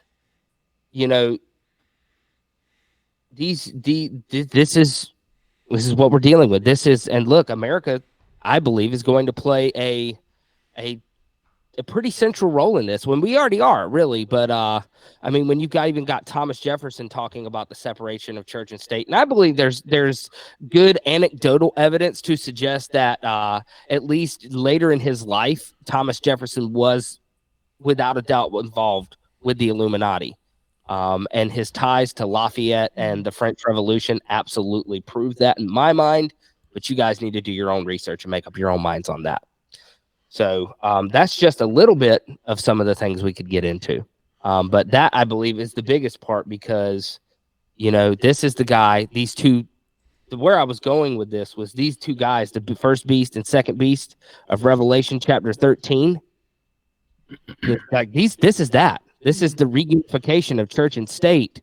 And it ain't going to be a good thing. So actually, when I start seeing all this stuff about Christian nationalism and all of this stuff moving up, and like the MAGA movement and things like that, my wheels start turning, because I know how this stuff works. And then you've got General Flynn, who's into all this crap too, because he had everybody read that prayer, right, with the sevenfold light. Yeah, I've seen that. Yeah. So what a lot of people don't realize, and I know most people listening to this that have been around Now You See TV for a while will understand that he took that from Elizabeth Clare Prophet, who channeled it from one of these, quote, ascended masters. So all of this stuff absolutely ties in together. And if you know what you're looking for, you'll see it going on in our own country right now. Well, it's interesting, Trey. You mentioned, just want to chime in real quick, and I'll let you get back on it. You mentioned Atlantean. Yep. So my gears are turning when I'm listening to you here, and we're talking about this very serious topic. Emerald tablets come to mind. The character Thoth comes to mind, and that alone, what you're talking about, these deities and this, what you would say in Masonry would be harnessing Osiris. The presidential thing that they do, the ritual, the ceremony they do, and all that. Absolutely. It's the same. So, Dan was saying earlier, I know you and Dan know a lot about this. I'm coming at it a different perspective. I'm the guy that's coming at the archaeology standpoint and looking at it with when my gears start turning about this Atlantis, these ancient gods, and this, they talk about reincarnation, and that's the same thing with this Osiris spirit. And it's very, very dark and scary. I mean, it goes way back. Yeah. It goes way back beyond the Egyptian stuff. And we're talking about ancient Mesopotamian and ancient Samaritan, in my opinion. Opinion. I agree. So I don't know if, I'm sure people are familiar with it, but, back in the day, Rob Skiba wrote a book called Babylon Rising and the First Shall Be Last. And that was basically the premise of his book, was that, Nimrod in some form or fashion could very well possibly be reincarnated as the Antichrist. I don't necessarily agree with a physical reincarnation, but that spirit, that Osiris spirit, is definitely going to lay upon this guy. And I believe 2 Thessalonians says that with the, when you talk about the man of sin, it said whose coming will be after the working of Satan, right? Well, we know Satan has ties with Zeus. I believe that he played an implicit role with Nimrod, who I believe is who Osiris is based on. And it's really interesting because when you get into the Genesis 6 conspiracy, Gary Wayne does a really good job of showing that really, I don't think he comes out and says this, but he does a really good job of showing that, Thoth, or Hermes Trismegistus, as he was called, Hermes the thrice great, he was this false prophet guy. And him and Nimrod had this, they tried to bring about this reunification of church and state, if you will, at the Tower of Babel. Well, it's through the DNA, because remember during the Gulf Wars, there was reports of all these countries saying the United States military, they're going and taking containers home of archaeological remains, like from these tombs, like the Nephilim tombs and all that. And they said they got into the Pyramid Giza, and they also got Nimrod's his remains. So could they use his, through DNA stuff? We can't mention too much because of YouTube, but use the genetics from Nimrod, the seed of the serpent, to bring forth the Antichrist. And that was, 20 years ago, the Gulf War? So right now, this genetic creature, that person they created, if that's the case, the Antichrist, whatever, that could be very well the bloodline, and also part of the bloodline of Nimrod, so because Nimrod's a very revered figure. Nimrod is also Osiris, and some also believe it's the same character as Gilgamesh. So, so this guy, the ruler of Babylon, he is one of the top dogs of Freemasonry. And we're going to get to all the stuff with that too. But, man, this is a wild, wild rabbit hole, man. So sorry to interrupt you guys. Good. No, real quick, both of you guys, we were talking about Thoth, right? Trey and Dan, he started showing up in Atlantis. If you look into the Great War of Atlantean, that stuff is 6 fingers, 6 toes. There's giants involvement and everything. There's this is a huge war, the Great War of Atlantis. So, but just to summarize it here in short comment here. Thoth was in that time, and then shows up in Egyptian time, and the Egyptians literally sought him out to be. He's all over the Masons' Bible and everything. The imagery of Thoth. It has the what's the bird's name? The bird. I can't think of it. Yeah, I think is that the double-headed eagle? No, it's the other one. It's like I can't remember the name of it right off the top of my head right now. My mind is I'm losing my train of thought on that. But anyways, he was sought after as with not, was it alchemy, or maybe not alchemy, but alchemy too, alchemy, and there was one other writing and stuff like that, different languages. How's he? So he shows up, and what I remember looking into the Emerald Tablets, it was the Philosopher's Stone. That's it, the Philosopher's Stone, and he was able to make it, and supposedly he was successful, and that gave him immortality. So when you look in the Knights of the Templar, you was talking about Herman, or not? What was it? Hermes, right? You said Hermes. Hermes, Hermes is one, and then the other one is Merlin. Merlin, the Knights of the Templar, King Arthur days, and all that. In that narrative, they say that he was Thoth reincarnated. I've heard that Merlin was a reincarnation of Thoth. Well, it's funny you mentioned Atlantis. And you mentioned Atlantis, right? Because Sir Francis Bacon, he was tied with the secret societies, right? He called this land the New Atlantis. So that's what Freemasons is about, bringing forth the New Atlantis. So it's all connected. So you're matching right in with this, Brian. I'm sorry, Trey. And no, you're fine, because I was just going to clarify. That's exactly. So Merlin isn't a name. Merlin is a title. Absolutely. So, and once again, Merlin is also a bird. So it fits right in with that. So, and people don't understand King Arthur, even though there might have been a historical figure that, he's tied to, he is absolutely 100% the romanticization of Nimrod as this master mason. See, the whole thing about, when you get into Arthur and Merlin and the Holy Grail and all of this stuff, you have to understand you're dealing with a code. Not somewhere, I can't remember where it's on in this mess of books. I've got The Lost Symbol and the Da Vinci Code by Dan Brown.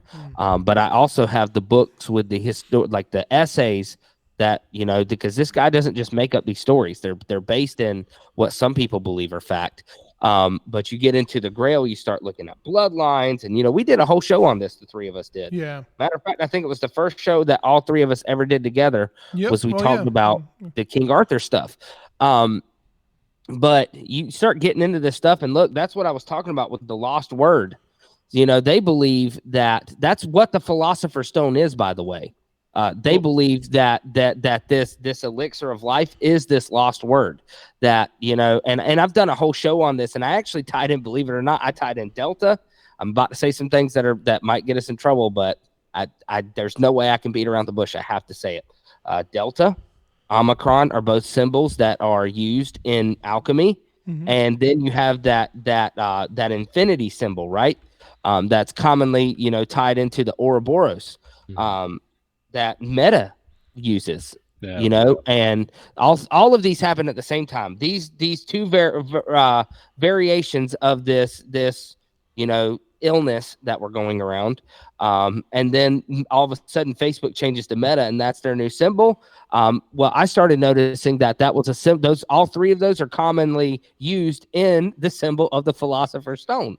So, we did an entire show on that, went down the rabbit hole of, how that was tied into, and, we've been inundated with this stuff. When you talk about Conan the Barbarian, I don't even know if people realize this, but pay really close attention. If you read those stories, the 7 races that are there are actually the 7 root races of Theosophy, which is absolutely 100% tied into Freemasonry. Well, what we're talking about is, according to the Emerald Tablets, they talk about, when you're talking about the Philosopher's Stone, if I'm understanding it right, the key ingredient to this lovely rock is urine. So I know it's ridiculous. It takes a chemical compound. You have to be a chemist to pull it off, and I think it's like 3 to 8 years to pull it off. We can get it. It could take forever to get into the details of it. It's complex. But anyways, for the record, they said Thoth figured out a way to reincarnate every 100 years. That's how it was. So that's why he pops up in Egypt. That's the example of it. It's kind of strange, but that's why. And not to cut you off, but I agree with you. Thoth and Hermes. That's why their names are used interchangeably, and that's why Egypt has a Hermes, and Greece has a Hermes, because they're all tied to the same being. And, here's what's really interesting. When you get into the Emerald Tablets are just like anything else. They're coded. What you have to understand, and this is something that I haven't heard anybody else talk about this, but this Philosopher's Stone, it can physically exist. But using urine, by the way, is you may take this stone and actually turn it. But so what was it that the devil, that Satan told Jesus? He said, if thou art the Son of God, take this stones and turn it to bread, right? Mm-hmm. Yeah, the or the Philosopher's Stone isn't a actual stone; it's bread. And it's something that Aleister Crowley had called the Cake of Light ritual, which involves urine and period blood and a bunch of other nasty crap put together, and then they eat this stuff and they believe it helps them ascend into godhood. See, that's what people don't understand. When you talk about the Holy Grail, it's the womb of Mary Magdalene. That's where the period blood comes in, not to get too graphic. But yeah, that they believe that this stuff is the elixir of life. So they put it inside this piece of bread, this cake of light, or this Philosopher's Stone, if you will. And they believe it instead of turning a base metal into gold, it takes a human soul and will turn it divine. That's what they believe. Yeah, man. It's if you guys ever, this is Aleister Crowley here. So I was actually just on the phone with David Carrico, and we got something on the back burner, like a couple months from now, whatever. Hopefully we'll be doing a show called The Crowley Connection. Wait till you see that. Wait till you see all the stuff that Crowley was directly or indirectly connected with. False religions, a lot to do with Freemasonry, man, and everything else. So, yeah, but, the Cake of Life, and if you study Aleister Crowley, they had, did stuff with adrenochrome, too, which what they do is they scare a kid half to death. When the kid's adrenaline, you get the fight or flight adrenaline going through you, that's when they would sacrifice the child and use the blood for sacrificial things. And they believe that this adrenalized blood, the adrenochrome, gives them everlasting life, because they take. Here's the thing: does it sound familiar? Life is in the blood, and Trey was saying about the bread of life and all that. Yeah, it sounds biblical, right? Because what they do is they take everything from the Bible, the occult does, right? Everything from the Bible, they take what God's done and did, right? They take it and make it their own, but pervert it nastily. Completely mirror image pervert of what God's done. So a lot of stuff, like I said, sounds so biblical. It absolutely does. And that's how they trick Freemasons. Good people who join the Blue Lodge that are Christians. Oh, look, we talk about Hiram Biff, Thomas Temple, Temple and all that, the bread of life, this and that. Then they come to find out later on it's nothing to do what they think it is. It's real quick too, Trey, real quick, and Dan. You tell me, how they, the biblical narrative, it talks about manna, so there's also, I remember something to do with it might have been ancient Samaritan maybe, or Atlantean. They call them milk cuts. I think it's called milk cuts, or milk cuts. I think it's how it's pronounced. And it's almost like a yellowish white substance, and almost looks like a bread is what I remember hearing the depiction on it. And that also would talk about, they said it gave them a super ability, like a cerebro, telepathic, just like off the chain, being all intelligent, literally beyond anybody else. There's a lot of like they could be able to rejuvenate and healing, and it might be the same kind of stuff that we're talking about tonight. I just want to chuck that in there and throw it into the mix. But there's, I don't know if you know what I'm talking about, Trace, and preach the real stuff, man. That specific thing, I feel like I've heard somebody mention, and I'm not too familiar. Yeah. But the Starfire ritual, they believe that did the same thing, and that feeds into the blood part of what I was talking about. Once again, I don't want to get too graphic. I've already said what I needed to say on it, but that's why they do it. They believe it opens their third eye. And that's what they mean when they talk about taking something that's base and turning it into gold, which is, it was represented purity, right? I mean, watch Indiana Jones and the Kingdom of the Crystal Skull, right? They get to the city of gold. It wasn't gold they wanted. It was knowledge. Yeah. Right? That was their treasure. And it's the same thing. They want this divine knowledge. It is. It goes back to Gnosticism. But they believe they do these rituals, and it opens their third eye and gives them. I like the way you put in the cerebro thing, because I mean that's what like Professor X would do. He would expand his mind beyond normal human capacity, right? So he had these great psychic abilities. So I mean, it makes perfect sense to me. And it definitely, the way you described it, totally sounds like a blasphemous counterfeit to manna, which, by the way, would feed into the lost word, because Jesus is the word, right? He is the Logos. And that's what they believe it is. They believe this lost word they can attain. That's why, in the third degree of Freemasonry, once the guy rises out of the casket or whatever, when he's playing the role of Hiram Abiff, I don't know if it's a physical casket. It's been a while since I've studied it, but basically Hiram Abiff is raised from the dead.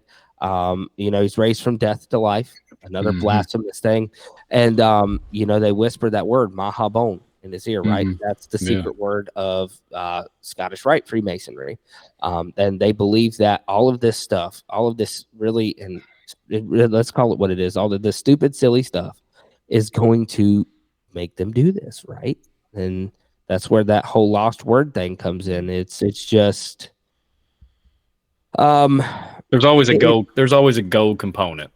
Yeah, with this stuff. And then remember you speaking of Professor X, all right, Xavier. Remember the movie? Was it the Apocalypse or X-Men Apocalypse? Yeah. Yeah. Was it the future? Something of the future? Is it time travel? It came out like 2016. The Apocalypse. So they did Days of Future Past, and then that fed right into Apocalypse. Yeah, Apocalypse. Remember when he said, he goes, "I've been called many names." Right. There was a lot of biblical quotes, and they slowly pushed it into the lines of the actors. I don't know if you noticed that during that movie. I haven't watched it in years, but he talks about, I've been many names throughout time. He even says, I think he even says Nimrod, or maybe Osiris, maybe. He says Osiris, yeah. And you remember how he's laying down into his little temple with his little under the ground, and he has to have another, he basically gets the essence from the prime, like a prime, in his prime state human being, a strong man. And there's a Yeah. there's a gold narrative, right? There's this gold that incorporates with it so he can, harnesses his power, the cerebro and all that. It's crazy. You're just making me think, man, this conversation. Yeah. So when they suck the energy out of that sacrifice for him, I believe the energy itself is gold. Yeah. Before it transfers, they do the body transference. I believe it. And it's only been like, a matter of fact, I think me and my wife, because when we first got married, we were really into those movies. So we went back and watched them. We were like, all right, we're going to watch them with open eyes now and see what we see. And I told her it was insane, this stuff. But yeah, no, you're spot on. One other thing to throw in there too, Trey, is have you ever heard, since we kind of touched like 30 seconds on the Genesis 6 narrative, you talking about the sons of Seth and all that too. Man, I'm finally waking up 44 minutes into the broadcast. So welcome to Spiritual Warfare Friday. I'm awake. But anyways, the RH negative blood type, I'm not anybody that's out there that's like that, that has that blood. I'm not putting anybody down or trying to offend anybody in shape or form. The only reason why I come across is to look at the giant, the Nephilim, the Raphaim narrative. But I have seen that is called literally like the golden blood. Like it takes a long time to be. I'm talking like 500 years plus. It can actually start forming into particulates of gold. No joke. I've heard that. That's interesting. It in the river, like in lakes and rivers. If you're buried close to it, I have heard. I've been looking into this on an archaeology standpoint. If it's true, if it's not. If it's just a folklore, if it's just all just theory, I'm still keeping it on the shelf for a rainy day. If it's a possibility, if the chemical compound throughout years of, how the process, if you're going, however it works in the elements and however the blood and everything works in the great, like your different types of materials in the ground and whatever, rain, all these different, if you got 500 plus years, and that's what I have read and heard. So I just want to throw it in there. Mm-hmm. Get your take on it. Yeah, so that's interesting. And I can't remember. It's been a while since I've looked at my blood type, but I believe my blood type feeds into RH negative. I'm so sorry, everybody. I know everybody in the chat. I was not trying to offend anybody. I just wanted everybody to know that. So yeah. Well, here's what it comes down to is, blood was spilt so that people could be redeemed. So whatever type of blood type you have, just as long as you're in Christ Jesus, your blood type does not matter. So I wouldn't even focus on it. I'm just saying for the standpoint of like later on, years down the road. Yeah. This is what the tie into the gold. And I thought that was so interesting. Yeah, I do too. Yeah. Then to clarify, when I say don't even focus on it, I'm saying, focus on what Brian's saying, the cool facts of it. Don't start focusing on, oh my gosh, I have RH negative blood, yada, yada. Don't go down that. That's the devil trying to attack you. Mm-hmm. It's all that is, because the only blood you have that matters is the blood of Christ. Anything beyond that, just leave it alone. Jamie, I won't say your last name, but just for that, I guess next week I got to do Bermuda Triangle Part 2. Just because I might have stepped on your toes. Forgive me. Continue on, Trey. No, you're good. So, but yeah, and look, nothing wrong with knowing where you came from, because it will, at least in my case, it reminds me, it makes me thankful of where I am now. So on my mom's side, both of my mom's sides of the family, one comes from like the Erickson Viking side, and the other comes from what I can tell, a rich Ashkenazi Jew side. So, and you know what? Absolutely none of that matters, because it's cool to know, like, to see where the family went. But at the end of the day, here's what matters. Yeah. And by the way, there could be a great case made that both of those bloodlines could have potentially been Nephilim bloodlines. Because Erickson, I don't know if you guys know this, but that was Leif Erickson, like, the real Explorer America. Unlike, the real Explorer. I've been trying to tell people that my whole life, but nobody would believe me. But it is what it is. But like that's. And keep in mind, I haven't done blood tests, so I can't confirm this. But that's what I've been told my whole life, is that we were descendants of him. So you could definitely argue that there are. And you know what? I still believe today, more so today than I did yesterday and the day before, that I am a blood-bought believer and I am a follower of Christ. And, it's that blood every day. Well, look at the blood arguments, right? Like, and the other side of the argument too, right? You have certain Hebrew, I'm not going to get into that, but certain Hebrew people who believe that just because they bloodline Hebrew, they're automatically guaranteed a spot in heaven. Automatically. It doesn't matter Yeah. who they believe. Automatic because what their blood is. No. Like, your blood does not determine your soul. Your blood does not determine where you go. The blood of Jesus Christ does. And I have to say that a lot because some people believe, oh, I'm royal bloodline. I heard them, the Hebrews people, oh, I'm royal bloodline. And, we're entitled to the kingdom of God. No, you're not entitled to nothing.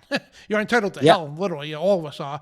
But, because of the blood of Jesus Christ, we are, Amen. saved, So through the blood of Jesus Christ, and I got Italian blood, American Indian blood, probably a little English and all that. None of that matters. My blood is now, because we're born again, right? Now we get the blood of Jesus Christ. Absolutely. And for those of you who think your royal blood's going to get you somewhere, Solomon was of royal blood, and God still took the kingdom from him for disobedience. And you could argue this was like, the Bible even says it, nobody would ever have the wisdom like Solomon did again. Now, we could sit here and debate all day whether or not Solomon repented. None of us will know that for sure till we get to the kingdom of heaven. What matters is the fact that because he disobeyed and he did not repent in that particular instance, the kingdom was ripped away from him. Like, actions have consequences. So if you're relying on your blood to get you through it, what did, the Pharisees said, we have Abraham as our father, right? And what did that's what they told Jesus. But even before that, John the Baptist said, "Think ye not that or what? I can't remember the exact way he said it, but he was basically like, look, don't rely on the fact that you're sons of Abraham, because God could make sons of Abraham out of those stones." Yeah. Which, by the way, was an allusion to Ezekiel, not only with the dry bones coming back to life, but also where he says that he would cut away their hearts of stone. I think that was John 5 or 6, right? Something like that. One of those chapters. Because I know it was early on in one of the gospels. I want to say it was like Matthew chapter 3. But that's what he says. He says, look, God can make sons of Abraham out of those stones. Because that's the power of God. Like, it doesn't matter where you came from. The fact of just what Paul says in Galatians chapter 3 is, if there's neither male nor female, bond nor free, Jew nor Greek. He doesn't say it in that exact order, but he says, he says there's neither Jew nor Greek, bond nor free, male nor female, for you are all one in Christ. And if you are in Christ, you are the seed of Abraham and heirs according to the promise. And let that be a lesson to people in higher levels of Freemasonry, because you start learning an awful lot about Solomon and his temple and everything else, because that's the entire lodge is made of, as a resemblance of the Temple of Solomon. So, and I know they start to revere King Solomon, they start to revere Hiram Abiff and all these characters within Freemasonry, but you got to understand that this is not the biblical aspect we should be going down. You know what I mean? They glorify men who went against God. Absolutely. Not only that, but why denigrate yourself to the Temple of Solomon when you could have the heavenly temple of God? Absolutely.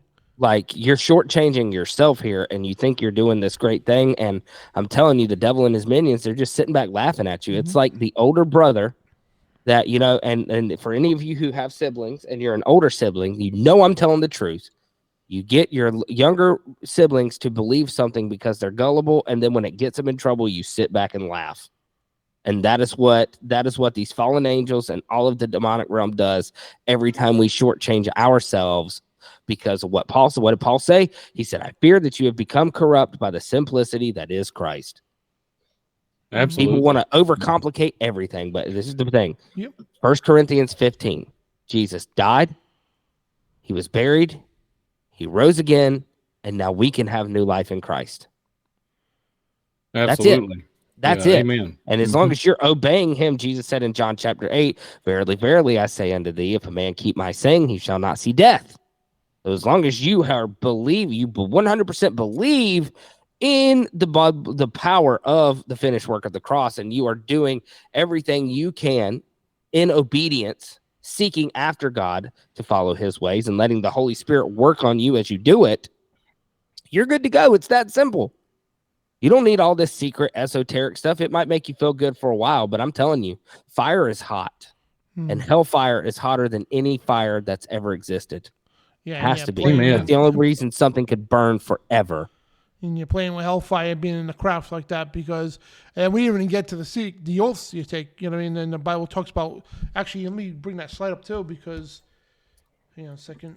Real quick, Dan, while you're finding that. We're good. I'm sorry. No, I was just going to tell you real quick. On my end, too, I have like a lot of history with Cambridge College. I have a lot of bloodlines and everything that came up out of that area. I have a descendant, an ancestor that was one of the Declaration of Independence signed on the back. And and I have a lot of Cherokee, Indian, all this other stuff. There's all kinds of, we could go down a big rabbit hole, and that does not define me. I used to have a guy, the old coworker used to say, "Man, you look like you're from Spain, man. You got some Spaniard in you, you know?" And I'm like, "Yeah, man, maybe I am. Maybe I do." But either way, no, Spain.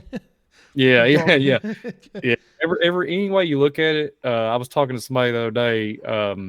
God moved all your ancestors. It doesn't, you think about if they was doing pagan religion or they was worshiping idols or whatever, he moved each individual so that you could be born in this day and this time. And I just think it's so miraculous that his hand, even though the sins of our fathers, our grandfathers, our great, the ancestors of old, he moved them to all that through all the hardship, blood, whatever it is.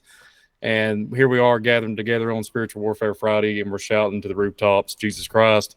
And I think that's just so miraculous how God, the Father, can literally move his hand and take individuals, different, and, the fruitful and multiply, and they just, you have all your offspring, and it's just it's a beautiful thing, his creation. So I just want to throw it in there. I didn't mean to interrupt you, Dan. All right. Go ahead. Yeah, go ahead, man. No, I'm let you guys continue, but just want to bring up a fact too, that Freemasons, anybody that knows anything about Freemasons, every degree requires an oath they take. Now, most of it's life-threatening oaths that if you reveal secrets, whatever the case, regardless of what the oath is, right? Doesn't stop at Freemasonry too.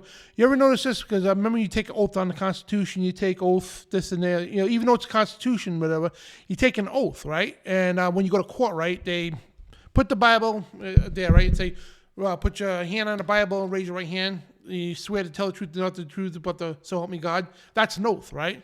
And I stopped doing it. I stopped taking oaths even on the Constitution, right? And I stopped taking oaths on the Bible. I stopped taking oaths in the courts. I said, no, it's against what Jesus says. And people say, well, what are you talking about? And I'm not disrespecting the Constitution, nothing like that, or the Bible. That's not what I'm doing.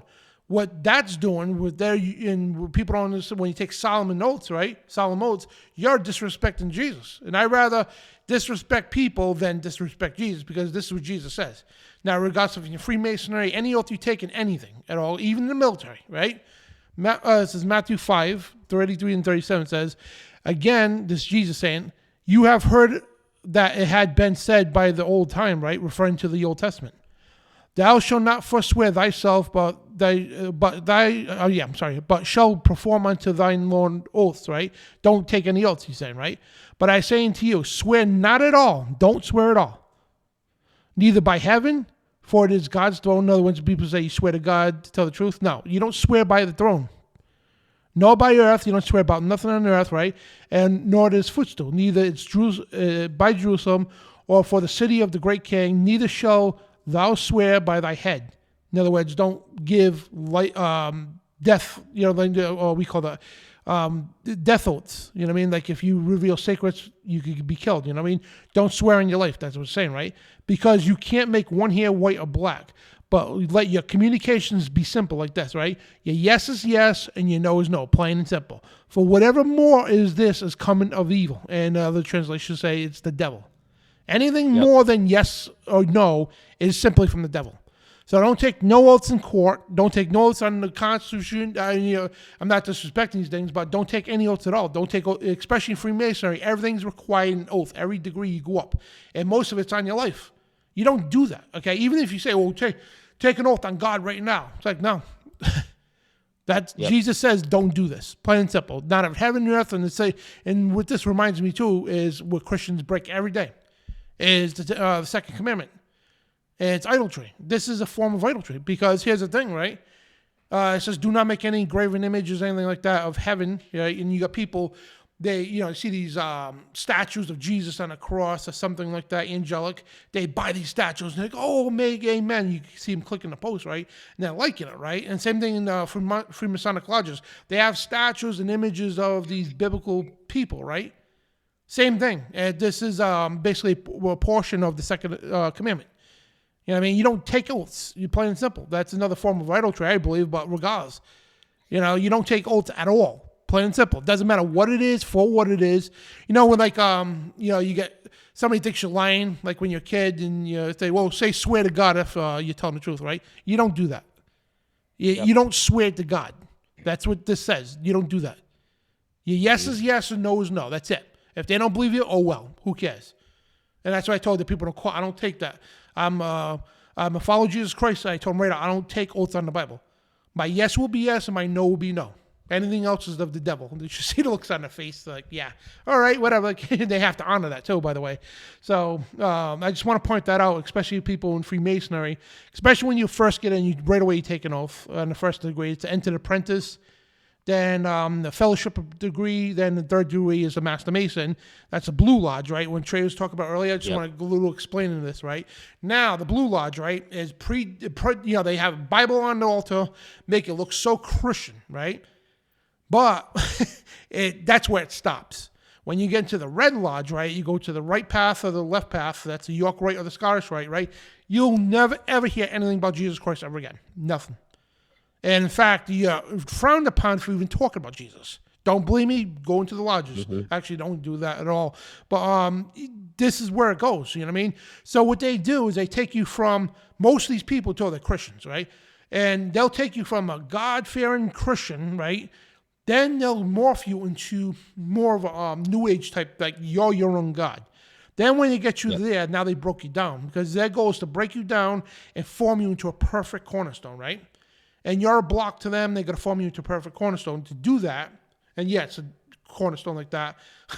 And to do that, right, they're going to break you, strip you of your individual sovereign right, your individuality, your philosophical belief, right, make you feel like your own God. Then when they got you there, then they start carving you to realize, we're worshiping Lucifer. And don't believe me, guys, it's right in your own manuals. Me and Trey got tons and tons of slides and all the stuff to prove to you. And here's the thing, too. Don't take our word for it. I want you to go into your Masonic lodge. Every Masonic lodge has a library. These books are right in your own lodge. And you open them up for yourselves, and you're like, what? What the hell am I doing here? I'm a Christian. I have no business being here. And David Carrico, if you go to FOJCRadio.com, he exposes Freemasonry like nobody's business. All right, me and Trey both learned so much from him. And there's so many others out there who do this stuff, and that were Freemasons. David wasn't, but the people are out there exposing this because they're like, wait a minute, this is not what we're supposed to be doing. And so this is very important. Now we need to understand what this means. You don't take oaths, first of all. That alone, right? This alone, okay. Anybody that says to be a Christian right now that's a Freemason, read this alone, Matthew chapter 5, 33 and 37, right? Read that. And tell me what you're doing is what? You can't serve two masters, right? Yeah, you can't serve Mammon and God at the same time, which is very relevant to the 33rd degree. We're going to get to that much later. But you can't serve two masters. So you take an oath on your life, and especially any kind of solemn oath, that's a violation of Jesus' own words and part of the second commandment as well. Well, here's just me listening to what you're saying, Dan. I'm agreeing with you 100%. And then people out there that are partaking into these organizations, here's something to think about. If it's worth putting all your treasures here on earth and not laying up your treasures in heaven, like not just, basically giving over your soul for a little coin, I think it's very scary. It can't work.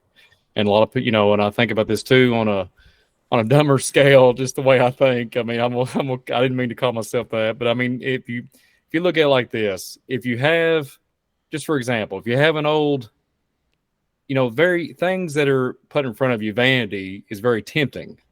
If it looks shiny, looks all sparkly, and it's got a big price tag on it, and you get very tempted to be pulled to go into debt or credit card debt or take out whatever you have to do to get the shiny thing.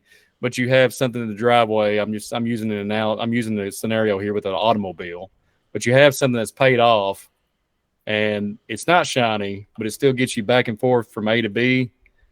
It's the kind of that's kind of what Dan's saying. Like I think about this on just in layman's terms, like Jesus is the way, the truth, and the light. It's narrow path, but it's freely. We're talking about salvation, and we're talking about Christ when He laid His life upon the cross. It's a free gift. It's a gift, and we're, these organizations, this Mason narrative. I think it's very scary when they put all this stuff in front of you, and they dangle the carrot in front of you, and then they get you to slowly submit, and then before you know it, you're involved in it, like you're signing up for it, and then it leads to a destructive path. And and a lot of people don't understand that, and what Trey's bringing up and what Dan's bringing up, they don't understand it. They get bamboozled into the vanity, into the shiny things, and then before you know it, you're thinking you're doing a good service, but then before you know it, you're worshiping, like tonight's broadcast, other gods and Masonry. You're literally worshiping other gods, and it has nothing to do with Jesus Christ. And it's very scary. That's just the way I see it. I know that probably sounds a little, I hope that made sense what I mean, hope y'all get the point. Be content with what you got.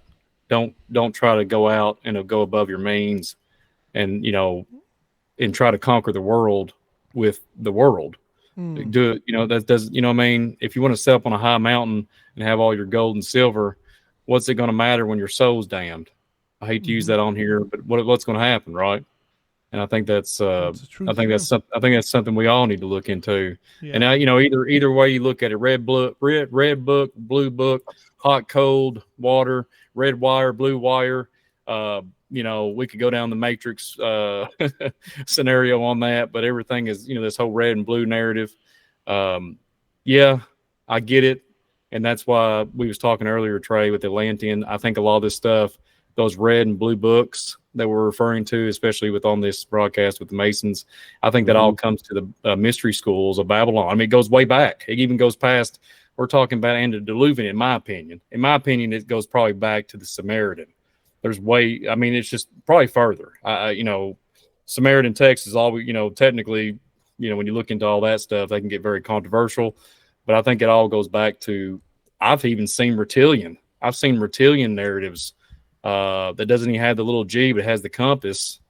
And even into the astronaut theory, I didn't want to go down that rabbit hole, but I kind of wanted to bring all that up. I hope that scenario, what I was bringing up here, I hope y'all understand what I'm trying to articulate for you all in the broadcast, because being content, the Bible talks about being content, and just don't fall for the witchcraft.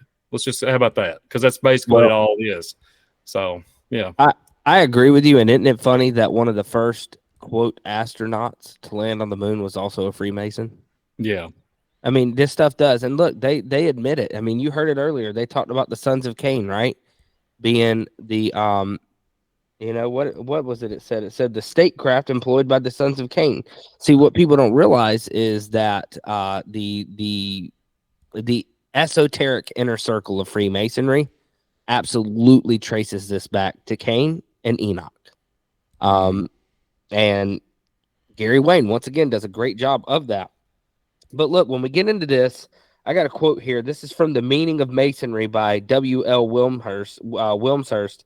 He says, in a word, Hiram Abiff is the Christ principle immanent in every soul, crucified, dead, and buried, and all who are not alive to its presence, but resident in all as a saving force. Christ is in you, the hope of glory. Sounds pretty good, right? And everybody will say, well, see, the Hiram Abiff is just a symbol of Christ. Oh, how sweet. Here's the problem. Let's read this. This is from The Lost Keys of Freemasonry by Manly P. Hall. The true Mason is not creed-bound. He realizes with the divine illumination of his lodge that as a Mason, his religion must be universal. By the way, that was that quote I read earlier about the universal temple and the Master Mason was also Manly P. Hall.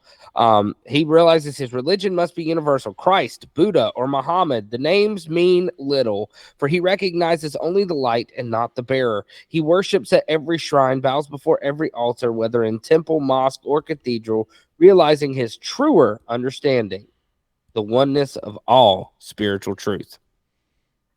So these guys don't believe when they talk about the Christ principle, they're talking about this universal Christ, this Christ consciousness. Like this is where this stuff comes from.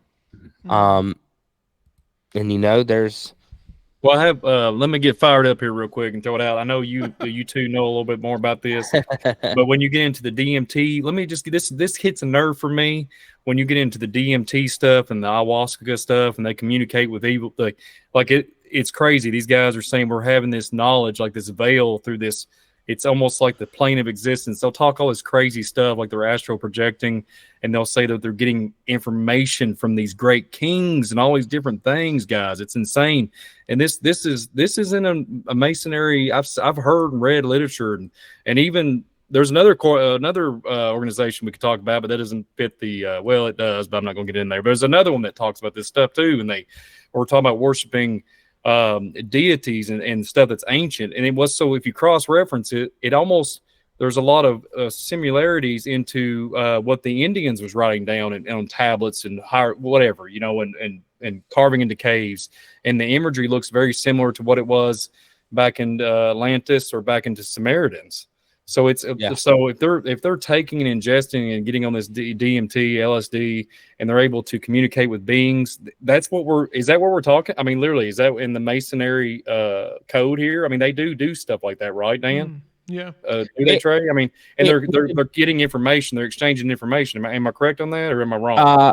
So it really depends on what rite you go through. So like when it comes to hallucinogens and hard drug use, the biggest advocate for that was Aleister Crowley, who was a part of the Rite of Memphis and a few other extremely Egyptian sounding rites. He was like the 96th degree of the Rite of Memphis or something like that. That's correct. And he was absolutely really big into hallucinogenic drugs. He was addicted to things like heroin.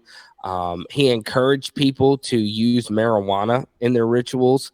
So I would say yes. As far as some of the other ones, I haven't seen them write about it, but that doesn't necessarily mean anything. I'm not saying, I'm talking about on different, like, I'm not talking about the lower degrees. I'm talking about on the higher levels. Right. But then I'm thinking about the shamanism. When you look into shamanism, it's all, and just the witchcraft, and look into witchcraft and their, when they initiate the initiations of Masons and the initiations of witchcraft and warlocks. If you cross-reference them, they're very similar. They're dead on similar. So it's, and you look into shamanism, which we're talking about a little bit, but we haven't mentioned the word shamanism. We're talking about, telepathic. We're talking about the cerebro and stuff like that. And shamanism, we're talking about clairvoyance. I mean, we can go down some deep rabbit holes. But what I'm getting at, I think it's all, there's names, just like Thoth was changing his name, Hermes, whatever, all these different names, Nimrod, Gilgamesh. I think they do the same thing with their so-called goal, their mission. They just change it throughout time, and it's identified as a different word, but it still sets the same goal. Like it's still the end game. They're still headed for the same track, if that makes any sense. Well, it makes people confused. People are like, we can't understand what that is, but they're cognitive dissonance. That doesn't mean this. What do you mean, Brian? You're not spelling that correct. You're not saying it correctly. So it goes all over the place, right? But then it leads to the main origin. But the origin's been split off into a tree of all just oblivion. It could go on down all kinds of rabbit holes, but it all leads to one path, and that's the broadened path, right? Broadens. Let's look at it this way. So if you're familiar with how Kabbalah works, there's the Sephiroth tree, right? Mm-hmm. And the Sephiroth tree has 10 different symbols on it, or 10 different degrees, if you will. And what they call this is the tree of life. That's literally what they call it. They call it the tree of life. The problem is you can find a version of that with a serpent intertwined in it, and they believe this serpent is this spirit of wisdom, right? So it baffles me how they can believe this, because they sit there and they have this text right in front of them in their own Tanakh that says that the serpent came to them and got them to eat of the tree of knowledge, right? So, but you know, the point I'm trying to make with this is that this one tree has 10 different branches that split off of it. So I think you're absolutely right. And you know, even I haven't read this book too much yet, but I've noticed some of the things you're talking about. This is called Earth Medicine, a shamanic way to self-discovery. And this is literally, they have brought shamanism into the new age. I literally got this book in a box from my local library. Once a year they do cleanouts, and I kid you not, I walked away with 4 boxes of books and a TV for $4. And this was in one of the boxes. Show the book again. I'm sorry, I had the screen off. That's all right. It is Earth Medicine, a shamanic way to self-discovery. And this is literally all about how you can use shamanism as your branch of New Age. So I've only read bits and pieces because shamanism really freaks me out. Like that, I think when you get into like dark black magic kind of stuff, shamanism is about as black as you can go. It's like voodoo almost. Yeah. Yeah, well, voodoo I would argue is a version of shamanism. Yeah. Because when you get into shamanism, you can find shamanism in the Native Americans. You can find it in the old tribal, the tribal customs of like, you know, Siberia.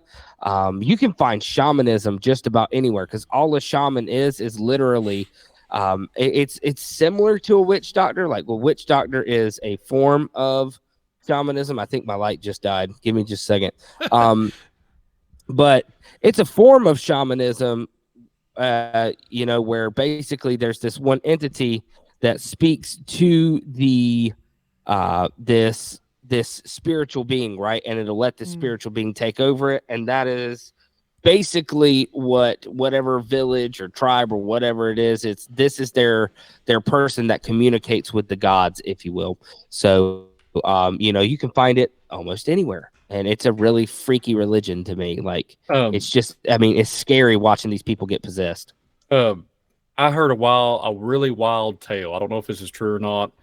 Shamanism, no joke. I heard that the first origins of that, I don't know if this is true or not. I remember hearing it. It's going to sound really bad, but if the so-called gentleman or whatever at that moment of time was in a cave system in under Israel, in the cave system. No joke. It was, I don't remember much about it. I just wanted to chime in there, and how ironic that it all, you know, there's some type of Israel connection to that. Take it for what it's worth. I don't know if that is legitimately true or not, but I just want to throw it in there since we've been talking about shamans. Yeah. It's crazy. Yeah. Shamans. Woo. Yeah, that's interesting. For sure. Like literally underground. He came out of underground. And this is what I'm saying. You said something earlier, Trey, about 7. What'd you say? The 7 root races? Yeah, the 7 root races of theosophy. You know, the Atlanteans, the Lemurians, the Aryans, things like that. Well, isn't it interesting? I think it's 7 tribes of Indians that come out of the center of the earth. That when you look into the Aztecian culture, isn't it kind of interesting that all there's once again here we are talking about inner earth, whatever. Well, that's what it all goes down to, even Freemasonry. That's what it's all about.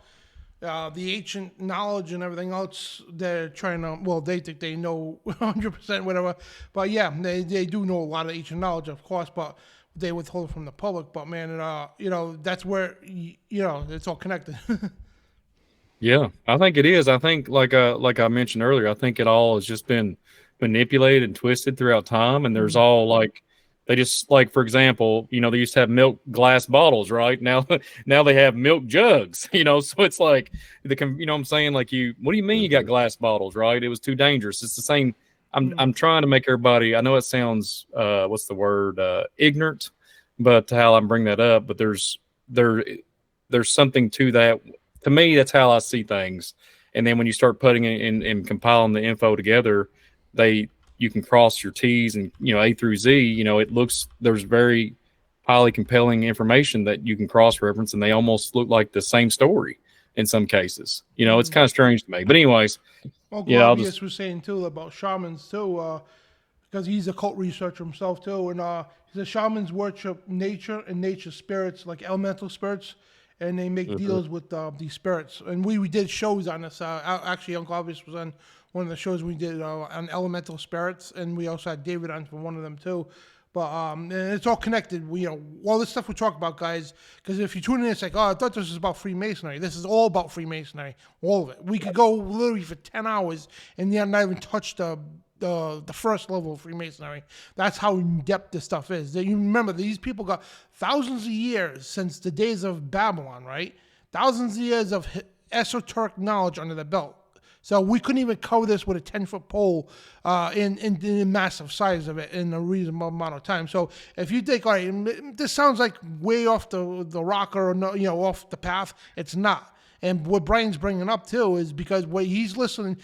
He's not too knowledgeable with the Freemasonry, but he's listening to me and Trey. He's making connections, because when it comes to ancient knowledge and all that, Brian is like one of the best, if not the best, when it comes to mounds and all the historical stuff like that. So he's making these connections because it is all connected. That's what it's all about. Freemasonry is about the ancient knowledge, and Brian's already got a lot of that ancient knowledge, so he already has a step above them. You know what I mean? But he knows the true part of that through the Bible, whatever the case. But so as you can see, all the stuff is all connected with Freemasonry. Yep. If that makes sense to everybody. I hope I explained that right. And that's why things like Atlantis always come up in Freemasonry, because Freemasons have their philosophy is really based on a form of Neoplatonism. And Plato was one of the people who made Atlantis famous to the exoteric world. But you'll also see things in there when you start dealing with it. When the reason it connects to the elemental and nature spirits is because, so that's the, when you look at alchemy, you have the elements, right? Earth, water, wind, and fire. Well, those are the elemental nature spirits, right? So it absolutely all feeds in together. And really, this is where, when you look at, and you want to apply this to the modern day, when you look at Francis and the way he's meeting with these imams, and they're having this Chrislam center, why can a Jesuit and a bunch of Muslims get along, even though their religions on paper should be clashing with each other? Because alchemy and Rosicrucianism, which is absolutely tied in with the Jesuits, believe the same thing. They both had alchemy. That's what Rosicrucianism is. It is a form of Christianized alchemy. When you get into the Golden Dawn and, the Alpha and Omega school of, I guess it would be witchcraft. I don't think that's what they call themselves, but that's the American version of the Golden Dawn, by the way. As I told Dan this before, I actually subscribe to their YouTube channel. Really weird stuff they do. But when you get into this, that's what they believe. They believe they are just, basically Christians who are in the deeper searches of these lost sciences that Jesus was a part of. The other famous form of alchemy was Islamic alchemy. So therefore, and that I believe evolved into Sufi mysticism, which is what, if you're an Islamic mystic, now you would do Sufism or Sufi. These all tie in together. Why can the Jews get along with the Catholics, even though because, by the way, the Chrislam Center will have a synagogue in it too. Why can they go in it, even though the Catholic Church was who, murdered the Jewish people? The Ashkenazi Jewish people were absolutely murdered by the Catholic Church during the Inquisition. Why can they do it? Because Kabbalism feeds into this elemental stuff as well. It's all just one giant mystery religion, and it doesn't matter where it's at, what part of the world, how remote, whether they're the biggest technological advanced society like Atlantis, or if they're, completely primal cannibals that folk do this shamanism. It's all the same religion. It doesn't matter which way you slice it. It's still the same loaf of bread, So I'm hearing you, Trey. And Dan, thank you earlier for saying kind words, man. No problem, man. But now, my sight has been taken. I'm not 100% like it used to be. Hit my head. But I critically think, and might have all this a little bit of ancient knowledge rattling off in my head, man. But could you imagine just unorthodox thinking? Crack it down in Bulldog on the milk truck, just plow into a mound, don't use nothing else, no detonation, just bam, and then there you go, instant ancient knowledge. But and artifacts. But yeah, I just want to just goof off there and kind of chime in. And if you haven't subscribed to Dan Bidondi Show, please hit that like button, subscribe. If you haven't subscribed to old Trey Boy here at Course Correction, please help the guy out, man. He's killing himself out there working all the time, and he's giving out good content. God bless you, Trey. Subscribe. And if you want to subscribe to Visual Disturbance, it's just me. It's just the Broken Down Milkman. Hit that subscribe button. If y'all don't subscribe to the Milkman, I will personally come and smash your mailbox. We don't condone violence or any kind of thing to do with your lovely mailbox. Yeah. Did I say smash? I meant I would redecorate it. Yeah. I'm sorry. Wrong word. I had a buddy of mine one time hit a telephone pole in his milk truck, and he was going about 60 miles an hour, and it came off the ground. He was dodging some old lady in a BMW, and he hit the top of it, and it grabbed him, and it yanked the whole front of the frame up, and he come off the ground, and it wasn't good. The telephone pole stayed in the ground, but let's just say that was a bad day. But anyways, let's stay on topic. But there's my little tidbit, little chiming in there. Yeah, get everybody. Oh, God bless you too. Yeah, it's been. I'm enjoying the broadcast. Thank you, Trey. Again, I know you've been going through some infirmities and stuff like that. It's all kinds of plagues or whatever it is going on over in North Carolina. No, that's exactly what it is. It feels like I'm under a plague right now, man. It's so crazy. Yeah. So just pray for all of us. Yeah. Me and Dan's going to be getting together, coming down there and harassing Trey in North Carolina, and we'll be down there in Tennessee. Everything's going to be good. And, yeah. Oh, we got a good week planned out, that's for sure. Yeah. Yeah, man. So, like, the Freemasonry goes so far in depth. And there's so many rites to Freemasonry. They have, just for the black folks out there, it's called Prince Hall. They have two of them for the women, I believe, right? It's the Eastern Star and Job's Daughters. I think that's for the little girls. Little boys is for the D. Malay. The D. Malay Society. Isn't that kind of weird? Because I heard, like, D. Malay was into freaky stuff with children.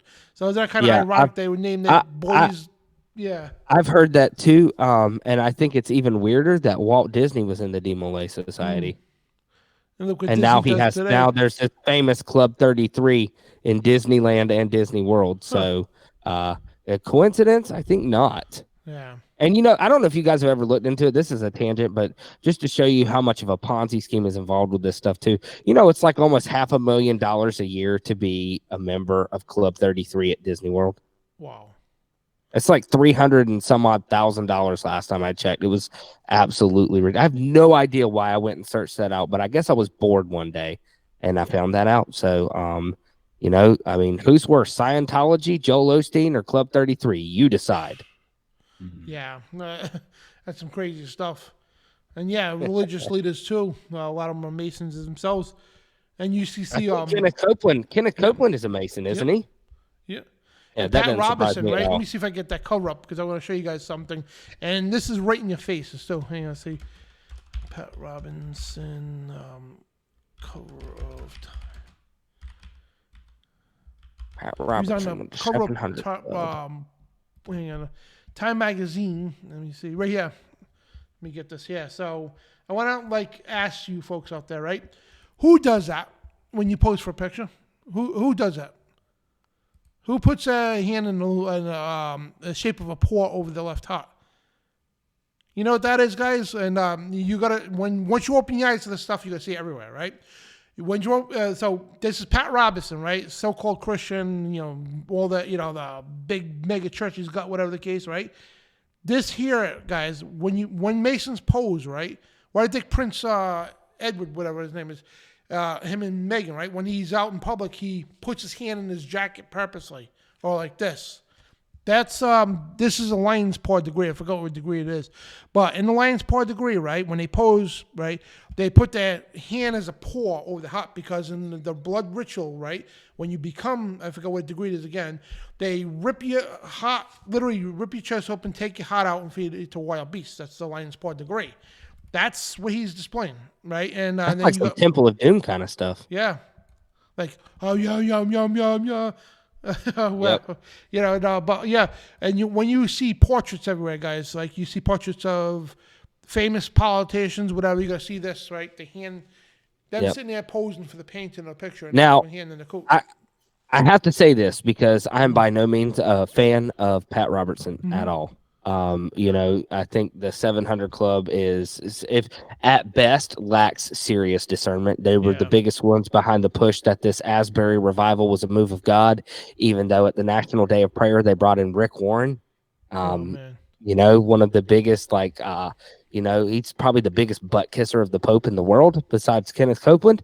But also at the same time, I just have to say, now this could be something, but you can't take the picture necessarily at face value because they said the same thing about Spurgeon, and Spurgeon spoke very openly against, Freemasonry, and they always got him with the hand in the jacket thing. Now, I agree. The picture has just come across my screen. Yeah. So I agree. It does look like that, but at the same time, it's not always the person. Sometimes it's the photographer saying, all right, now do this. Oh, yeah, that's because true. the photographer might be a Mason. They get a lot of people like that. I think that's why you see so much occultic iconography on Christian music, which Christian music is by no means, a godly business. But it's just, I always like to tell people, exercise caution. And, this has been my kick lately. A lot of people are mad at me or, confused right now because that's my big kick is, I've been encouraging people let's really let's not come to any conclusions until we know for sure. But, that just long story short, always use your discernment, but never run with it till you know for sure. I don't know why I felt like I needed to say that, but I take that for whatever it's worth. So, yeah, man. So, and this book here, I highly recommend people to get. It's a big textbook, and I think Trey's got it too. It's by Tex Mars, the late Tex Mars, Codex Magica. Now, regardless of the title, it's full of biblical scripture. What he does is he exposes symbolism and exposes a heck of a lot of Freemasonry hand gestures and tokens and all that. That thing is loaded. Okay, when you actually read this book, you got to drive down the road, right? You go drive by a strip mall, you drive by all your life, right? Read this book, and when you drive down the road again, you got to see it for the first time ever in your life. Like stuff you drove by for years, you see and you know what it is. And when you drive by, you got to see it for a whole new, different perspective because you have no idea the symbolism that's literally embedded within corporate science and what Trey was saying too. Could Pat Robertson be a Mason, or could the photographer had him done that? So we got to give him the benefit of the doubt, absolutely. And so we don't know. But regardless, that's what they do. And I did a video not too long ago on Monster Energy and Red Bull and all that. And I said, just doesn't mean people work for the company or if you drink it doesn't mean you're evil. But it's the corporate advertisers who purposely put their occult symbolism. Because this is heavily, when it comes to symbolism, Masonry uses symbolism like nobody's business, right? They have, you just say one symbol like you'll see and I, right? There's tons of different meanings and the exoteric meanings for the symbol, right? But there's maybe one or two real esoteric meanings, right? But you'll never learn that until you get to where they want you to believe. And Manly P. Hall said, too, it's intentional that they lie to you throughout the degrees. You're lied to every step of the way. So if you're a Mason out there at 3rd, 4th, 5th, 6th, 7th, 8th, probably 29th degree, right? You are lied to. And as you see, if you're at 29th degree, if you look back, I was lied to about the LCNI when I was in Blue Lodge. A little different meaning in the Red Lodge, and I started going up, depends if you go to the York or Scottish Rite. Yeah, it's a little bit different. Then you're going to end up learning, it goes from the Eye of Providence to the All-Seeing Eye, which is the third eye, to make you believe you're God. Then it's Eye of Horus or Osiris. Then you end up learning out is the Eye of Lucifer with the 1,000 points of illumination. That's what George Bush's famous speech he did, talk about the 1,000 points of illumination during the Gulf War. Yeah. He said the vision of our founders. He wasn't talking about the founding. They was talking about the founders. I'm talking about the vision of their founders with the 1,000 points of illumination. This is Illuminism, guys. And people had no clue what the hell he was talking about. He was talking about an angel in a whirlwind. Yeah, this is Kabbalah stuff, man. And that's why George Bush signed, Executive Order 33, I think it was, to honor Freemasons. He had a bunch of the top-level Freemasons in his office. And yeah, there wasn't, out of nowhere, he was talking about the angel in the whirlwind, and it's certainly not an angel of God. And also, which is, they believe is the evil Enoch, whatever the case. And yeah, this is all within our country's political system. It's sickening, really is. Yeah. I have think something to say about that. Sorry, Trey. No, Go you're ahead. fine. I was just going to say, I think that I could be wrong about this, but I want to say I remember seeing somewhere where that angel that rides in the whirlwind, isn't that like Metatron or something? Oh, Metatron, that's right. Not Megatron and Transformers. Metatron. Which is Enoch, by the Yeah. way. If you read The Secret, what is it? I've got it right here. I've got Elizabeth Clare Prophet's Forbidden Mysteries of Enoch, which has first and second Enoch. And second Enoch reveals that Metatron is, in fact, they believe Enoch.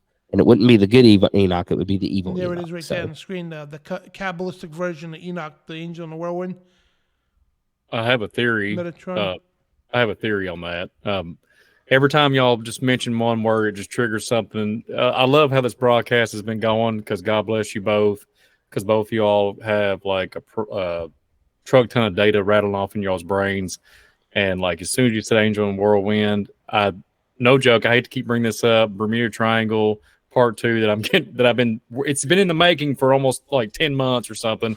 But yeah, I know it's really bad. But anyways, there's people in the chat that have been patiently waiting, but no joke, seriously, Trey, the angel of the whirlwind and stuff, I have looked into this, and I'm just going to kind of give everybody a spoiler to that broadcast I'm going to do. I have looked, and it literally is, there's something in the ocean. I know this is going to sound crazy. And it goes along with the Bermuda Triangle. I just want to throw it out there. Just a little connection. Yeah, just a little connection. There's literally something in the ocean. It's either the connection with the Bermuda Triangle crystal pyramids that's under the water, or something weird that they're able to harness, and it's to do with time and the elements and the stoichioon, all these things in one big old package, and they're able to harness this thing. So anyways, go ahead. That fits into like kind of the whole legend of Xibalba, how you would cross over from the world, from this world to the next. And I think it is that the Aztec, isn't that what Xibalba is? That Mayan? I can't remember. But Xibalba is basically how you pass from one world to the next. And it is often depicted in popular media anyway as a maelstrom or this whirlwind in the water. You look on ancient maps and you'll see like over in the unknown edges where, it says unknown, here be monsters or whatever. You see all this on all these old maps. They would have maelstroms. Edgar Allan Poe wrote a story called Descent into the Maelstrom after he had visited like Norway or something. Which, by the way, if you were to go off the coast of Norway, it's very famous for its maelstroms that will literally destroy your ship if you come in between tides. It's extremely dangerous water. But I've always thought there was something to that, because it doesn't matter. Even like go back and watch the original Stargate, right? When they crank up the Stargate, it does a whirlwind first, right? Before the portal cranks up, because that's what it is. This angel in the whirlwind is, this whirlwind is this how they travel between worlds. Look at the book of Job. It says the Lord then descended in a whirlwind, right? These are these dimensional doorways, and it's literally, not only do you see it in the Bible, but you see it in all these different places. And by the way, it's interesting to me because at least in my own research, and granted it's very limited, when you would look at legends like the Kraken or any of these big sea monsters, they would always appear near a freaking maelstrom, like these whirlpools in the water. It's insane how that works. Now, is there something there? I told you guys last week that I went to that paranormal museum up here in North Carolina. And me and the owner got to talking about, Bigfoot sightings. And, we had one, I kid you not, Brian, at that place I told you about, Maddock Mountain, where Bigfoot is commonly seen here in North Carolina. They said they were chasing him, and all of a sudden they just, this like portal, like a whirlwind opened up and they disappeared. it's literally everywhere you look if you know what you're looking for. Oh yeah, everywhere is right. So now I want to mention two groups real quick, right?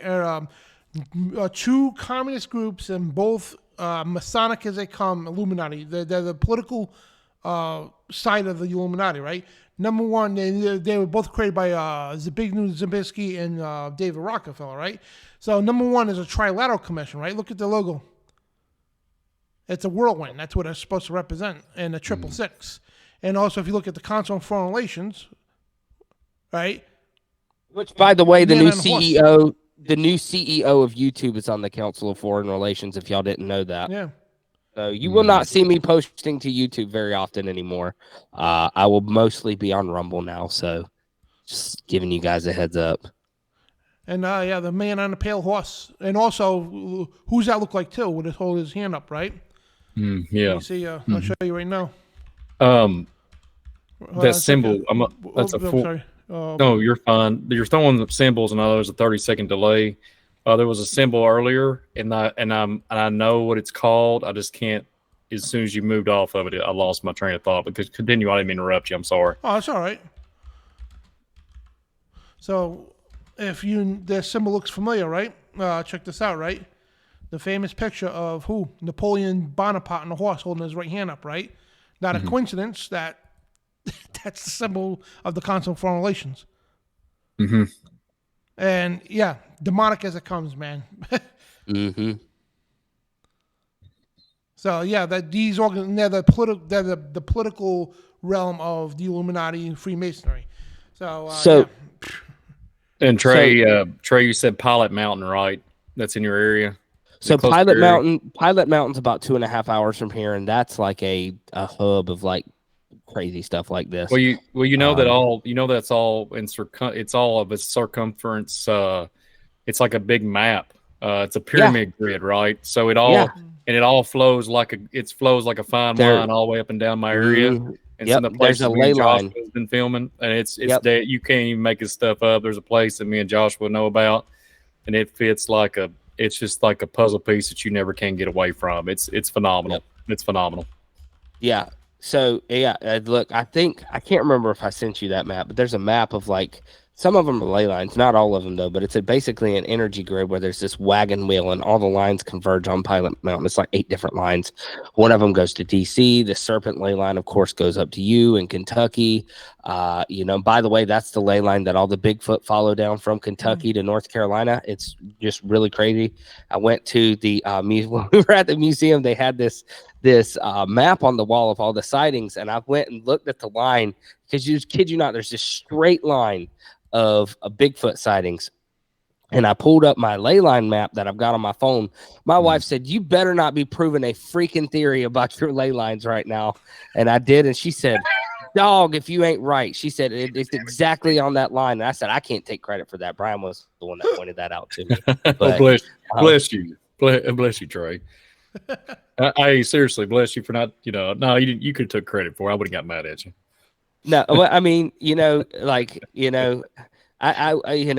just, I mean, you were the one that put the thought in my head. You said something about you had thought there was a ley line there. But, and it's weird, that's a completely different tangent. I shouldn't even go down that right now. But, when you get into this stuff, it's just, especially with this stuff and as far as with the Council of Foreign Relations, one of the first shows Dan and I ever did together was on the Mark of the Beast. The only strike I've ever gotten on YouTube was because of that show. And it wasn't even the first time I put it up. I went to re-air it one time and YouTube was like, yep, no. But we literally in that episode talked about how when you look at this destruction of the nuclear family and the tenets of the Illuminati and Karl Marx and communism, how all of that stems from like Freemasonic groups. So I think that one might be up on my Rumble channel. It's the Mark of the Beast. It was about a 2.5 hour episode that Dan and I, was literally the first time I never had Dan on my show. Oh, that was a cool show. Yeah, it was a lot of fun. We talked about, we talked about RFID and, credits. Yep. credit scores and ESG. And by the way, we were talking about ESG when back really the only person that was talking about it at that time was Glenn Beck. And boy, he turned out to be absolutely right. That was what put me on the trail of it. And I was like, ooh, this is kind of worrisome because, you know, especially now you look at this stuff they're trying to pass with this TikTok bill and the the CBDCs and all of this stuff, and all of that stuff that me and Dan were talking about is literally could come together. That's why this topic is so important. And you're like, because you guys are thinking, what does any of this have to do with the mark of the beast and communism and things like that? Guys, you need to read this Luciferian transmutation book, because the mark of the beast cannot happen unless there's a way to worship him too. It says in both places, in Revelation chapter 13, and I believe it's verse 8, it says that, you know, that this first beast will be worshipped. And then later in the second half, when it talks about the false prophet, the one who gives the mark of the beast, it says he will cause them to worship the image of the beast. Well, what do you think they're going to be worshiping? They're going to be worshiping these gods of Freemasonry. By the way, Daniel chapter 11, I think this is really interesting. When you read Daniel chapter 11 and you go to the willful king and you talk about Daniel chapter 38, that's 11:38, it says, but in his estate he shall honor the God of forces, and a God whom his fathers knew not shall he honor with gold and silver and with precious stones and pleasant things. Now, see, I think this is really interesting because when you study this willful king, it seems to be a Persian guy, right? Mm-hmm. I think he's going to be one of these Persian mystics, and I'm convinced. It says that this word forces means a fortified place. But I think it's interesting that the King James translators chose the word forces. The word means fortress, so why not use that? Why forces? Because I don't think we're talking about a physical fortress here. I think we're talking about a spiritual stronghold, i.e. maybe somebody, then this is me reaching here, so this is my theory. Take it for whatever it's worth. I believe this guy's going to be worshiping this Master Mason. Mm-hmm. Now, see, this guy dies before the tribulation even starts. And, you know, for anybody who's subscribed to my stuff, tomorrow on Rumble at, I think, around sometime, if you're subscribed, you'll get the notification. I'm going to post a link on YouTube tomorrow, but we're going to be talking about some scriptures where this guy on YouTube tries to prove that Donald Trump is the Antichrist. The problem is he uses scriptures for 3 different people. This is one of the verses he uses. When you study it, you realize this guy dies before the tribulation starts. But who is this God that he's worshiping that his ancestors knew not? Well, if it's Persia, for most of modern history, they've worshipped Allah, right?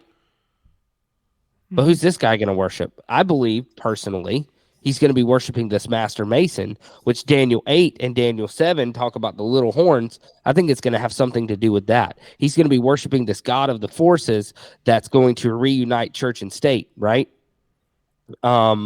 And I've talked about this stuff extensively on my show before when we talked about King Charles and how I believe he wants to be this beast. All his imagery on his coat of arms says so. You know, but what people have to realize is that you're never going to identify the Antichrist by either his name or his number, because that number represents a total apostasy of 6,000 years of known human history. In one man. That's what Irenaeus said in book 5 of Against Heresies. So what we do know then is if we look at, you know, especially when you get into the study of Aleister Crowley and you start looking at this apostasy and these things like this is that apostasy. Look at all the blasphemous things we've already talked about. How they mock Jesus in this Master Mason ritual where, you know, Hiram Biff dies, but he's raised again. And now you're this Master Mason that you represent this, what did they call it? The Christ principle, right? Mm-hmm. Like this is just openly blasphemous stuff. I've got quotes in here from Albert Pike where he talks about how the Ouroboros and the Baphomet together are the Holy Spirit. Like, that's blasphemy of the Holy Spirit right there. I've got it in 2 different books. I could pull up that quote right now. Matter of fact, I think I will. Because one of them is right here when we get into the androgynous god of Freemasonry. And this is in the Global Luciferian Mass book because, you know, this is another one of the gods of Freemasonry. When you talk about the Baphomet, because it was Eliphas Levi who first drew up the picture of the Baphomet based off the goat of Mendes, which, by the way, comes from ancient Egypt. Thank But this you. is what I was trying to figure. Like, I knew he got the idea from Egypt. Couldn't trace so it was the go to Yeah. Mendes. Okay. It was the goat of Mendes. Yeah. But this is what he says. He says another explanation, and this is the Great Seal of Solomon, and this is what this is David Carrico writing here.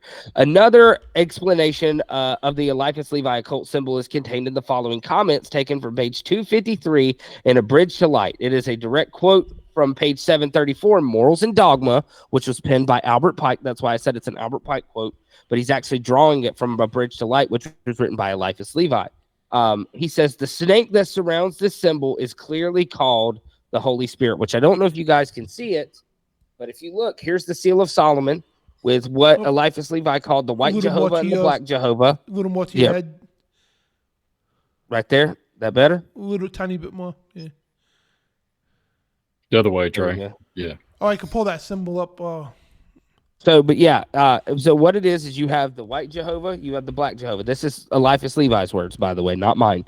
And then there's this snake swallowing its tail, the Ouroboros around it. And he said that Ouroboros was the Holy Spirit. There's other quotes, and I've got them in here somewhere. This is it right here on screen. The Eliphas Levi, as above, so below. Yep. And so, and here's the quote, by the way, about the Baphomet. It says, there is in nature one most potent force by means whereof a single man can possess himself of it and know how to direct it, and know how to direct it. It could revolutionize and change the face of the world. The Gnostics held that it composed the igneous body of the Holy Spirit. This is Pike again talking about the Baphomet and how it is the igneous body of the Holy Spirit, and it was adorned in the secret rites of the Sabbat or the temple under the hieroglyphic figure of the Baphomet or the hermaphroditic goat of Mendes. This is blasphemy of the Holy Spirit. Amen. Yeah, it's ridiculous.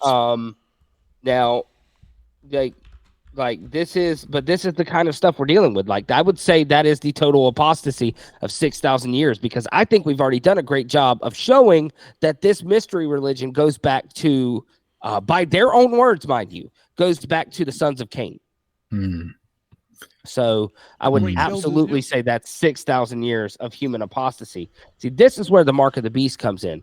Will it be a physical mark? I think there will be a physical aspect, but it's more... Look, you can't separate the spiritual and the physical. They absolutely want the physical. That's why they're pushing for it. But it's going to be this worship, this false communion, this bread and blood, this flesh and blood that they're going to want people to take in this ritual, this transmutation. That's going to be what does it. That's the abomination of desolation that Jesus talked about, I believe. But when you get into this aspect of it, that's the mark. That's the sign of their authority. You look at it. That's why you can see the 666 and all of this stuff in it. They're telling you about their religion. And that is the sign of their authority when you get into this stuff. 6,000 years of human apostasy, as Irenaeus said. I want to point something out, too, that people completely overlook. This thing isn't everywhere, and this is one of the cores of the top core. If I get to it, yeah. All right, yeah. So this is going to look very familiar, right? This star, so-called Star of David, which is no such thing. Now you're going to see this star, right? This is heavily used in Freemasonry, not just Judaism, right? This is used in Hinduism, Catholicism, Islam, Buddhism, Freemasonry, Judaism, Masonic temples, Church of Mormons, and the Gnostics, right? Yeah. Why is this seal so important, right? And Doc Marquis, former Illuminati, God rest his soul, he said, because people revere, the pentagrams, the Eastern and Western, one pointing up and down is, they're powerful talisman, absolutely. But the most evil and most powerful talisman in all the occult, that's a symbol, right, is this star. The star of Raphael, the star of Moloch. And if you read Amos 5, you'll learn, it's nothing to do with David. David never had a star. It says it right out in the book of Amos. And those are the stars of your gods. with a lowercase g, of course. So Yeah. why do you think they're everywhere? They are embedded in everything because this is the core deity this is the religion of Freemasonry. It's Kabbalah. Plain and simple. It's not Jesus Christ. This is, and if you look, Kabbalah's ancient Judaism. This is I'm talking about. You talk about today's version of Satanism. This is the most darkest stuff you could ever imagine. They believe in God is androgynous, and also believe that God and Satan are the same person. It's so twisted. It's not even funny. He's both male and female. He's got split personalities. It is bizarre. And they believe that Jesus is Metatron. And David Carrico covered that a lot too. And they believe, there's a complete twisted version of Jesus and Enoch and everything else. It is such the most bizarre, most evil thing there is. That's why, and deep in Catholicism, you see that everywhere. That is the core. Yep. I'm sorry to cut you off. Yeah. No, sorry. I was just going to say it's confusion. Yeah. And God is not the author of confusion, as he writes in the scripture. Mm-hmm. I have a little insert here. Just listening to you both. Real quick, in there, correct me if I'm wrong. Isn't there something? Is it Enoch? I know David Carrico and everybody does a good job but John and all them. They've done an extraordinary good job on ACTV with the Enoch series. Isn't there an angel that taught? Was it Enoch 69 maybe, or 69 or 50? Was it chapter 69 talking about the writing of ink? Am I correct on that? You remember is talking about teaching man how to use ink and pen? Am I wrong? If it is Enoch 69, it would be one of the Satans. I've got my copy of the Book of Enoch right here, so give me a second. I'll look it up. Forgive me. The reason why I'm listening to you guys, and I'm kind of just compiling everything that we've brought to the table tonight, and I have something to throw in there. If you can bring it up, I can't remember, and forgive me, everybody in the audience. This is really just off the cuff. It just came to my remembrance. I was just wanted to bring something up. So if all this stuff, because y'all know more about Freemasonry than I do, if all this stuff is, go ahead, Trey. I'm sorry. I was just going to let you know I found it. Okay, please read it. Please read it. No, please read it. It is 69, Enoch chapter 69, starting in verse 8. The fourth was named Penimmaway. Now keep in mind, this is one of the Satans. So you really want to set a Baptist hair on fire? Tell them there's more than one Satan. Don't do that. That would not be. They're not ready for that yet. So don't start an argument. The fourth was named Penimmaway, which I think is interesting because Nimue was the one that locked Merlin in the tree. That's in Arthurian legend. That's what I was going to bring up. Yeah, yep. Thank you. You're all we're on the same mind here. We're on the Holy Spirit's pouring out here. Yeah, let's do this. Yeah.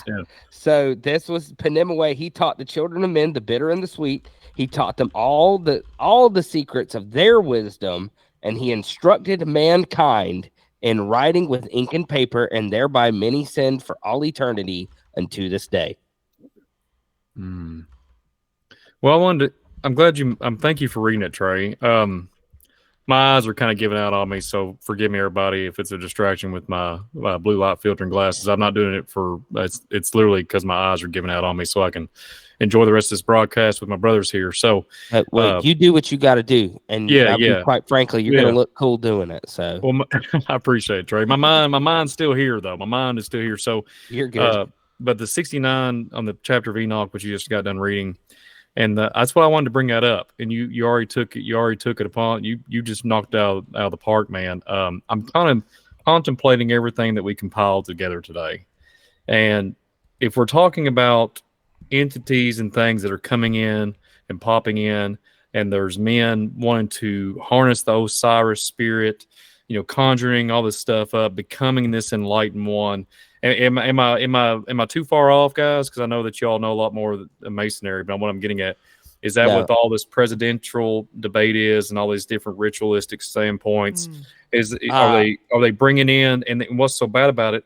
Once they bring it in, they take their ink and pen and they start writing what these ancient deities and ancient spirits have been around for millenniums, and they're able to articulate it and put it in a book and paper form, and then produce it and just cause all kinds of discord and literally make up all kinds of different data that can bend and spin it to mankind's will. They'll manipulate it, defragment your brain, and before you know it, they'll get you believing that stuff more than they will the Holy Scriptures. Am I too far off there? I'm just kind of I think you're spot on. Yeah. Okay. I just wanted to. Sorry to interject. I just wanted to throw that out there.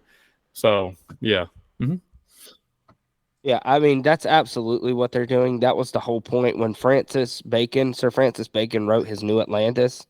It was literally a story that was never finished, by the way, about how they needed this utopia where their philosophy could be exercised and exist. And that would basically, Manly P. Hall says that was the blueprint for the United States. Well, when you really start to study Atlantis and you understand the 10 kings that were the sons of Poseidon and how this beast will have 10 horns, that's absolutely what they're trying to do. And they're using their pen. You always hear the term, the pen is mightier than the sword. I don't know if any of y'all ever watched the show Once Upon a Time. But one of the characters that was, a catalyst in the show early on, by the way, where all of these Disney characters get stuck in this town in the real world, right? One of the characters becomes I guess he was called the author or something like that, but he literally had this magic pen and he could, change people's stories. Like the most magic character of all on that show was the one with the pen. It wasn't Rumpelstiltskin, who was a great sorcerer. It wasn't the evil queen. It wasn't the Wicked Witch of the West, who was up there.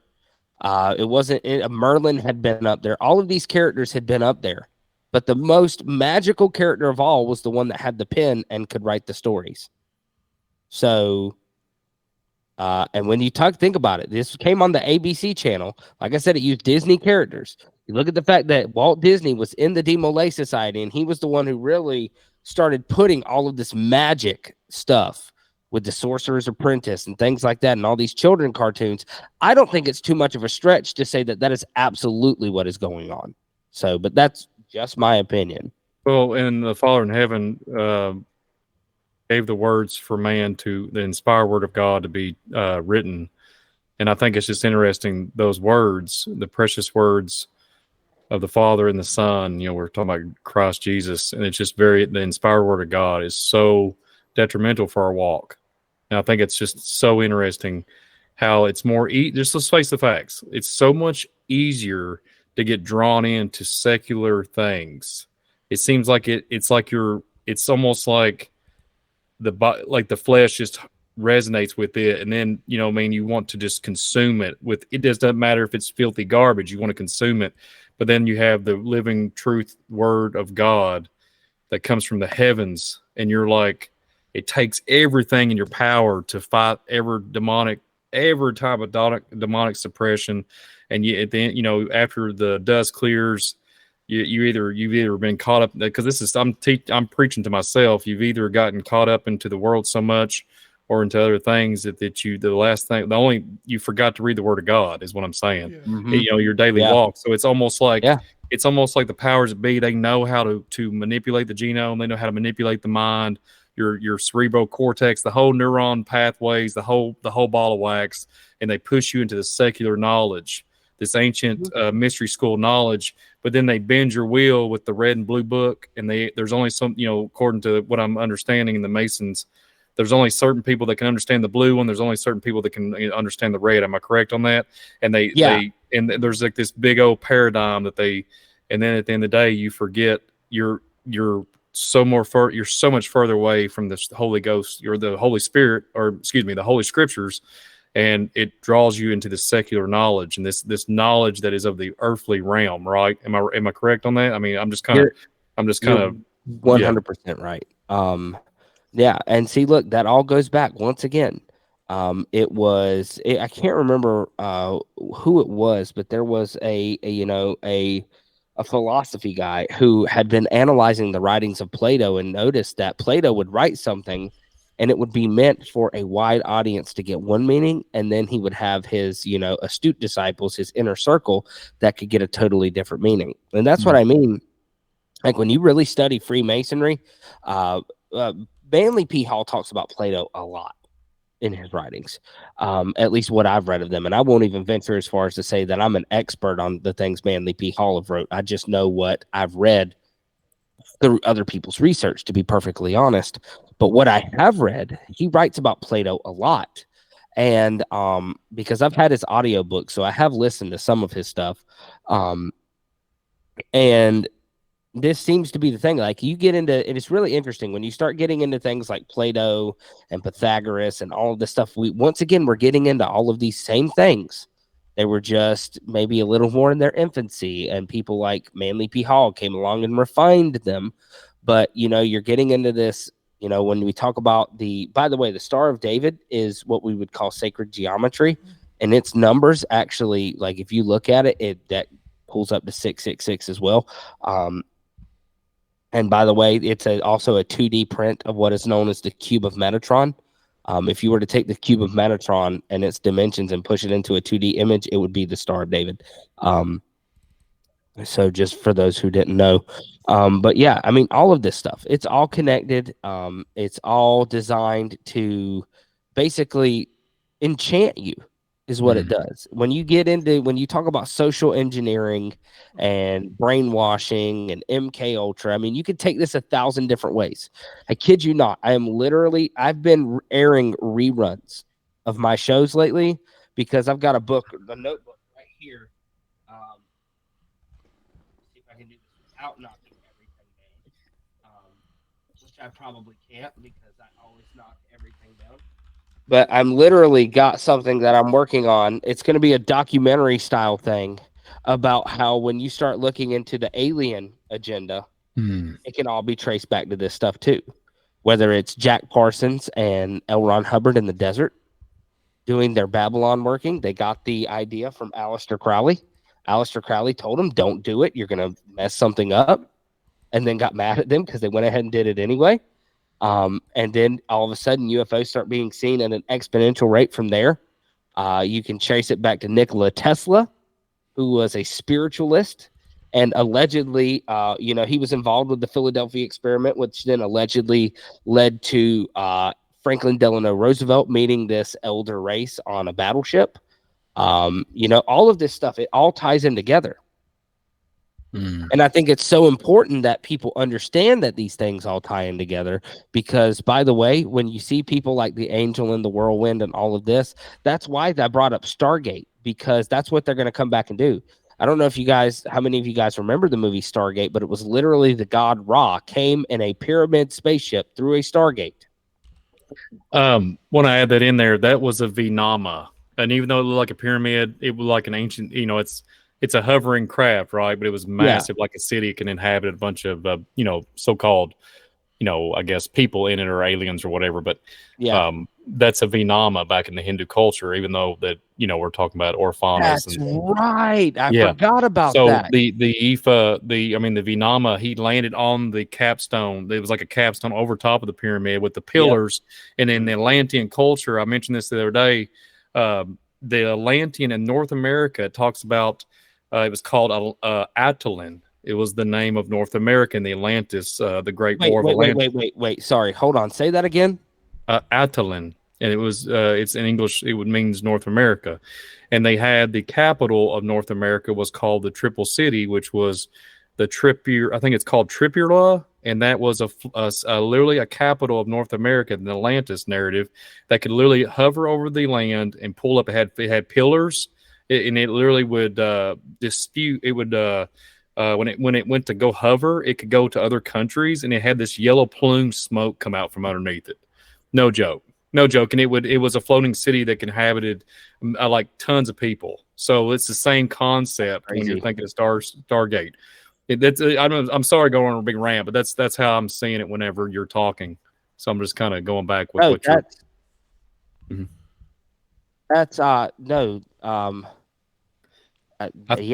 So, and I was thinking, and forgive me, I'm looking this up right now.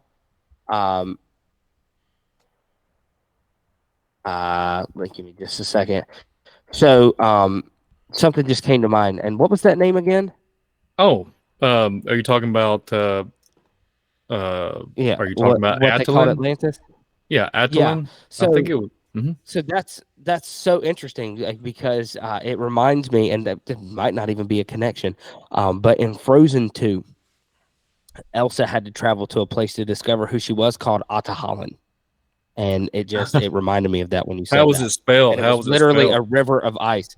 It's Ahtohallan. It's spelled a little different, but I get what you're saying. The punctuation when you're pronouncing it, it sounds similar. Mm-hmm. Yeah, And those there's definitely a phonetic similarity. those elemental spirits are all over the place on the Frozen. Guys, narrative. so we passed the 2 hour Especially in mark. Frozen 2. So Go we ahead, Dan. No, I was saying that I don't have a time limit, but we passed the 2 hour mark. I don't know if you guys want to take calls. I have a presentation too, but I mean, the presentation I got is going to take at least 45 minutes. And okay. So Well, I'm I'm just sorry, gonna, Dan. I'm just gonna talk a couple of slides that. What I'm going to do is either Sunday night or Monday, I'm going to just do another show separate this, just to illustrate the slides I got, because the presentation I got, again, is a minimum of 45 minutes. And by the time I'm done training, I'll be asleep here. But I just wanted to point a couple things out, and because we told people that if you're Masons to watch the show, because the stuff that's literature that's in your own Masonic libraries. I just want to just a couple things. I'm not going to show all the slides, but I want you to, if you're a Mason or think about going to Mason, right? Go into your library, right? I have this book, and I'm going to burn the damn thing, because this book here is one of the most disgusting, evil books there. I mean, it's pure spiritual filth. All right, by Albert Pike and His Morals and Dogma, right? So if you take Masonries of God and all that stuff, okay, this is Confederate General Albert Pike, right? Yeah. Evil as they come. This guy almost ranks up there with Aleister Crowley. Almost. Yeah. So he created the 33 degree. He was the creator of that, right? It was only 32 degrees at the time. He created the 33. And his signal, that what you're looking at, right, is a double-headed eagle, bird.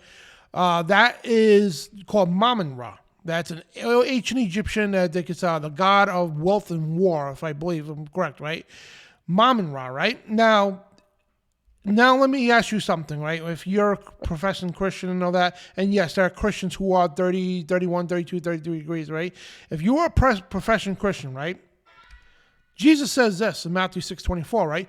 No man can serve two masters, for either he'll hate one and love the other, or else he'll hold one up and despise the other. And you cannot serve God and mammon. Bam, that's right in your face. Yeah, I was actually just about to bring that up when you said Mammon Ra was the god of wealth. I was like, that sounds an awful lot like Mammon. Yeah, and it's right there in Scripture. You can't make this stuff spelled up. the same. I just saw it. So I'm watching the video on like mute while we're doing it, and it just popped across my screen. That's insane. That's not a coincidence. By the way, Mammon is also considered in certain cultures, Mammon is considered a spirit or a demon that is constantly tied into greed or wealth as well. And that's why it's black there, right there. Yep. In that illustration.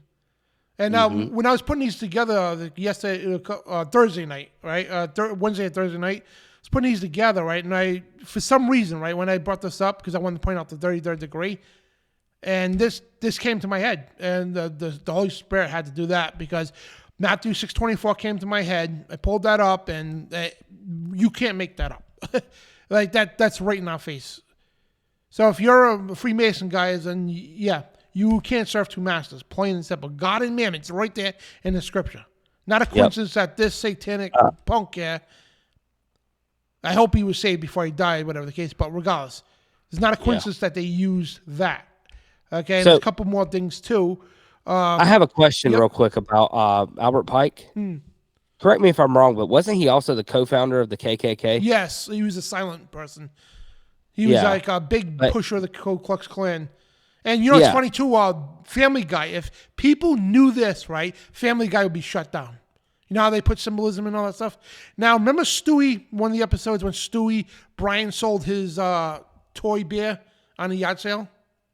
Yeah. Okay, they went around the country looking for, what's the bear's name? I don't remember. What's the beer's name, G? Oh, regardless, right? Huh? Rupert, right? So they went. Oh, yeah. Brian Rupert, right? Let me see if I can pull this up here. Brian Rupert, hold on, say, looking for, because I'm going to show you guys something. It's, yeah, this was, and if people knew what this meant, there would have been a massive uprising. Family Guy would have definitely got shot down for massive racism right here. I'm going to show you guys, let's see, Pike statue. Now, check this out, right? Let me see. Yeah, I can't find an illustration right now. So, anyway, if you could picture, if you guys watch Family Guy, you know what I'm talking about.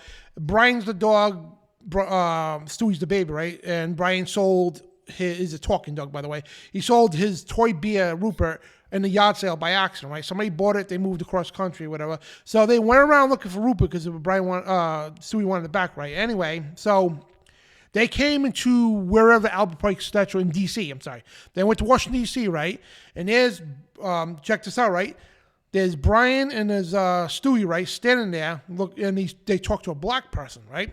In the background is a statue of Albert Pike on a horse, right? And they says something in the matter of slavery, and Stewie goes to the black guys, you're welcome.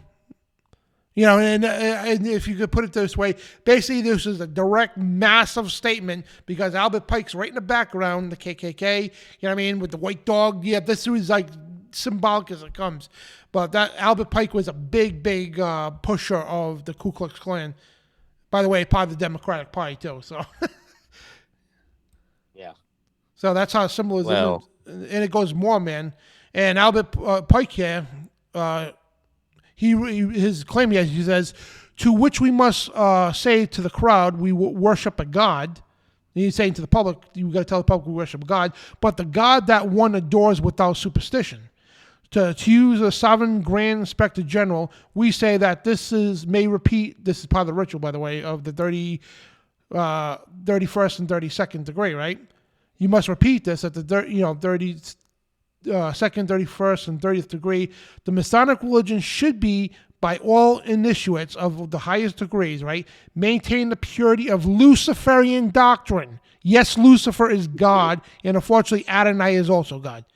Like we just told you. So if you are a professing Christian right now, you're in Freemasonry, this is the highest degrees, guys. They believe God and Lucifer are the same person. And it's more. It's more, right? Albert Pike, Morals of Dogma, right? And 2 Corinthians 11 says, 14, no marvel, right, that Satan himself transforms into an angel of light, right? So now, page 246 of Morals of Dogma, right in the highlighter red, right? Lucifer, the light bearer, the strange and mysterious name given to the spirit of darkness. Lucifer, the son of the morning.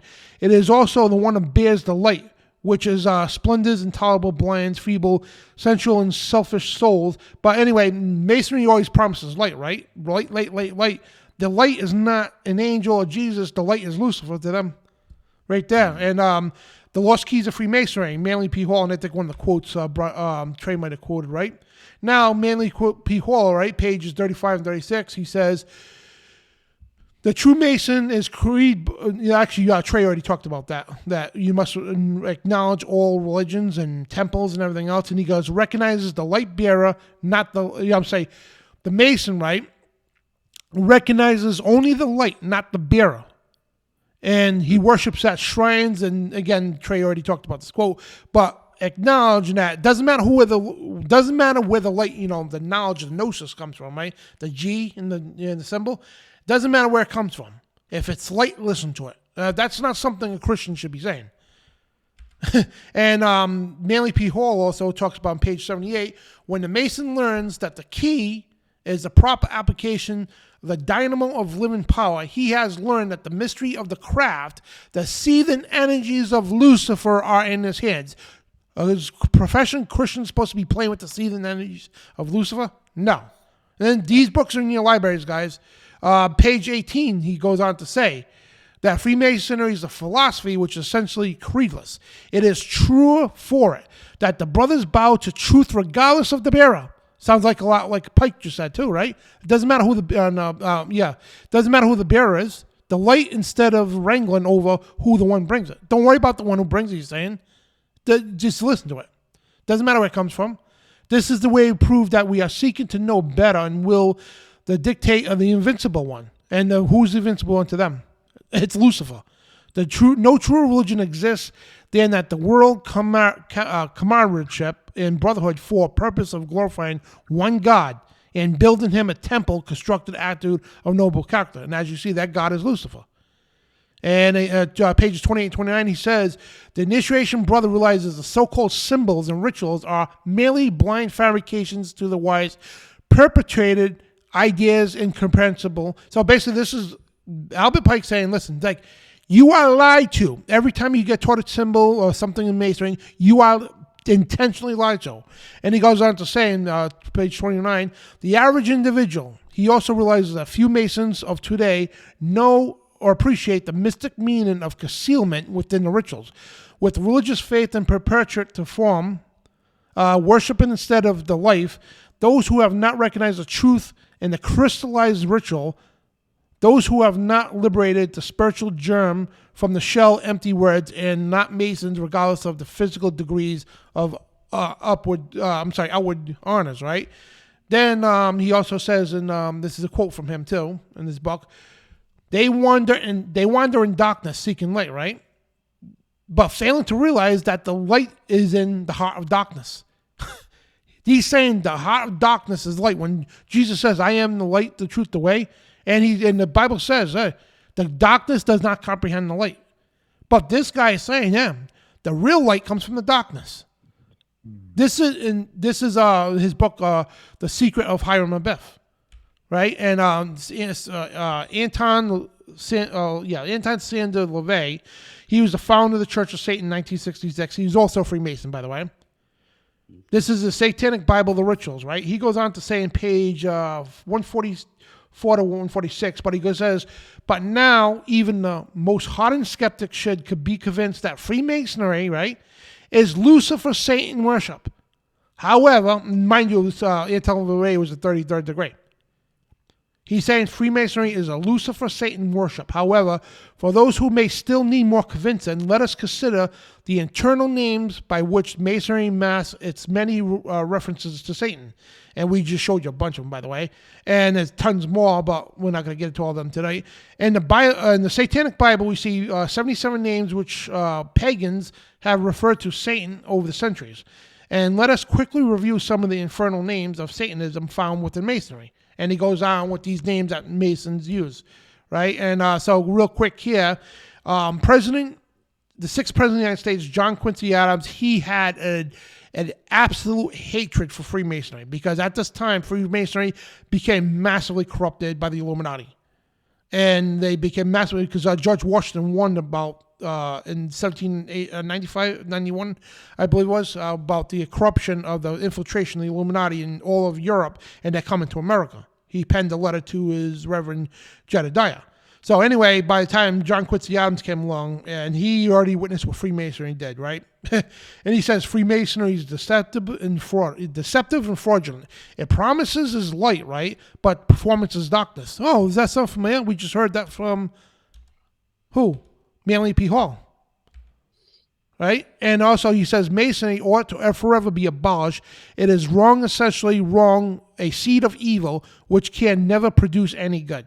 And he also goes on to say, I do consciously and sincerely believe that the order of Freemasonry, if not the greatest, is one of the greatest moral and political evils under which the unions now labor in, a conspiracy of the few against the equal rights of many. Masonry ought to forever be abolished. It is wrong, essentially wrong, the seed of evil, which can never produce good. That was the full quote of that. And another one, he says, Freemasonry is deceptive and fraudulent. And then that's the quote where he just said, it promises light, but its performance is darkness. And exactly right. And he also warns President John Quincy Adams. He warned that the lodges use the Bible should to do train Christians raises red flags, right? He's warning Christians about being part of going to the lodges there, right? Being part of a Masonry. So he says if the candidate has been educated to a sincere and heartfelt reverence for religion and the Bible, and if he exercises the reasons, he knows that all the tales of Josh and Boaz, by the way, those are the two temples Two pillars, I'm sorry, in the Masonic Lodge. They represent the pillars of King Solomon's Temple, Jachin and Boaz. But anyway, he says, if you know the tales of Jachin and Boaz and Solomon's Temple and Hiram Abiff and Jubilo and Jubilam are impostures, poison poured into the perennial foundation of truth traditions exactly resembling those repudiated by Jesus Christ as making the word of God non-effect. He said, if you know the Bible, you should not be in Masonry because you could clearly see it's against God. You know what I mean? And I got so much other stuff, but one more thing I'm going to reveal here too.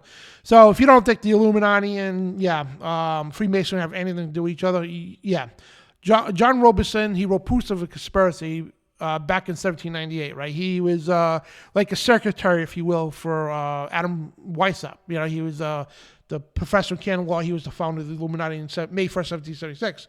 Anyway, this was at the Council of Wilhelmsbad that he talks about when all the secret societies merged under Freemasonry, because at the time, the Illuminati was being hunted down. For generations, the Knights Templar were underground, the Jacobins, the Druids, they all had to go underground because they would be hunted left and right.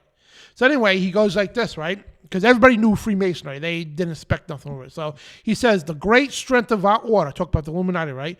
The great strength of our order lies in its concealment. Let it never appear in any other place in any other name, but always covered by another name and another occupation. None is fitter than the three lower degrees of Freemasonry. That's the Blue Lodge, the supposed Christian lodges.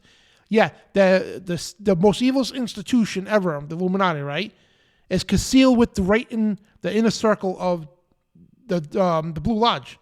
And he says the public is accustomed to it, expects little from it, and therefore takes little notice of it.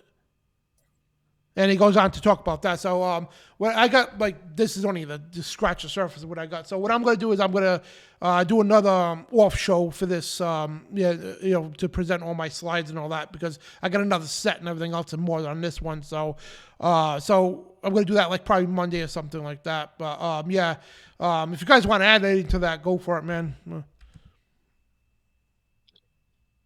And I got tons of more quotes from Albert Pike and all these other cats from the Illuminati. Freemasonry and the Illuminati. Albert Mackey's Encyclopedia. You got Duncan's Encyclopedia of Freemasonry. This is a good book too, guys. Voices from the Dead by Tex Mars. It talks about the ritual, the dead man in the coffin, which comes to find out that it is, what's his name here? Hold on a second. I got on my other slides. It's Bar Simeon Yoshi, Rabbi Bar Simeon Yoshi, but that's I'll save that for next time, unless you guys want to talk about it. But that's the guy that allegedly, officially Moses de Leon is the one who brought together the Zohar, but according to Jewish legend, Rabbi Shimon Bar Yochai was he was the one that did it, and it was not long after the time of Jesus, sat in a cave and had all of it supposedly transmitted to him by, I think, an angel like Metatron. So yeah, it's him right here. And, it's from Tex Mars' book too here. So Jewish artist conception, this famous Rabbi Simeon Bar Yoshi, 2nd century author of the Kabbalah and the Zohar, Yoshi, or I call him Yoshi, I don't know why, according to both the Jewish Encyclopedia and Wikipedia, is described as a preeminent and anti-Gentile teacher. He quoted the Talmud as saying that the best of the Gentiles kill, and his Kabbalistic works are the basis for doctrines of Freemasonry. He is honored in Freemason's 30th degree, the Knight of Kadosh. So if you ever see the ritual they have, it's called the Dead Man in the Coffin. David Carrico believes that dead man in the coffin right here that they talk to, all right, that's Bar Yoshi. And also Tex Mars agrees with that. And the Masonic drawing symbolizes Rabbi Bar Yoshi and speaks to the 30th degree candidate from the coffin. So that I believe that's also, that man in the coffin imagery is also big in Skull and Bones, if I remember correctly. Oh yeah, yep, because it's got Skull and Bones is on right on the top. See it? You could barely see it, but it's right on the top with the Skull and Bones on top of the lid of the casket. Yeah. Yep. Very interesting. Yeah. Yeah, I really need to get Tex Mars books. I actually don't have any of them, and I really want to read them. So I've got to buckle down and get those very soon. You get them on eBay, wicked cheap, man. And I think his website's still up. I think his family runs it now. But man, Cool. what a blessing to have him on the show. For a while, I stopped having him on the show because I had no idea. Because Alex Jones told me he's like anti-Semitic and all that, so I stopped using him. Then I come to find out everything he's saying, the guy was 100% right. But he wasn't talking about real Jews, talking about the fake Jews like the Bible talks about. So, Yeah. And I didn't know any better at the time, so I stopped using him, but I feel bad. But this guy, he was such a blessing to have on the show, and it was an honor to know him. Yeah, he was a smart guy. I've seen some documentaries. Now, granted, Yeah. they were with maybe not the best people. Like I think he made a documentary with Steven Anderson one time. Oh, yeah. But hey, I mean, you win some, you lose some, right? But the Yeah. guy was wicked smart. Like just very, very, very intelligent. Yeah, I would recommend you get Codex Magica and that book I just showed you there. Yeah. Yeah, I'll definitely start looking into getting those. But guys, I gotta be honest with you. And you guys know I normally I stick around even after Dan normally leaves, for those of you who don't know off there. But I'm about to fall out. So Yeah. All right. and I've told y'all, I mean, normally it's not like this, but it's been A very long- tasking week. Yes, it has. So if it's okay with you guys, I'm gonna cut out early, and but I will appreciate definitely you go back. coming on, man. I do. Oh, hey guys, thanks for having me. You guys know I always look forward to it. Absolutely. It was a pleasure, man. Shabbat Shalom. And Jason, thank you for joining us too. And God bless Shalom, and you are the resistance.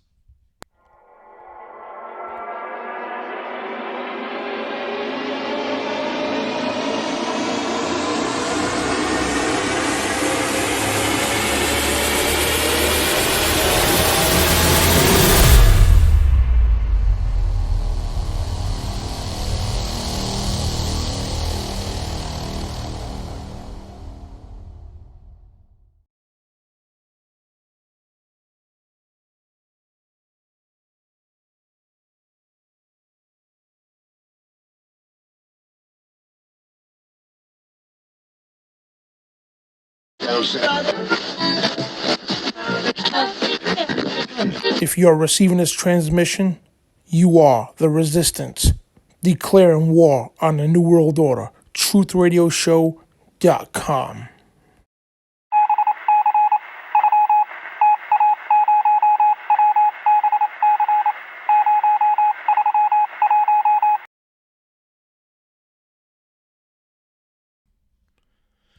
And welcome everybody to the Dan Bidondi Show right on TruthRadioShow.com. So I want to welcome everybody here, and I want to acknowledge that this is a continuation from Friday's show, so it might look similar and everything else. So just want to let everybody know this is not a replay or nothing. This is a live show. So as you can see, I got my white wrinkly shirt on here. So yeah, so we got a lot to talk about today, and what we're going to do, guys, and we're going to talk about Freemasonry again. There's stuff that I didn't get to bring up during the show because we just ran out of time. Because we had me, Brian, and Trey Harris.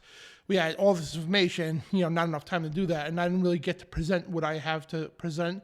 So basically, this is going to be a very educational. And it's got to do with American history, French history, and British history as well. And all Europe history, I should say, and American history.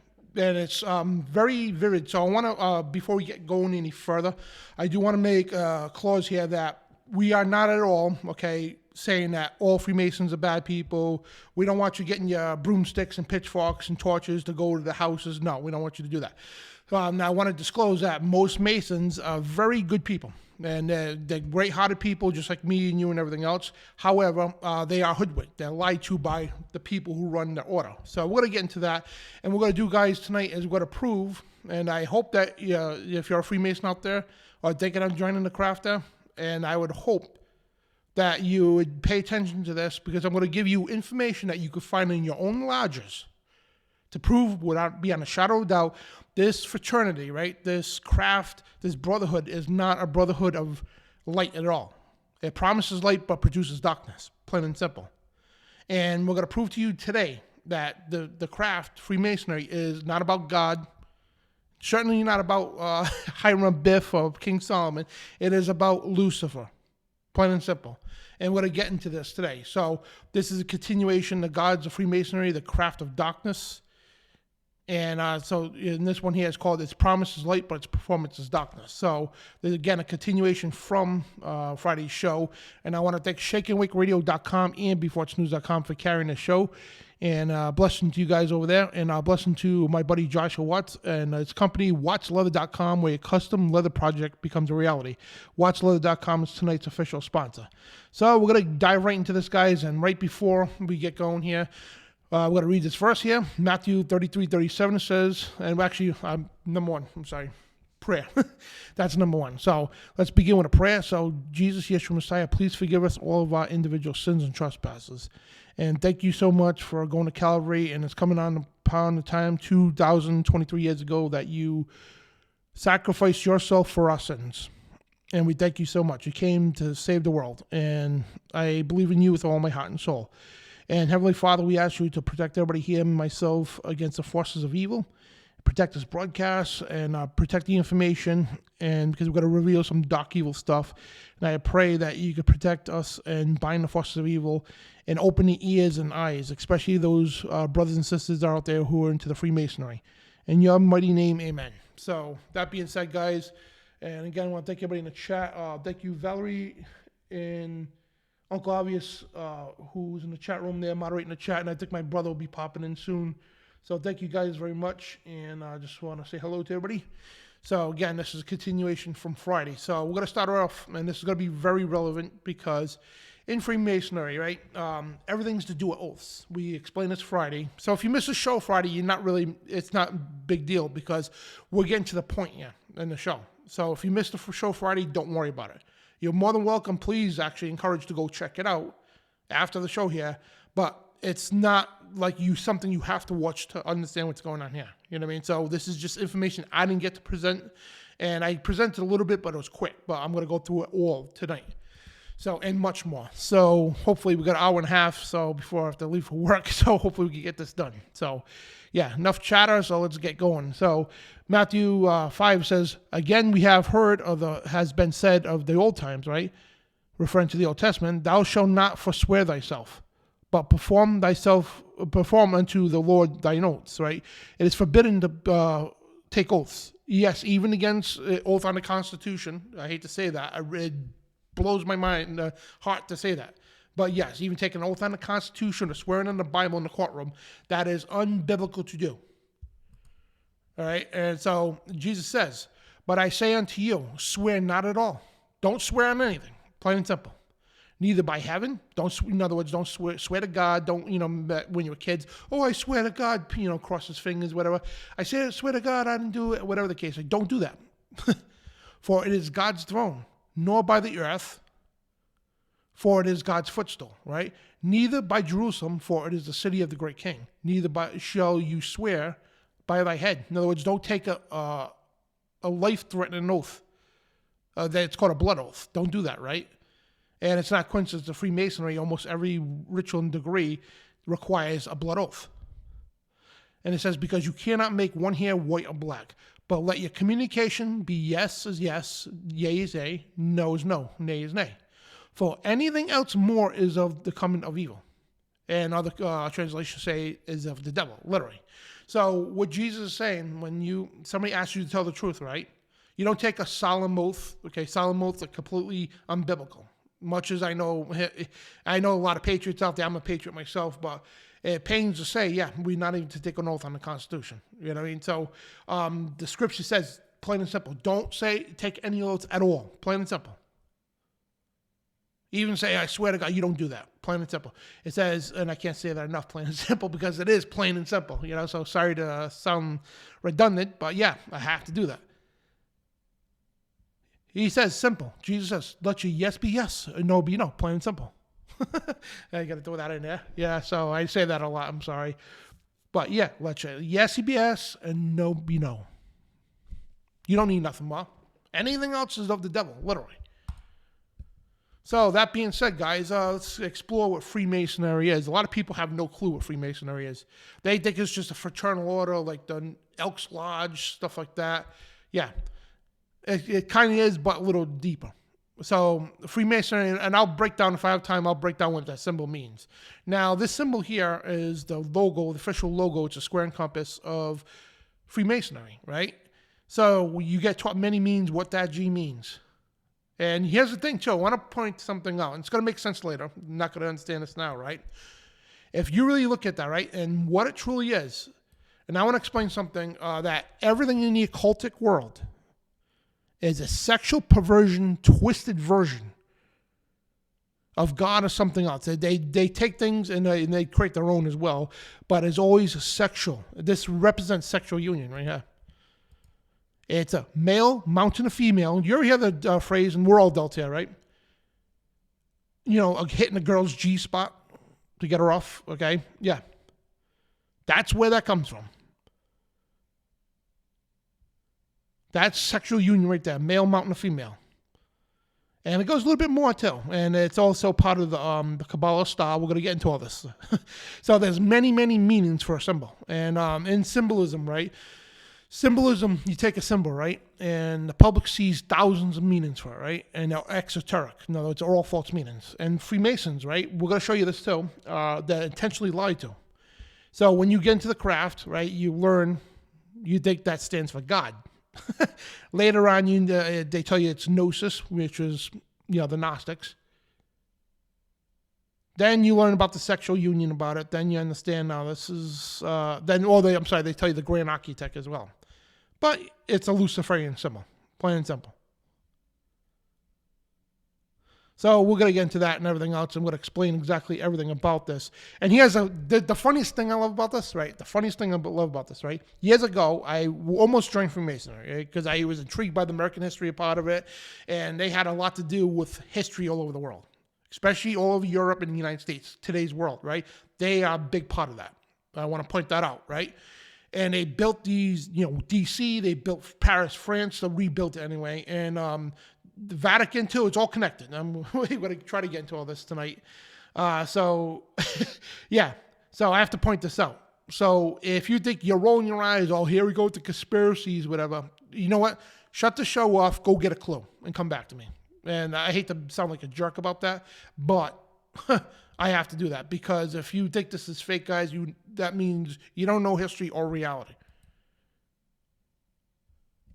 So we'll get into the symbol soon. So David Carrico's book, right? It's The Great Seal of the United States. I used it in my documentary movie. I just seen the promo for it at the beginning of the show here. So The Great Seal of the United States, that's his book. It's a cult meaning, right? That's available on FOJCRadio.com. The links are in the description if you want to buy this book, guys. I think it's only $12, literally. It's an amazing book. So in the book, yeah, and I hope I can see this. Hang on, let me pull it up on my screen here. Sometimes when I make these slides, I I don't compensate. I know you guys can see it, but it's hard for me to see it. Hang on one second. All right, so where it's highlighted, right? It's footnote 87. Talk about that this graph on the right? That symbolizes the ladder. Jacob's ladder. We did a show on this a couple weeks ago.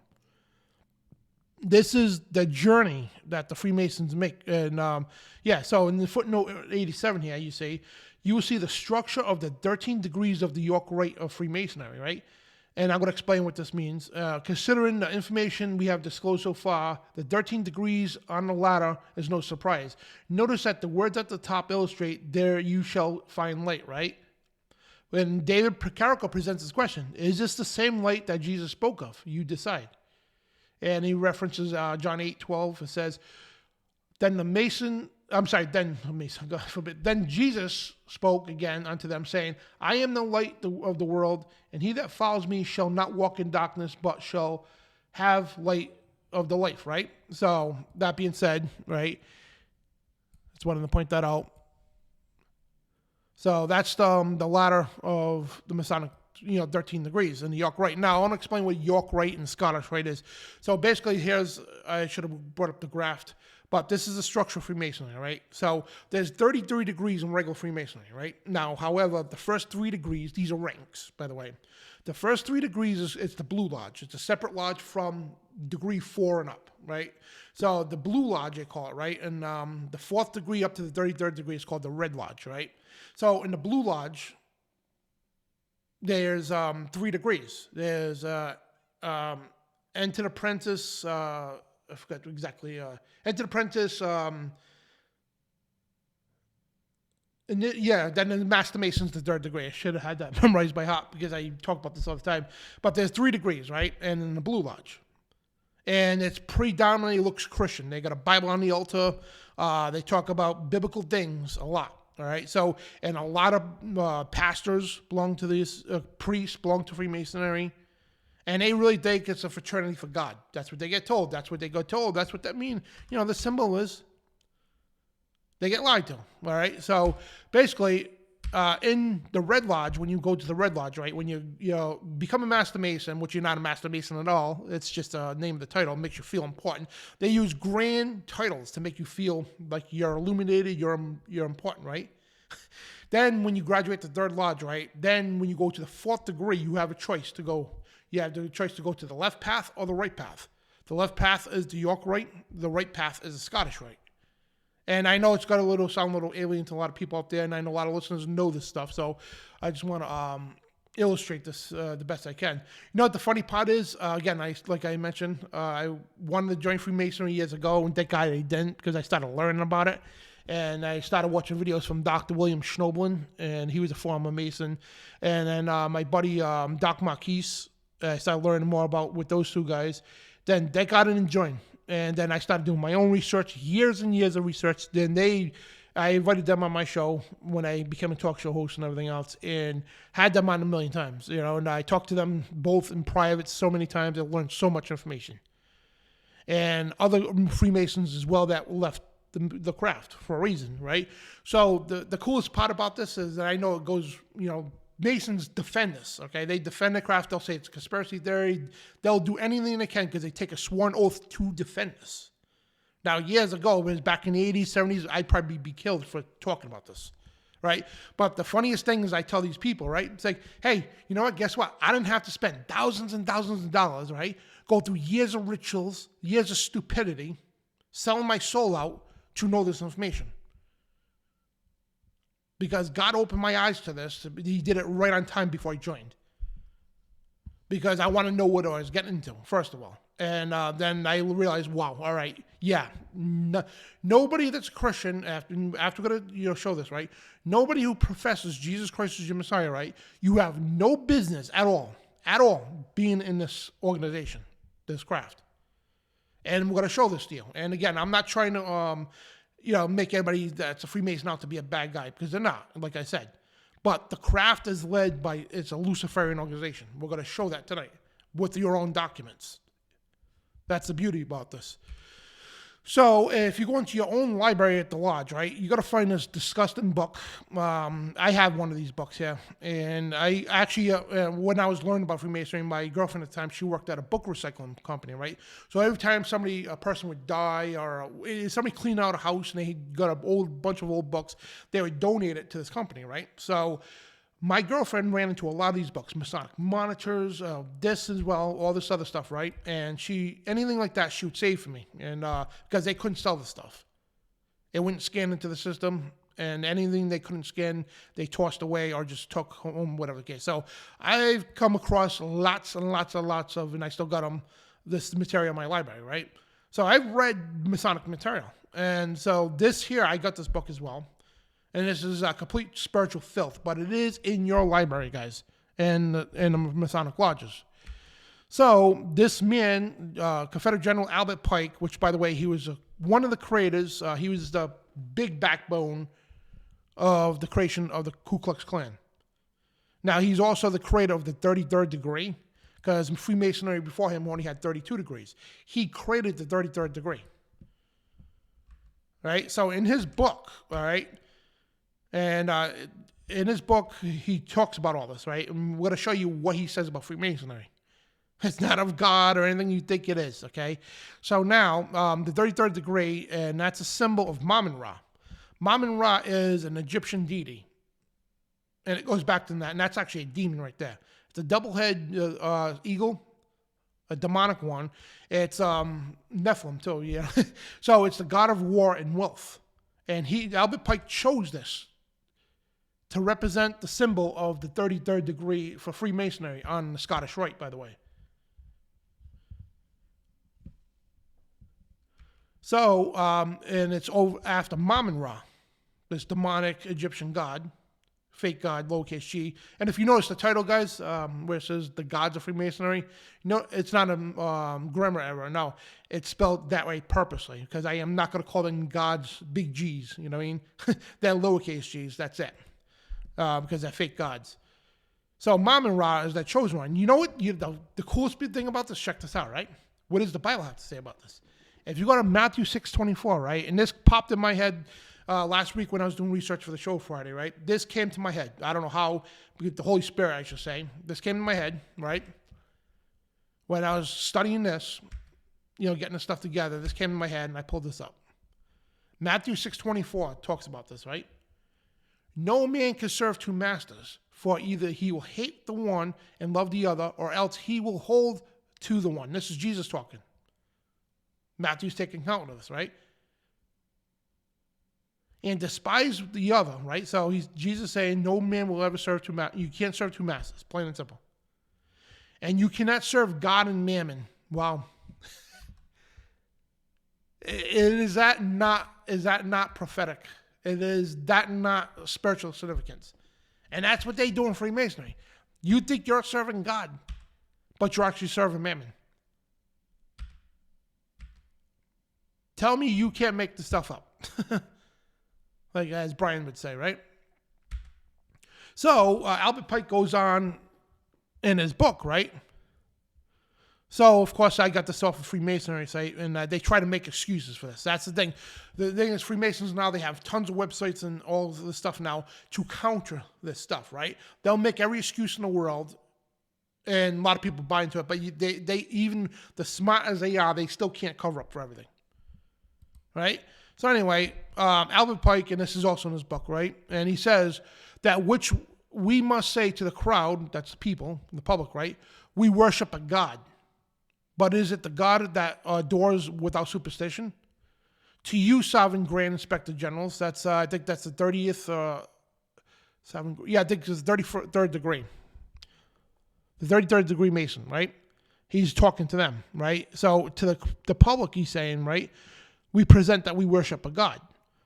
But it is that the God that adores without superstition. And to the sovereign grand general inspector general, we say this. To you that repeat it to the brethren of the 32nd, 31st, and 30th degree. So he's addressing the fellow 33rd degree Masons. And it's a sovereign grand inspector general. So he's telling them to tell the 32nd, the 31st, and 30th degrees, right? The Masonic religion should be, by all of us initiates of the high degrees, maintained in the purity of Luciferian doctrine. Yes, Lucifer is God. And unfortunately, Adonai is also God. Adonai, which is Abba, which is our Heavenly Father, the Creator, right? So what is he saying here? How could Lucifer and God be God? Does that make any sense? You won't, and I know you're a Freemason. I'm a Master Mason, or I'm into the apprentice, or whatever, 5th degree, even the 20th degree, right? I don't know what you're talking about. We don't learn that in Masonry. You're not going to learn that in Masonry until you get to the 30th degree. Then you got to dig back. Oh, yeah. I remember that guy Dan telling me this. Yeah. Or you could go into your library and look this up for yourself. They clearly say Lucifer is God. And they say Adonai is God too. What it is if you ever seen the Baphomet, right? All right. And let me see if I get to this quick.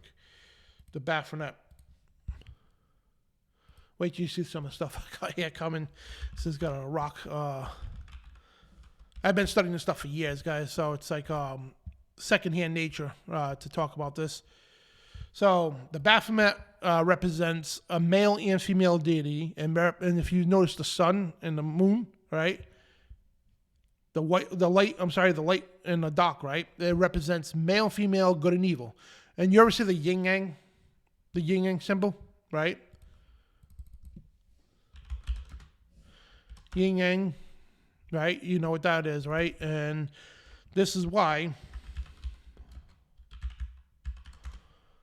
most Masonic floors are black and white. And sometimes in the case, they'll be silver and blue. But it represents ultimately the checkerboard. That's all Masonic floors, right?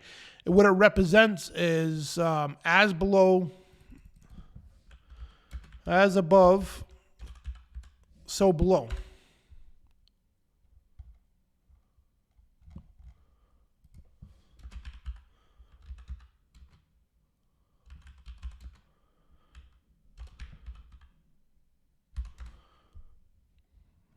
Trying to find out when I should have pulled this up. But when I do these things, it just like my mind wanders, and I'm like trying to get a good illustration for you guys. So, as in the tarot cards have the same thing, as above, so below. Long story short, they believe God, right, is both evil and good at the same time. They believe there's a balance in the universe. We get told that all the time, right? There's no balance in the universe. They believe just as good, powerful as evil is just as powerful. Balance in the universe. You hear this in Star Wars and movies and everything else, right? Balance, right? The yin yang, martial arts and all that. Balance, right? There's no balance. God is more powerful than evil ever could be, right? But in their reality, they think God and Satan are the same thing, right? And the same person, split personality. Also, they think God is a male and female, androgynous spirit. That's where that comes from. So, yeah. And I know if you're a Freemason listening right now in low degrees, you're like, what in the hell are you talking about? Well, yeah, this is from your own books, guys. Not a coincidence that Eliphas Levi, he was in the Knights Templar, the leader of the Knights Templar, and a Mason as well. He created this off an Egyptian horned deity. You notice how the goat has a pair of breasts and a penis right there with snakes on? I get into all the symbolism with this, but I don't want to divert off the show here because of the amount of time we have here. So that's Albert Pike, the creator of the KKK, also the creator of the 33rd degree for Freemasonry on the Scottish Rite. So, and now check this out, right? This verse, 2 Corinthians 11, right? This is his book, Morals and Dogma. I added this verse later, right? So, I paste this verse. That's not in his in the book, whatever. So this 2 Corinthians 11 says, and no marvel, for Satan himself transforms into angel of light, right? Now, this is what Albert Pike has to say in Morals and Dogma, right? Page 63. He says, it is Satan attempting to clothe himself in the angelic vesture of light. That's that right there. Admitting this, okay? So, and he goes on page 246, it says, the apocalypse is to those who receive the 19th degree, the apotheosis of the sublime faith which aspires to God alone and despises all the pomps of the work of Lucifer. Lucifer, the light bearer, strange and mysterious name to give to the spirit of darkness, Lucifer. The son of the morning, it is he who bears the light, and with it, its splendors, intolerable, blinds, feeble, and sensual, and selfish souls. Doubt it not. For traditions are full of divine revelation and inspirations, and inspiration is not of the age of the creed. And Plato and Philo also inspired, right? So they were also into the cult too. So he mentions Satan 22 times, Lucifer 6 times, and the devil 8 times. Just want to point that out in his book, right? And I've already done a show before people start saying, oh, Jesus and Lucifer are the same one. You know, there's lunatics out there. Even so-called Bible scholars, I did a whole show on that. And using the Bible, completely eradicating that stupidity. They were from 2 different bloodlines, first of all, right? They lived in 2 different eras, first of all. So they have nothing to do with each other at all. And Lucifer is a son of the morning star, right? One of the many, they don't tell you that there's more than one morning star. You find that in the book of Job. When the morning stars, all of them dance together, right? So there's more than one morning star. Jesus is one of those morning stars. One of them, not the morning star, but one of them, right? So we want to point that out. That's where they get the misconfiguration from. So it's not just Albert Pike. And we got Manly P. Hall, Manly Palmer Hall. He was a philosopher, well, if you want to call him that. I don't revere any of these people as philosophers, but he was a very well-known Freemason as well. This book is also in your library in the Masonic Lodges, and many other books by him and many other books by Albert Pike. So I'm going to go through some of these books here from your own library to show you what Masonry is about. So The Lost Keys of Freemasonry by Manly P. Hall, right? Now, page 35 and 36, right? He says, a true Mason is not creed-bound, but he realizes that divine illumination of his lodge, that a Mason, as Mason there, his religion must be universal. Christ, Buddha, Muhammad, and the same means for little. That he recognizes only the light and not the bearer. So if you're a professing Christian, right, you say you believe in Jesus as the Messiah, right? And the Holy Bible is not a universal thing. The Catholic Churches, it combines all those, but the Bible doesn't. The faith of Jesus Christ does not combine all these as a universal thing. And number one, the Bible says, Jesus says, he is the only light.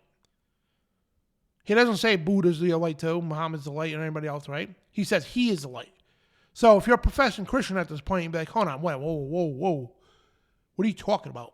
We're to recognize the light. It doesn't matter who the bearer is. That's what Manly P. is saying, right? He worships at shrines, bows down before every altar. Professing Christians don't bow down at any altar, first of all. Let alone shrines and temples and everything else.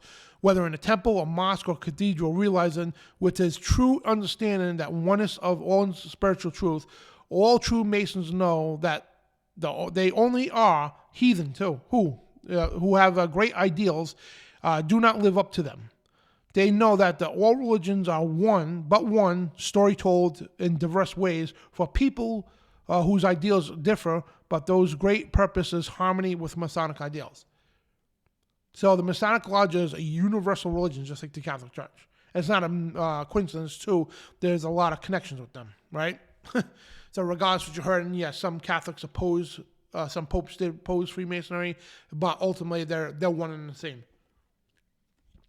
And they're both into the Kabbalah. We'll get to this stuff, right? So Manly P. Hall, right, in page 78 in his book, The Lost Keys of Freemasonry, he says, when the Mason learns that the key is the proper application of a dynamo of living power, he has learned the mystery of his craft. The seething energies of Lucifer are in his hands. That, if we were to end the show right now, like we just think, all right, we're done today, have a good day, see you guys Friday, whatever.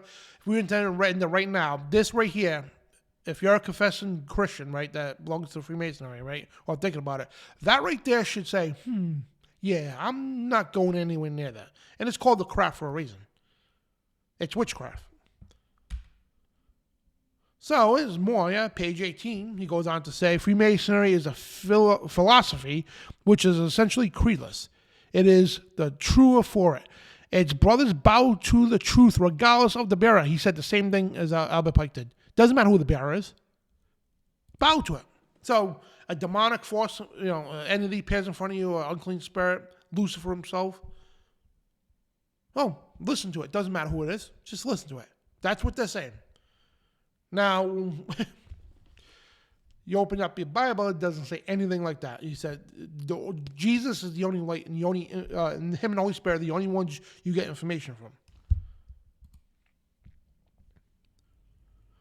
So they serve light instead of wrangling over the one who brings it. So instead of arguing about who brings it, just serve it. Yeah, that's what he's saying. In this way, to prove that they are seeking to know better and will dictate the invincible one. Who's the invincible one? Their fake God. Lucifer. Lucifer Adonai. That's who they think is, the God, right?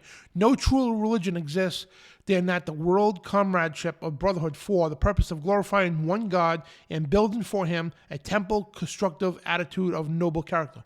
So they'll mention God, right? But again, we proved already, okay, that is not the God of the scriptures. They talk about an androgynous God, who's both male and female, and Satan and God at the same time, right? So page 28, 29, I think I already talked about. And so if something sounds repetitive, I'll stop it. But yeah. All right, so when I told you at the beginning of the show, I showed you the Masonic symbol. One of many symbols you got to learn about, right? So they purposely lie to you along the way. And Manly P. Hall says this, right? Page 28. He says, the initiate brother, that's when you first join in Masonry, right, in the Blue Lodge, realizes that his so-called symbols and rituals are merely blinds fabricated by the wise to perpetuate ideas incomprehensible too. The average individual. So he also realized that the few Masons of today know and appreciate the mystic meanings concealed within these rituals. With religious faith and perpetuation of form, worshiping of instead of the life, and those who have not recognized the truth in crystallized ritual, who have not been liberated in spiritual gem for the shell of empty words, are not Masons, regardless of their physical degrees and outward honor. So anyway, he goes on to say too, and I hope I put the slide in. If I don't, then it is in the book. He says Masons are intentionally lied to. Intentionally. You're lied to about every symbol, every hand gesture, token, everything that. Then you learn, start to learn the real meanings as you progress. Then when you join Mason, even the Master Mason 3rd degree, they're not going to tell you, and you think you know it all. You think you're the catch. Well, I'm a Master Mason. You ain't seen nothing yet. You're just at the beginning of the lies. It's like joining high school. You get into high school, you're a freshman, you think you're on top of the world, and the juniors and seniors are like, yeah, get out of here, kid. You know, if you want to put it in that perspective. So Manly P. Hall says, the Lost Keys, in his Lost Keys there, he says, they wander in darkness seeking light, right? Now, this is very particular, right? Talking about the secret of Hiram Abiff, right? And you'll learn about Hiram Abiff. He was a servant in the Temple of Solomon, right? So he says they wander in the darkness seeking light, failing to realize that the light in their heart is of darkness. The light in their heart is of the darkness. So Jesus says he is the light, and he says the darkness does not comprehend the light, right? So why would a Christian, a godly fraternity be telling you that the real light is in the darkness? That doesn't sound biblical to me. So, speaking of satanic and all that, Anton LaVey, he was a founder of the Church of Satan in 1966, right? So, in his book, he wrote the Satanic Bible, the Satanic Rituals, right? He goes on, but by the way, he was a Mason too, right? So, in his book, in the Satanic Bible, pages 144 to 146 there, and he says, by now, even the most hardened of skeptics should be convinced that Freemasonry is Lucifer Satan worship. However, for those who still may need more convincing, let us consider the infernal names by which Masons mask its many references to Satan. In the Satanic Bible, we see 77 names by which the pagans have referred to Satan over the centuries. And let us quickly review some of the infernal names of Satan found within Masonry. Now, I didn't put it there. It's 77 different names, right? There's a lot of names that are used in Freemasonry. So, and then, like I said, with history, well, we'll get to some more quotes of the books and all that. So let's go into a little American history, right? And you guys got to be like rattled if you don't understand this by now. What the Founding Fathers done to this, right? Now, I want to go on record, yes, a lot of the Founding Fathers were Masons. And like I said, not all Masons are bad people. They're all hoodwinked, right? So, and back when the Founding Fathers, this country was established, right, when Masonic order started coming here and all that, they were not infected by Illuminism yet, because the Illuminati was just starting to affect the European lodges, right? And by the time they got over here in 1776, it was years later in 1780s when the Illuminati and the Jacobins and the Templars and all that all merged together. We're going to get into this. Then they infected the European lodges. We get the letters from George Washington. We're going to show you too. But later on, John Quincy Adams, he was the 6th president of the United States, right? Now, his father, John Adams, I believe was a Mason, right? And he was also, I think, the 2nd president, whatever. But no, I'm bad today with history. It's just so much to remember. But his father was president, plain and simple. So John Quincy Adams says, Freemasonry is deceptive and fraudulent. It promises of light, but its performance is darkness. And he says, Masonry ought to forever be abolished. Its wrongs essentially wrong, a seed of evil, which can never produce any good, right? And he goes on to say, right, he goes, I do consciously and sincerely believe that the order of Freemasonry, if not it is the greatest, one of the greatest moral and political evils under which a union is now laboring. A conspiracy of the few against the equal rights of many, Masonry ought to forever be abolished. It's wrong and essentially wrong. A seed of evil which can never produce any good. And again, Freemasonry is deceptive and fraudulent. Its promises is light, its performances of darkness. And that's what you get when you join Freemasonry, right? You get told it's illumination. You're seeking light. Truth, right? And there's no truth in it at all. So, and sorry if a couple of these things sound repetitive, but John Adams warned that lodges use of a Bible should, to betraying Christians, raise a red flag, right? So he warned about the lodges, the use of their Bible. So they basically put it on the altar. The altar, and it covers, by the way, when you see the Bible on the altar, right, if you're a Mason, right, when nobody's looking, I want you to take that altar because it's on wheels. All of them are. So just move it slightly a little bit to the side, right, and look on the floor. Yeah. Because when you guys are not in your lodge, whatever the case, the people who are above you, right, they don't care about that Bible altar. They care about that star that's on that floor. That's called the blazing star. The dog star, too. The dog star or the blazing star. That's serious. That's that true deity. Okay, we'll get into that later.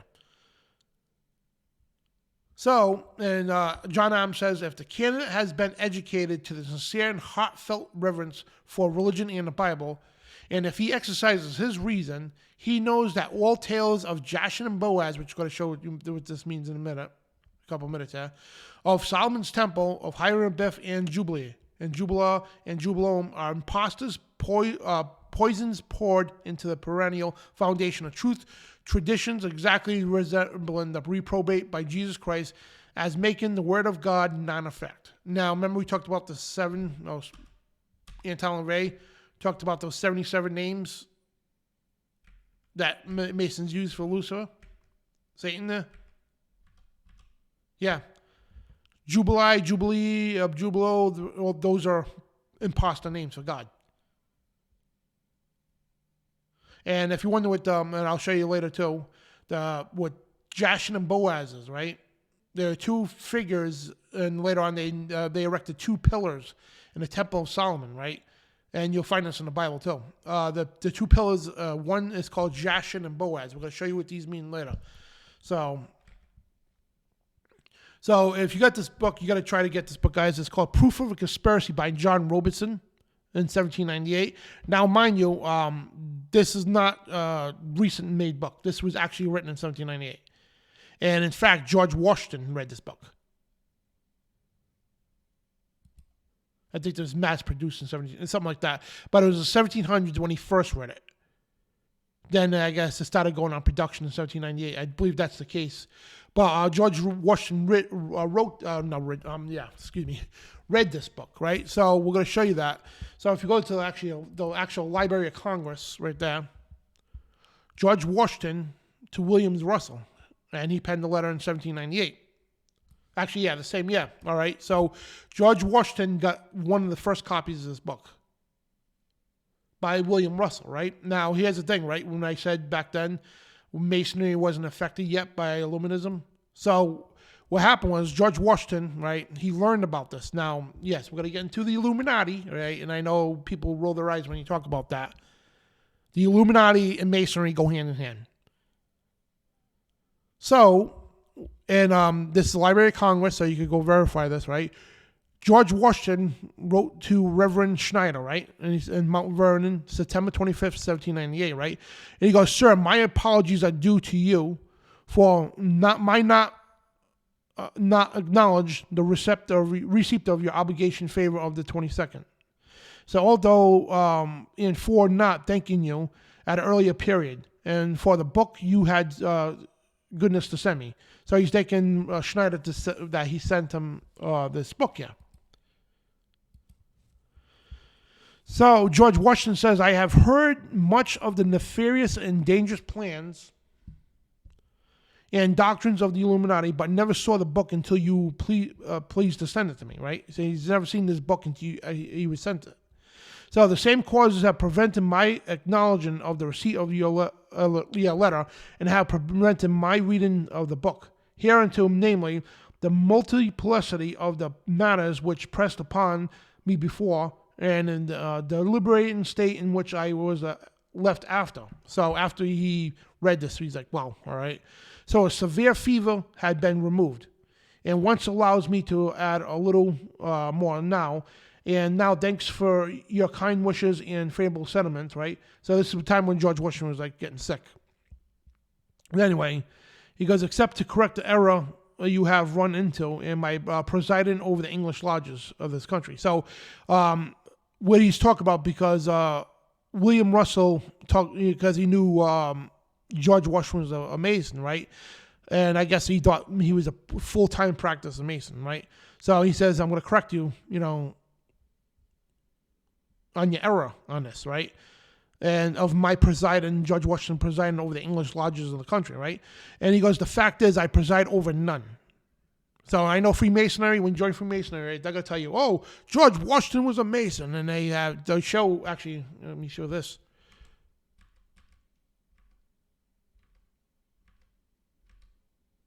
They'll show you pictures of George Washington with the apron on and everything. Right there. So, they make a lot of false claims in Freemasonry. They really do. Let me just get back to where it was. And so, he said, George Washington said, at this point, right, 1798, he doesn't preside over any lodge at all. The fact is, I preside over none, or have been in one or more once or twice within the last 30 years. He was an honorary Mason because he was, who he was. They honorary made him a Mason, right? But he's saying, I only been in there a couple times. Once or twice within the last 30 years. So I know there's a lot of conspiracies going about George Washington, but no, he was not a practicing Mason. And I know because there's a lot of stuff built around George Washington, people don't even understand. So the Washington Monument, the original Washington Monument was scrapped. The Congress ran out of money, and the Freemason lodges took over the project, right? They completely revamped it to turn into the obelisk and everything else. So, and they revered George Washington, right? They even got him painted up in the Capitol as some kind of a god, ascended god, right? But the fact is that George Washington only went to two lodge meetings in 30 years.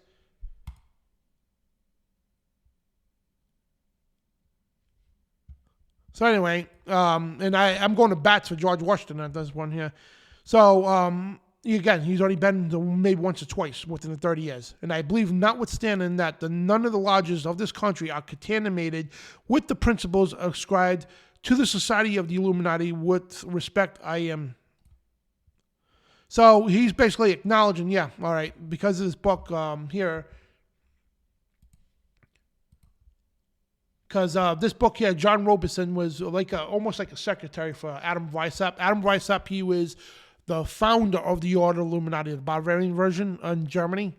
Because I don't want to divert too much off the subject, but the Order Illuminati was around longer than that. They started off in Rome, with the Jesuit order, Ignatius Loyola. And the Pope at the time was like, yeah, we got to hide that, all right, because people started to make connections. So he created the Order of Jesuits, the Society of Jesus, which has nothing to do with Jesus at all. They're called the Jesuit Order, right?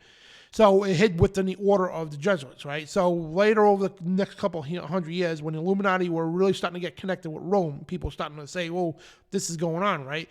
Adam Weishaupt, not a coincidence that he was a Jesuit too. He was a professor in canon law, lived in Bavaria, Germany, by the way. He officially, publicly created the Order of the Illuminati to get the ties away from the Catholic Church, right?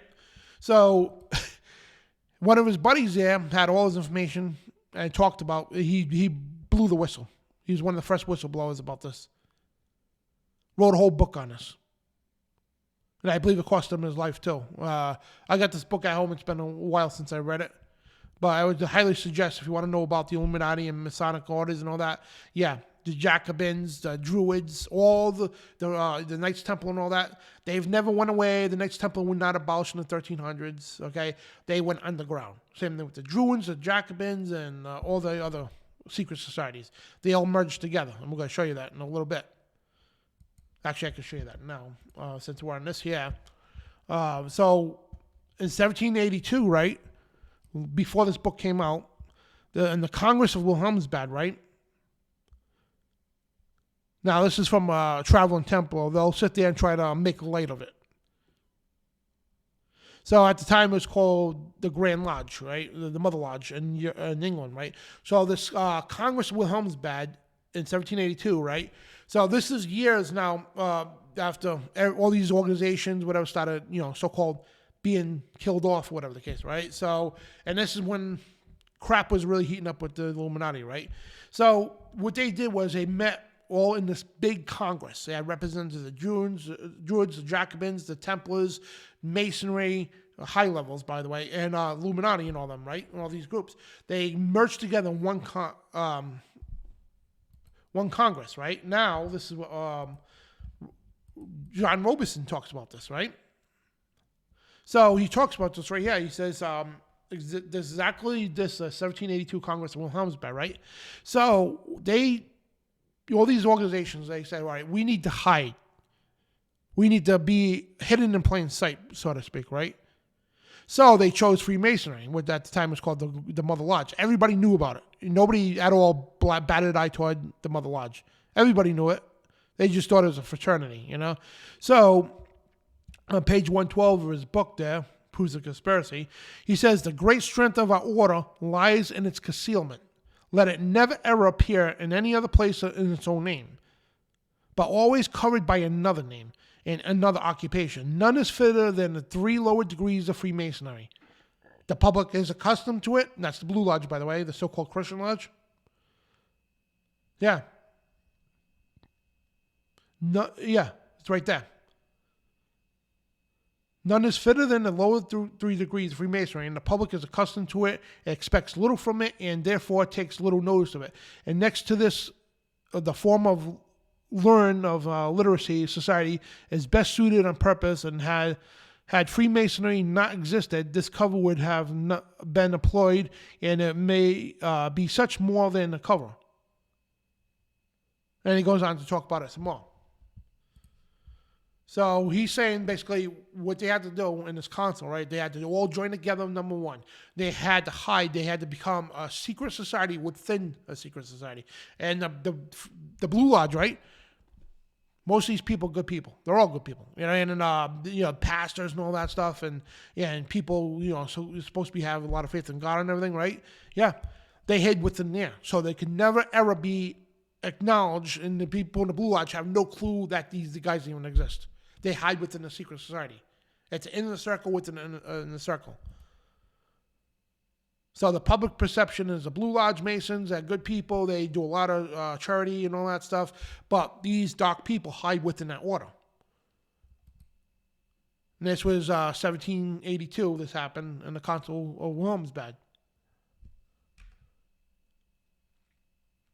So back to Albert Pike. He's got a book called Morals and Dogma, and his other book called A Bridge to Light. So Morals and Dogma, he says, page 817, the world will soon come to the U.S. for sovereigns and prophets, and we shall constitute the equilibrium of the universe and be rulers over the masters of the world. And Albert Pike was in the Illuminati. And I know colleges, the funny thing, this is the most hilarious thing, right? The funny thing is, right, the colleges, if they talk about it, if you go to university or whatever, they'll bring up some world history. And if the Illuminati gets brought up, they'll say, they were once a secret society that once existed. They died out in 1785, right? Yeah, if they died out in 1785, then why was John Quincy Adams and other people in the late 1700s, say 1790s and so, even the 1800s, talking about them as posing a threat to this nation? Why would they say that if they died out in 1785? Because they didn't. They went underground in the Council of Wilhelmsbad, Congress, I mean. So in The Bridge of Light, in his book, right, page 291, he says, freedom marches ever onward toward the conquest of the world. This is world domination plan. And this book here, Proofs of Conspiracy, he reveals their plans for global dominance. And they were completely funded by the Rothschild family. Now, today, the World Banks, they're the Illuminati. The Council on Foreign Relations, today, we have the CFR and the Trilateral Commission. Those are the political spectrums of the Illuminati. I know it's a lot to digest and absorb. So, in page 325, he says, such, my brother, is a true word of Master Mason, such as a true royal secret, which makes possible and shall at length make real Holy Empire and true Masonic Brotherhood. So, and now Albert Albert Mackey, okay, it's called Mackey's Book of Encyclopedia there. It's I got the encyclopedia. It's a big 2-book series. But these encyclopedias are in large too, right? So it's Albert Mackey. He was a 33rd degree Mason. Encyclopedia of Freemasonry, page 619. Hang on, let me get a drink. I'm tongue tied there. So he says the religion of Masonry is not sectarian. It admits men of every creed. It's not Christianity. So, yeah, that Bible on the altar when you first walk into a Blue Lodge, right? Yeah, nothing to do with that Bible. That's there for charade, that's all. It is not Christianity. Its religion is that general one of nature and primitive revelation, handed down to us from some ancient and patriarchal priesthood. So Freemasonry is a merger of many philosophies and all that stuff. Occultism, all Eastern mystery religions, all merged together, New Age religion. And ultimately Luciferian. That's... So, and Albert Pike in Morals Dogma says, Freemasonry is an ancient mystery religion based on the Judaic Kabbalah. The old primitive faith that is a Freemasonry religion is derived from the ancient pure Kabbalah. So now, when I mentioned earlier about the androgynous God being both male, female, good and bad, right? Yeah. And Kabbalah, if you knew anything about Kabbalah, you'd be like, that sounds familiar. But yeah, because it's exactly the prime religion of the religion, the head at the top of the pyramid, right, of Freemasonry is the Kabbalah. It's not Christianity. It's not any of those other religions. It is Kabbalah. They believe in a universal God, an androgynous God, and they blaspheme the Holy Spirit. They believe the Holy Spirit's female, which is complete blasphemy. And now the scriptures say, right in the scriptures, there's 2 unforgivable sins, those who take the mark of the beast, and the biggest one is blasphemy of the Holy Spirit. You're not going to be forgiven. Jesus himself said, you could curse me, you could blaspheme me all you want. Yeah, I could forgive you for that. You could blaspheme the Father, right? I could forgive you for that. But you blaspheme the Holy Spirit, you will not be forgiven. Not in this world or the next one to come. Makes it very clear. And that's exactly what these people do. These people are pure evil. Now people say, oh, you're being anti-Semitic. Now this is the dark side of Judaism. Ancient evil to the core. Right? So Duncan's Ritual of Freemasonry, right? That's another book you might want to look into. That's right in your Freemason Lodge. And it goes through all the rituals. It's all Luciferian. And this book here by Tex Mars, right? He was another guy, God rest his soul, a pastor. Just like David Carrico. When it comes to Freemasonry, these guys are on top, exposing it. So in this book called Voices from the Dead, right? Page 87. So here, reiterated, is my summation of what the Freemasons and whom is worshipped, right?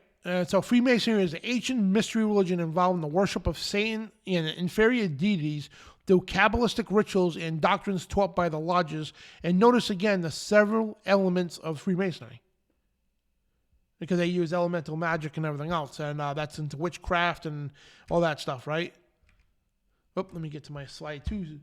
So we're on to slide set 2, right? So in his book, page 52, he shows you this guy here. And this guy is, I always butcher his name, but I don't really care. Rabbi Simeon Bar Yoshi, whatever, I just call him Yoshi. So this guy here, he was a Jewish artist and conception of a famous Rabbi Simeon Bar Yoshi, 2nd century author of the Kabbalah and the Zohar. Yoshi, according to both the Jewish Encyclopedia and Wikipedia, is described as a preeminent and anti-Gentile preacher. He is quoted in the Talmud in saying that the best of Gentiles kill is Kabbalistic works of the basis for the doctrine of Freemasonry. He is honored in Freemasonry's, was that 9th degree? Hang on a second, let me get that right, because I got my little graphic over. Hang on a second. Let me move that quick. Oh, I'm sorry, 30th degree. So he's this guy here. He's on the 30th degree, the Knight of Kodesh. That's the name of the degree, right? So this is the stuff you gotta, especially if you're a new Mason, guys, or whatever. This is what you gotta experience when you get to the 30th degree. Stuff gets bizarre. You start talking to dead men in coffins. So this eerie scene is a painting of the part of the 30th degree ritual of Freemasonry, painted by this guy here in New Mexico. The painting shows that the catacomb-like interior of the lodge and the three strange figures wearing black robes and hoods there on the altar at right of three skulls. There's three skulls at the right of the altar. Right there. I don't know if you can see it to the right. See that altar on the right? Right above there's three little skulls.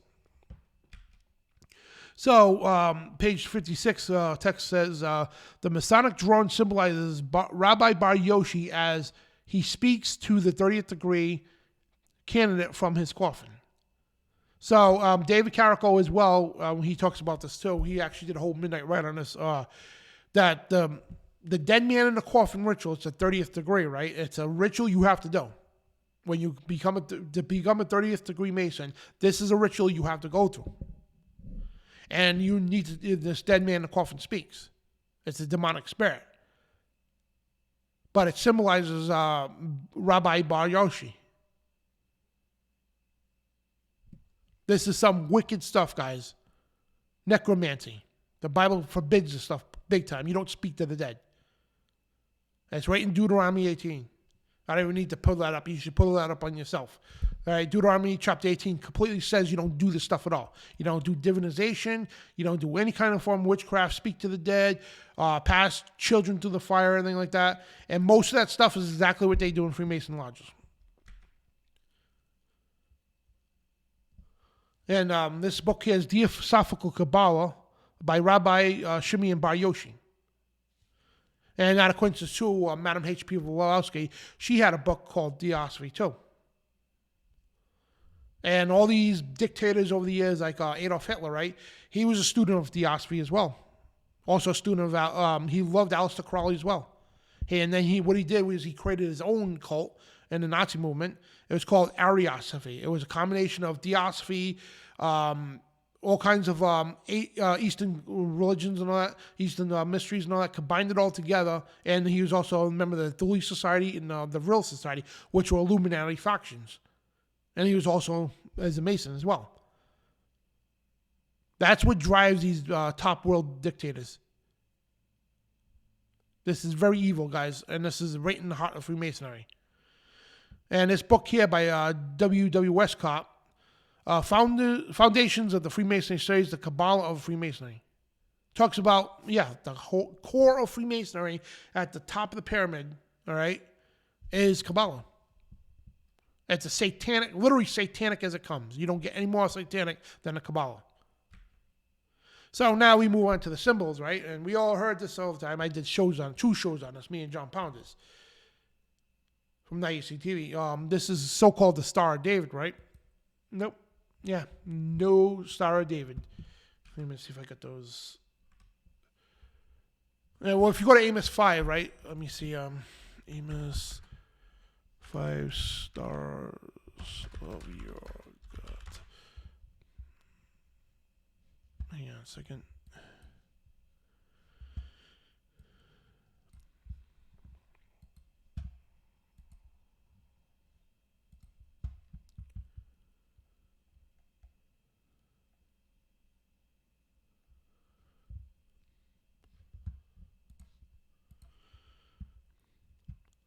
So Amos 5, right? And Acts 7 talks about this, right? They call this the star. That's not the star, by the way. I don't know why they put that in the picture. They call it the star of your gods. It's the star of Raphaim and the star of Moloch.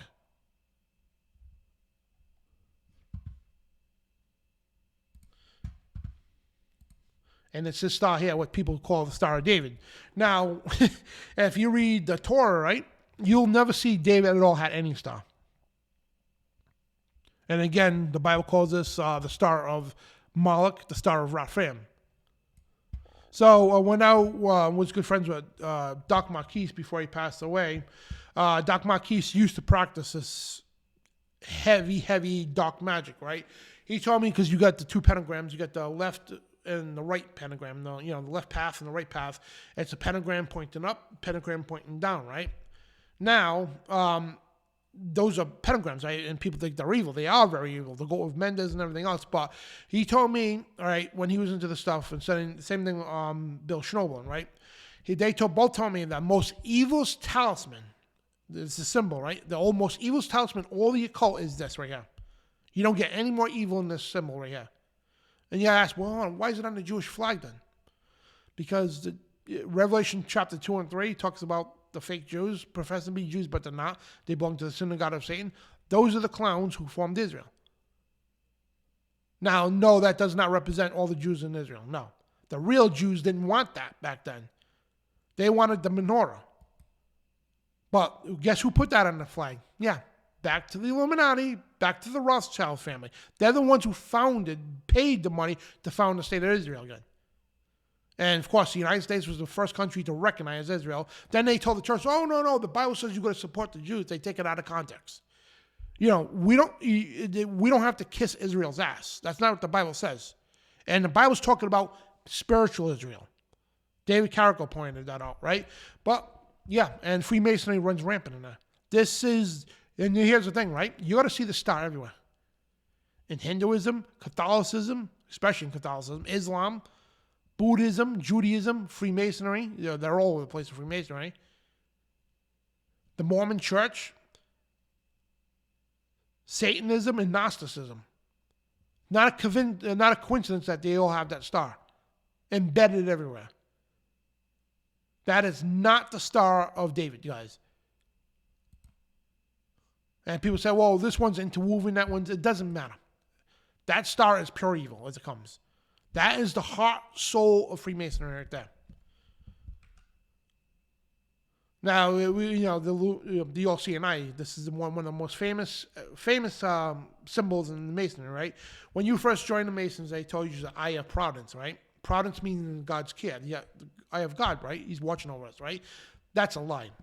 Because later on you get told, oh, no, it's not. It's actually the eye of Horus, which is Tammuz, right? Then you got, I think before that, you get taught the New Age version. What they do is, here's the thing.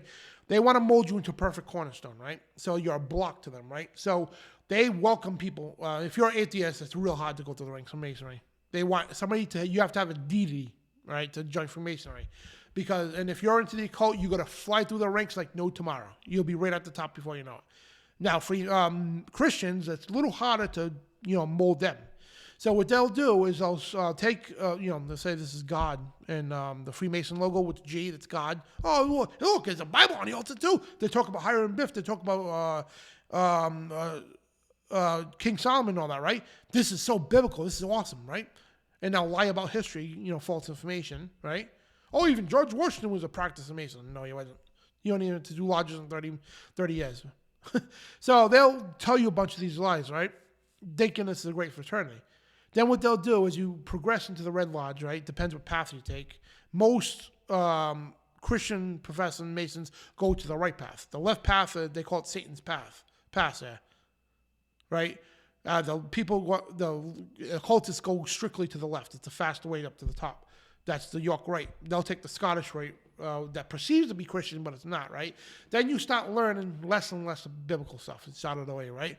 Then you start learning, no, that's the third eye. That's where they inject New Age into it. That's why most of these Christian churches today are all hijacked by New Age occultism, a universal religion. That's what we've been talking about the whole time. Freemasonry, right? So this third eye and the pineal gland, right? It's your own God. That's where they put you to be, right? And they'll lie about the Bible and take Bible scripts out of context to say, oh, no, God's in us, so we're God too. They'll give you that New Age approach. So they'll take you from a God-loving, God-fearing Christian, right? And they'll mold you into a New Age type person, right? Now when you're into that New Age, right, then they slowly indoctrinate you. It's like, well, that eye is actually of Horus, Tammuz, which was the son of Osiris Nimrod, right? And when you learn, yeah, this goes so deep. And I encourage you to William Schnoblin's book, Masonry Beyond the Light. He talks a lot about this stuff. Exposes a lot of Freemasonry, right? So he talks about this, and we'll get back to those deities in a second here. So the mighty dead, he says, such men would be offered immortality and godlike wisdom, in common with the most other Gnostics type cults, right? And that's what Gnostics are. It's like a New Age cult. They go, deep into the Kabbalah, right? The Palladium taught that the serpent told the truth in the Garden of Eden. Basically, the candidates were exposed to 5-step program of Palladium, right? So what that is, it's like they worship Lucifer. They get told that the serpent in the garden was revealed. He was rebelling against God because he was doing for he was advocating for us to know the truth. That's where the core of Gnosticism is. They believe the serpent was the good, and God's the evil one from withholding knowledge from us. That's what they believe, right? Which is false. And I'm sorry, right at the top where it says the mighty dead, he goes, what would you offer? What could you offer to one who already had reached the pinnacle of Masonry? Most already had wealth and power, and the only enticement in any power would be the ancient one.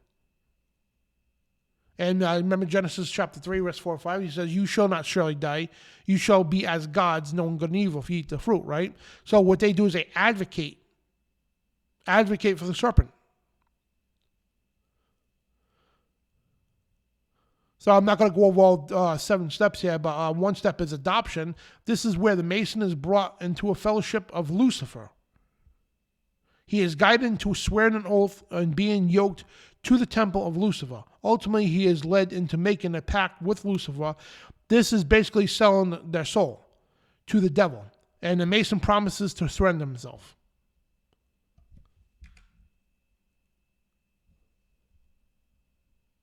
And so it surrenders body, soul, and spirit to Lucifer, usually for a period of 7 years. In return, Lucifer promises to grant him all the worldly desires. Selling your soul. That's what they do with musicians in Hollywood, right? Yeah, same thing. And after the 7 years are up, if he has been a good servant, Lucifer will give him another 7 years. And if he has failed in some fashion, his life is taken. That's why you see a lot of stars who claim to be in the cult. I think it's the age of 27, the 27 Club. That all these famous people died at the age of 27. I believe it's 27 or 29. Don't quote me on that. Then number 2, right? He says illumination. Through the drugs and occult techniques of the seers, the so-called third eye, which I just got done talking about, the all-seeing eye, this is where they start telling you the third eye is not of God. The third eye, it's a third eye that would be open, not just partially, as in physics, but completely. This eye is called the Ajna chakra. Right now, this goes into the Kundalini, the dark side of yoga, right? The Kundalini. And the chakra, right? The third eye. It is felt to the point of contact between humans and Luciferian consciousness that it is supposedly located in the forehead above and between the 2 visible ears. And we just got done talking about that. This is where they start molding you from a God-believing, omnipresent God to that, Jesus is nothing but a consciousness. They call it the Christ consciousness. That he's not a physical being, it's just a consciousness in the universe that we can harness and be gods ourselves. That's what they preach, like in the New Age, which is not true, by the way, guys. So they mold you from a Christian into a New Age type Christian, which is oxymoron, if you ask me. There's no such thing as a New Age Christian. No such thing as a pagan Christian. No such thing as a Christian witch. So, page 185, he says, to open the eye a little bit is to experience psychic power.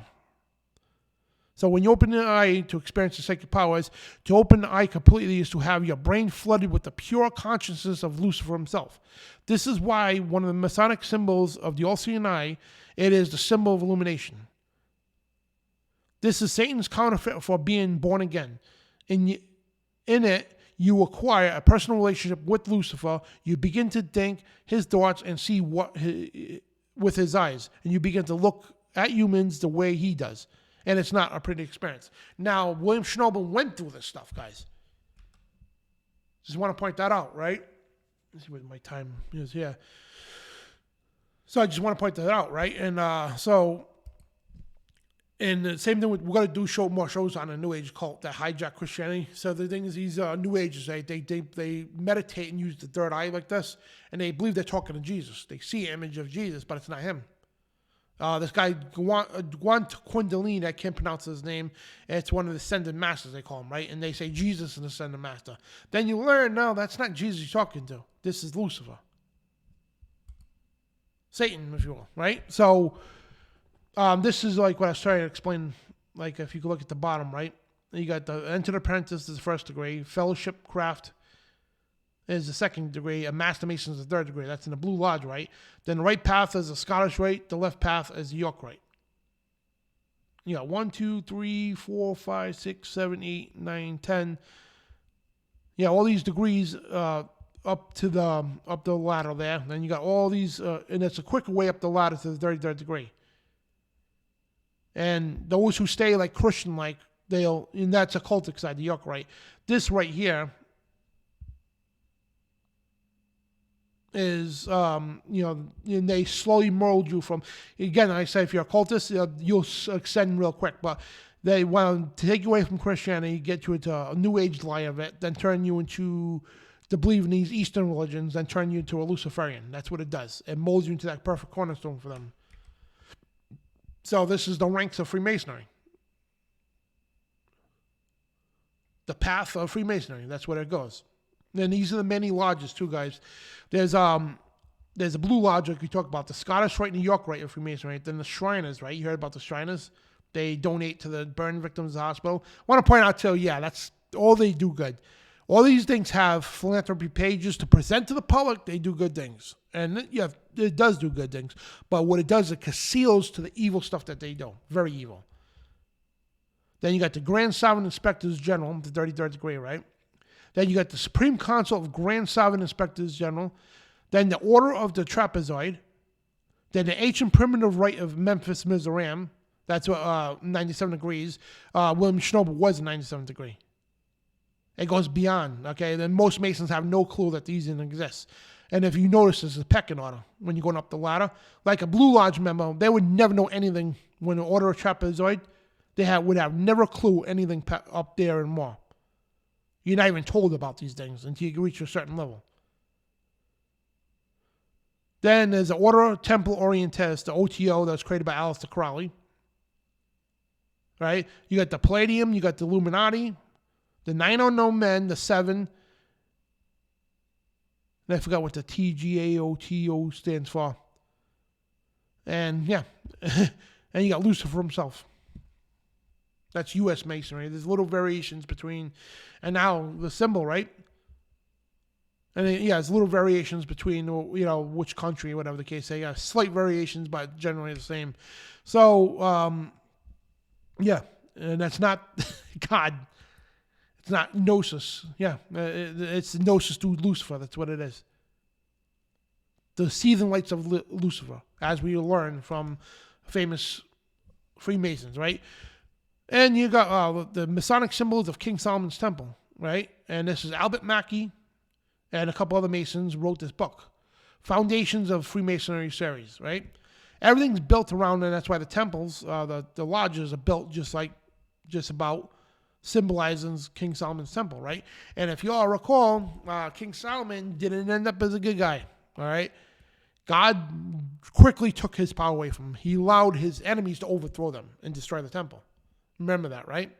Yeah, nobody had wisdom like Solomon. God granted this guy so much wisdom, right? But what he did, he started turning to the dark side. He started seeking, doing these rituals that talk to demonic spirits and all that. Yeah, he became corrupt real quick. So I talked about these pillars here, the pillars of Jashin and Boaz. You'll learn about them in the Bible as well. Let me see if I can pull this up here in 1 second. Just trying to read this. It's in 1 Kings chapter 7, 2 Chronicles 3. And because of the sake of time, I don't have time to read all this, guys. So if you want to do some extra reading on that, then you'll learn what these pillars are. So now, like I said before, like they'll take biblical stuff, right?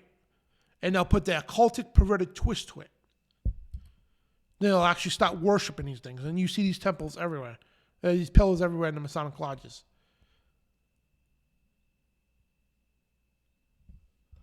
And there's, Masonic tracing board, they call it. That's, see the B for Boaz and Jashin? The light in the dark, as above, so below. God and Satan, same thing, they call it. This is so full of symbology, I could be here for like 20 minutes explaining this here. And this is why the Masonic floors are like this. Now we get into where we talked about that star on the floor. Yeah. See that altar right there? You don't see the altar in Blue Lodges. And hold on a second. Let me get a better illustration of this here.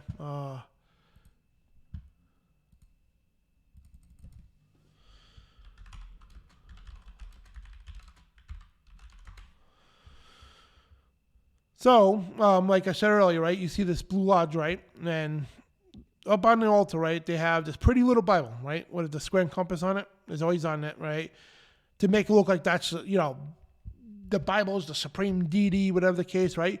But under this altar here, right, like I said, when you move the altar away, and if the floors vary, you know what I mean, they're always, you see the blue and white, the black and white, it's the same thing. It symbolizes equality and duality at the same time. They call it equality in the universe, right? Let me get let me see, Masonic floor. So now when you move that altar away, there's a star on the floor. What is that? There's always a star on the floor, right? Yeah. And see that altar that moves? It covers a star during the Blue Lodge. And the Red Lodge is, that star on the floor is called the Blazing Star. It's the Dog Star Sirius. And it's highly worshipped in Masonry. And that's when the Masons, when he took over the project to build DC, and Judge Washington's monument, right? And it's not a coincidence that they constructed the monument 555 feet tall going up, and the base goes on the ground, 111 feet under the ground. It's 666 feet. 555 is a symbol for death and resurrection. It's a numerology, gematria. And see the blazing star? The blazing star goes exactly over the Capitol. We did a whole show on this as well. So I encourage you guys to go check that out for further information. But all this stuff is by design. Pleiades and Orion, the blazing star, it's all connected, guys. 33 degrees and the arc and all that, this is all connected, all of it. And it's all symbolized around three people. Semiramis, Nimrod, and Tammuz. Back to the Tower of Babel. That's what Nimrod was considered basically the first Mason. The great builder. So Nimrod, his also name is Osiris. The Egyptians called him Osiris. He was called Gilgamesh and other things. And Gary Wayne's book, we always call him Gary Wayne, John Wayne. I mean, Gary Wayne, his book, The Genesis 6 Conspiracy, he gives you all the names that Nimrod had and different cultures, because when the Tower of Babel crumbled, right? And God told people to be fruitful and multiply. Go into the earth and multiply, right? They didn't want to do that. They said, we're going to stay here. We're going to build the Tower to Heaven, right? Defied what God told them to do. That's why God said, destroy the tower, right? And confounded their languages, and they took off to other lands, right? So the thing is, all these Eastern religions, to simplify it, right? Because people say, well, how do you know your God's the only God? There's thousands of gods.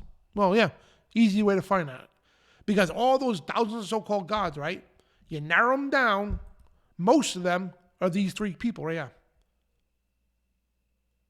Then you narrow it down some more, you come to find out the other ones are either Nephilim or fallen angels.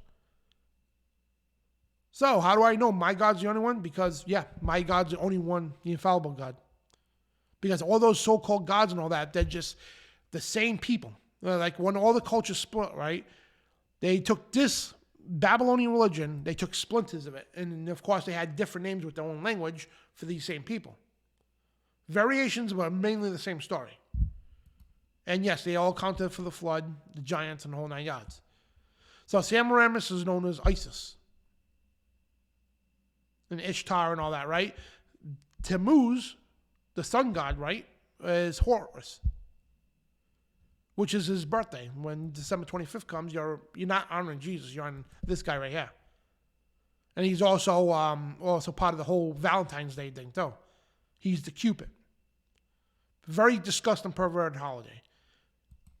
And Rome just picked up everything that Babylon did. Rome is that today. But they disguise themselves with the Catholic Church as a Christian church. Constantine merged the two things together. And real Christians never followed the Catholic Church back then. So, but regardless, this is the heart and soul of Freemasonry. Their goal is to build, not just Solomon's Temple, but build the Tower to Heaven. It's a Luciferian organization. And John 8:32 says, you shall know the truth, and the truth shall make you free. And I am the way, the truth, and the light, and no man comes to the Father except through me. So, Freemasons, yeah. He doesn't say Buddha. He doesn't say Muhammad. Doesn't say anybody else, right? Doesn't say Lucifer. He is the light. And no, him and Lucifer are not the same.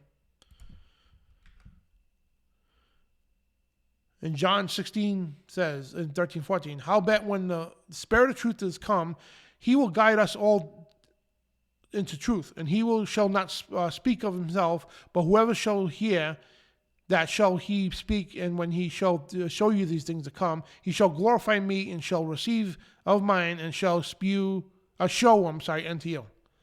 That's the Holy Spirit he's talking about. And the Holy Spirit is not a woman. All right, that's pure blasphemy. Because how could a female and Holy Spirit impregnate Mary? Makes no damn sense. That's pure blasphemy. So Matthew 10:26-27, fear them that not therefore, for there is nothing covered that shall not be revealed, and hid that shall not be known. What I tell you in darkness, that speak ye in the light, and what you hear in the ear, that ye preach upon the housetops. So in other words, Jesus said, I have kept nothing in secret. Yeah. And that's everything about Freemasonry is all secrets. Secrets, and most of them are lies until you get to the highest degrees. Then you learn those so-called secrets were lies. So, guys, if you like the show here, we got a PayPal, Venmo, and CashApp. And also in the chat room, we got a donation page. You don't even have to sign up for nothing. It's cool. Just go on the page, whatever you want to donate, and just use whatever card. You don't have to sign up for nothing. It's awesome. So that's in the chat room there, and that helps support our operation and our ministry here. So thank you guys for doing that. And so we do got to get going here. And please, guys, if you want to know more about Freemasonry, David Carrico and his wife there, they are the kings, okay, and queen of exposing Freemasonry. Like, nobody does it better than David Carrico. That's what I say, hands down.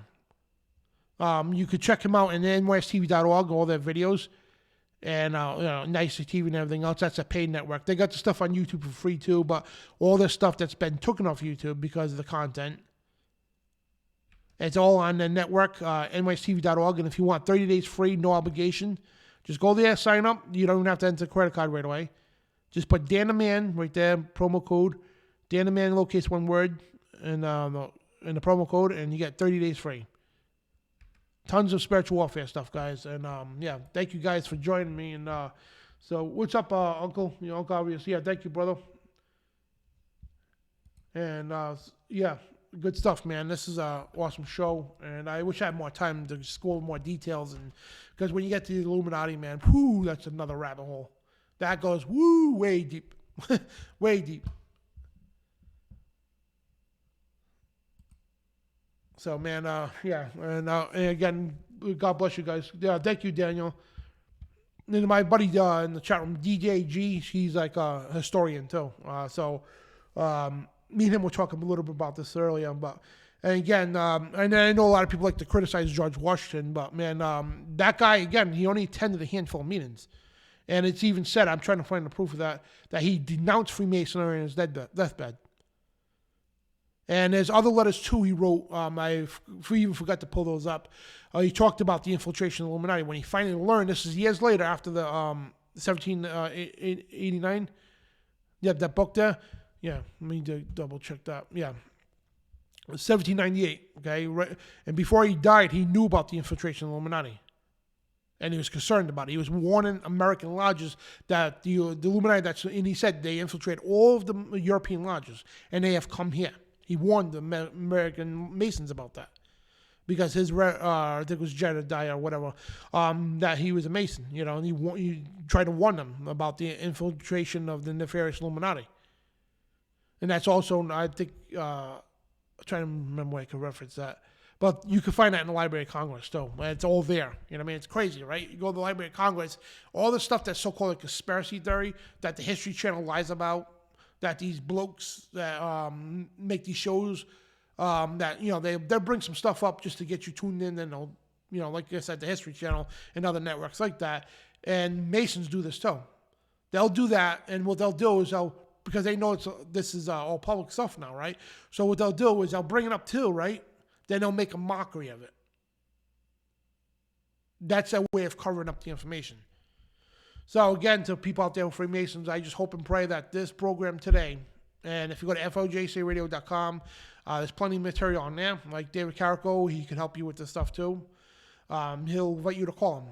And to prove that Freemasonry is, and no, you can't take it over. And I know people say, well, I'm a Freemason, maybe I could bring real light into Freemason. No, you can't. You cannot do that. Freemasonry is designed for evil purposes. And their intent is to turn you, that's why they say they want to mold you into the perfect cornerstone. The way you're created, God created you beautiful. Doesn't matter if they call you this block. Masons know what I'm talking about, right? Then they're going to carve you into that perfect cornerstone. No. The way you are is the way God made you. It's perfect. They want to carve you into something that God forbid you to be. So if I could say anything to you right now, I would say denounce Freemasonry right now. There's an organization out there, I believe, out in Washington State, if I can remember. It's called Former Masons for Christ. I don't know if they're still around, but there was an organization. They had hundreds of Masons that used to be Masons that left the craft. What you need to do, okay, and I know there's good people, you need good friends and all that, with the fraternity and all that, I understand it. But what's more important, them or your soul? And if they're truly your friends, they'll respect you for this, right? What you need to do, right, to get out of this, completely denounce anything to do with it, right? You go into tell them, say, listen, thank you for your time. I'm done with this. I'm quitting. Turn in all your stuff, all your Masonic gear and all that stuff. Turn it all in or burn it. I would suggest to burn it, if you ask me. And don't sell it, don't do nothing, burn it, because it's pure evil. And I don't even have time to get into the stuff that, wow, yeah. So, and I would tell Jesus Christ that, obviously you're already saved, right? But I would tell Jesus, please forgive me for dabbling into the occult like this, into Satan's lair. You know what I mean? And, because you got lured by Satan. Denounce it spiritually and physically. That's what you're supposed to do. Repent from it. And ask for forgiveness. And Jesus will forgive you. Trust me when I tell you. Then ask Jesus, open your eyes about it, right? Because he says, if you have eye, let me see, ears, let me hear. He will open your eyes. And you don't even have to believe me. And I encourage you, go do your own research. Go into your own libraries at the lodges. Go do the research and compare it to the Bible. Hold Masonry to the Bible. And you will see for yourself that the Bible is infallible, and you will see for yourself everything they teach is direct contrary to what this teaches. Don't take my word for it. Go do it yourself. And that being said, guys, love you all. God bless. We'll see you Wednesday on Breaking New World Order. And we're going to have a lot of news to talk about and everything else. And we'll see you Friday on Spiritual Warfare Friday. Me and Brian, we got an awesome show. We're going to talk about Easter, right? And we're going to get into the biblical timelines when Jesus was really crucified, when he really resurrected, and to prove that Easter, Jesus wasn't resurrected on Easter. Because Mary Magdalene, when she went to the tomb, the Bible says this, right? She went to the tomb early Sunday morning before the sun even came up, right? She went to the tomb, and the angel was there. Jesus wasn't. The angel told her he was already gone. So she didn't go there and see him resurrect. She went there, he was already resurrected. And we're going to show you how the Catholic Church had a lot to do with this lie, this whole. And the thing is, we're going to show you the biblical and historical proof, okay, of Jesus' crucifixion. With the timeline, what the Bible says. Not the Catholic Church, not your church down at the corner, okay? The Bible and history, real history. So, that being said, guys, I love you guys. Shalom and God bless. We'll see you Wednesday, and you are the resistance.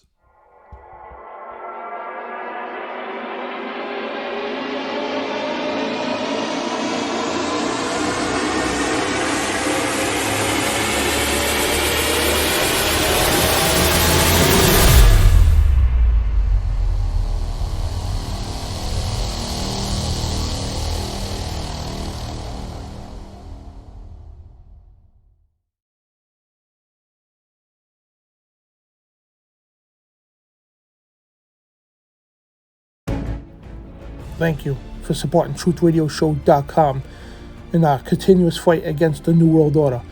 If you want to donate and help contribute toward our daily news show and our spiritual warfare ministries, contribute any amount to the following links in the description. That's our PayPal, our Venmo, or our CashApp.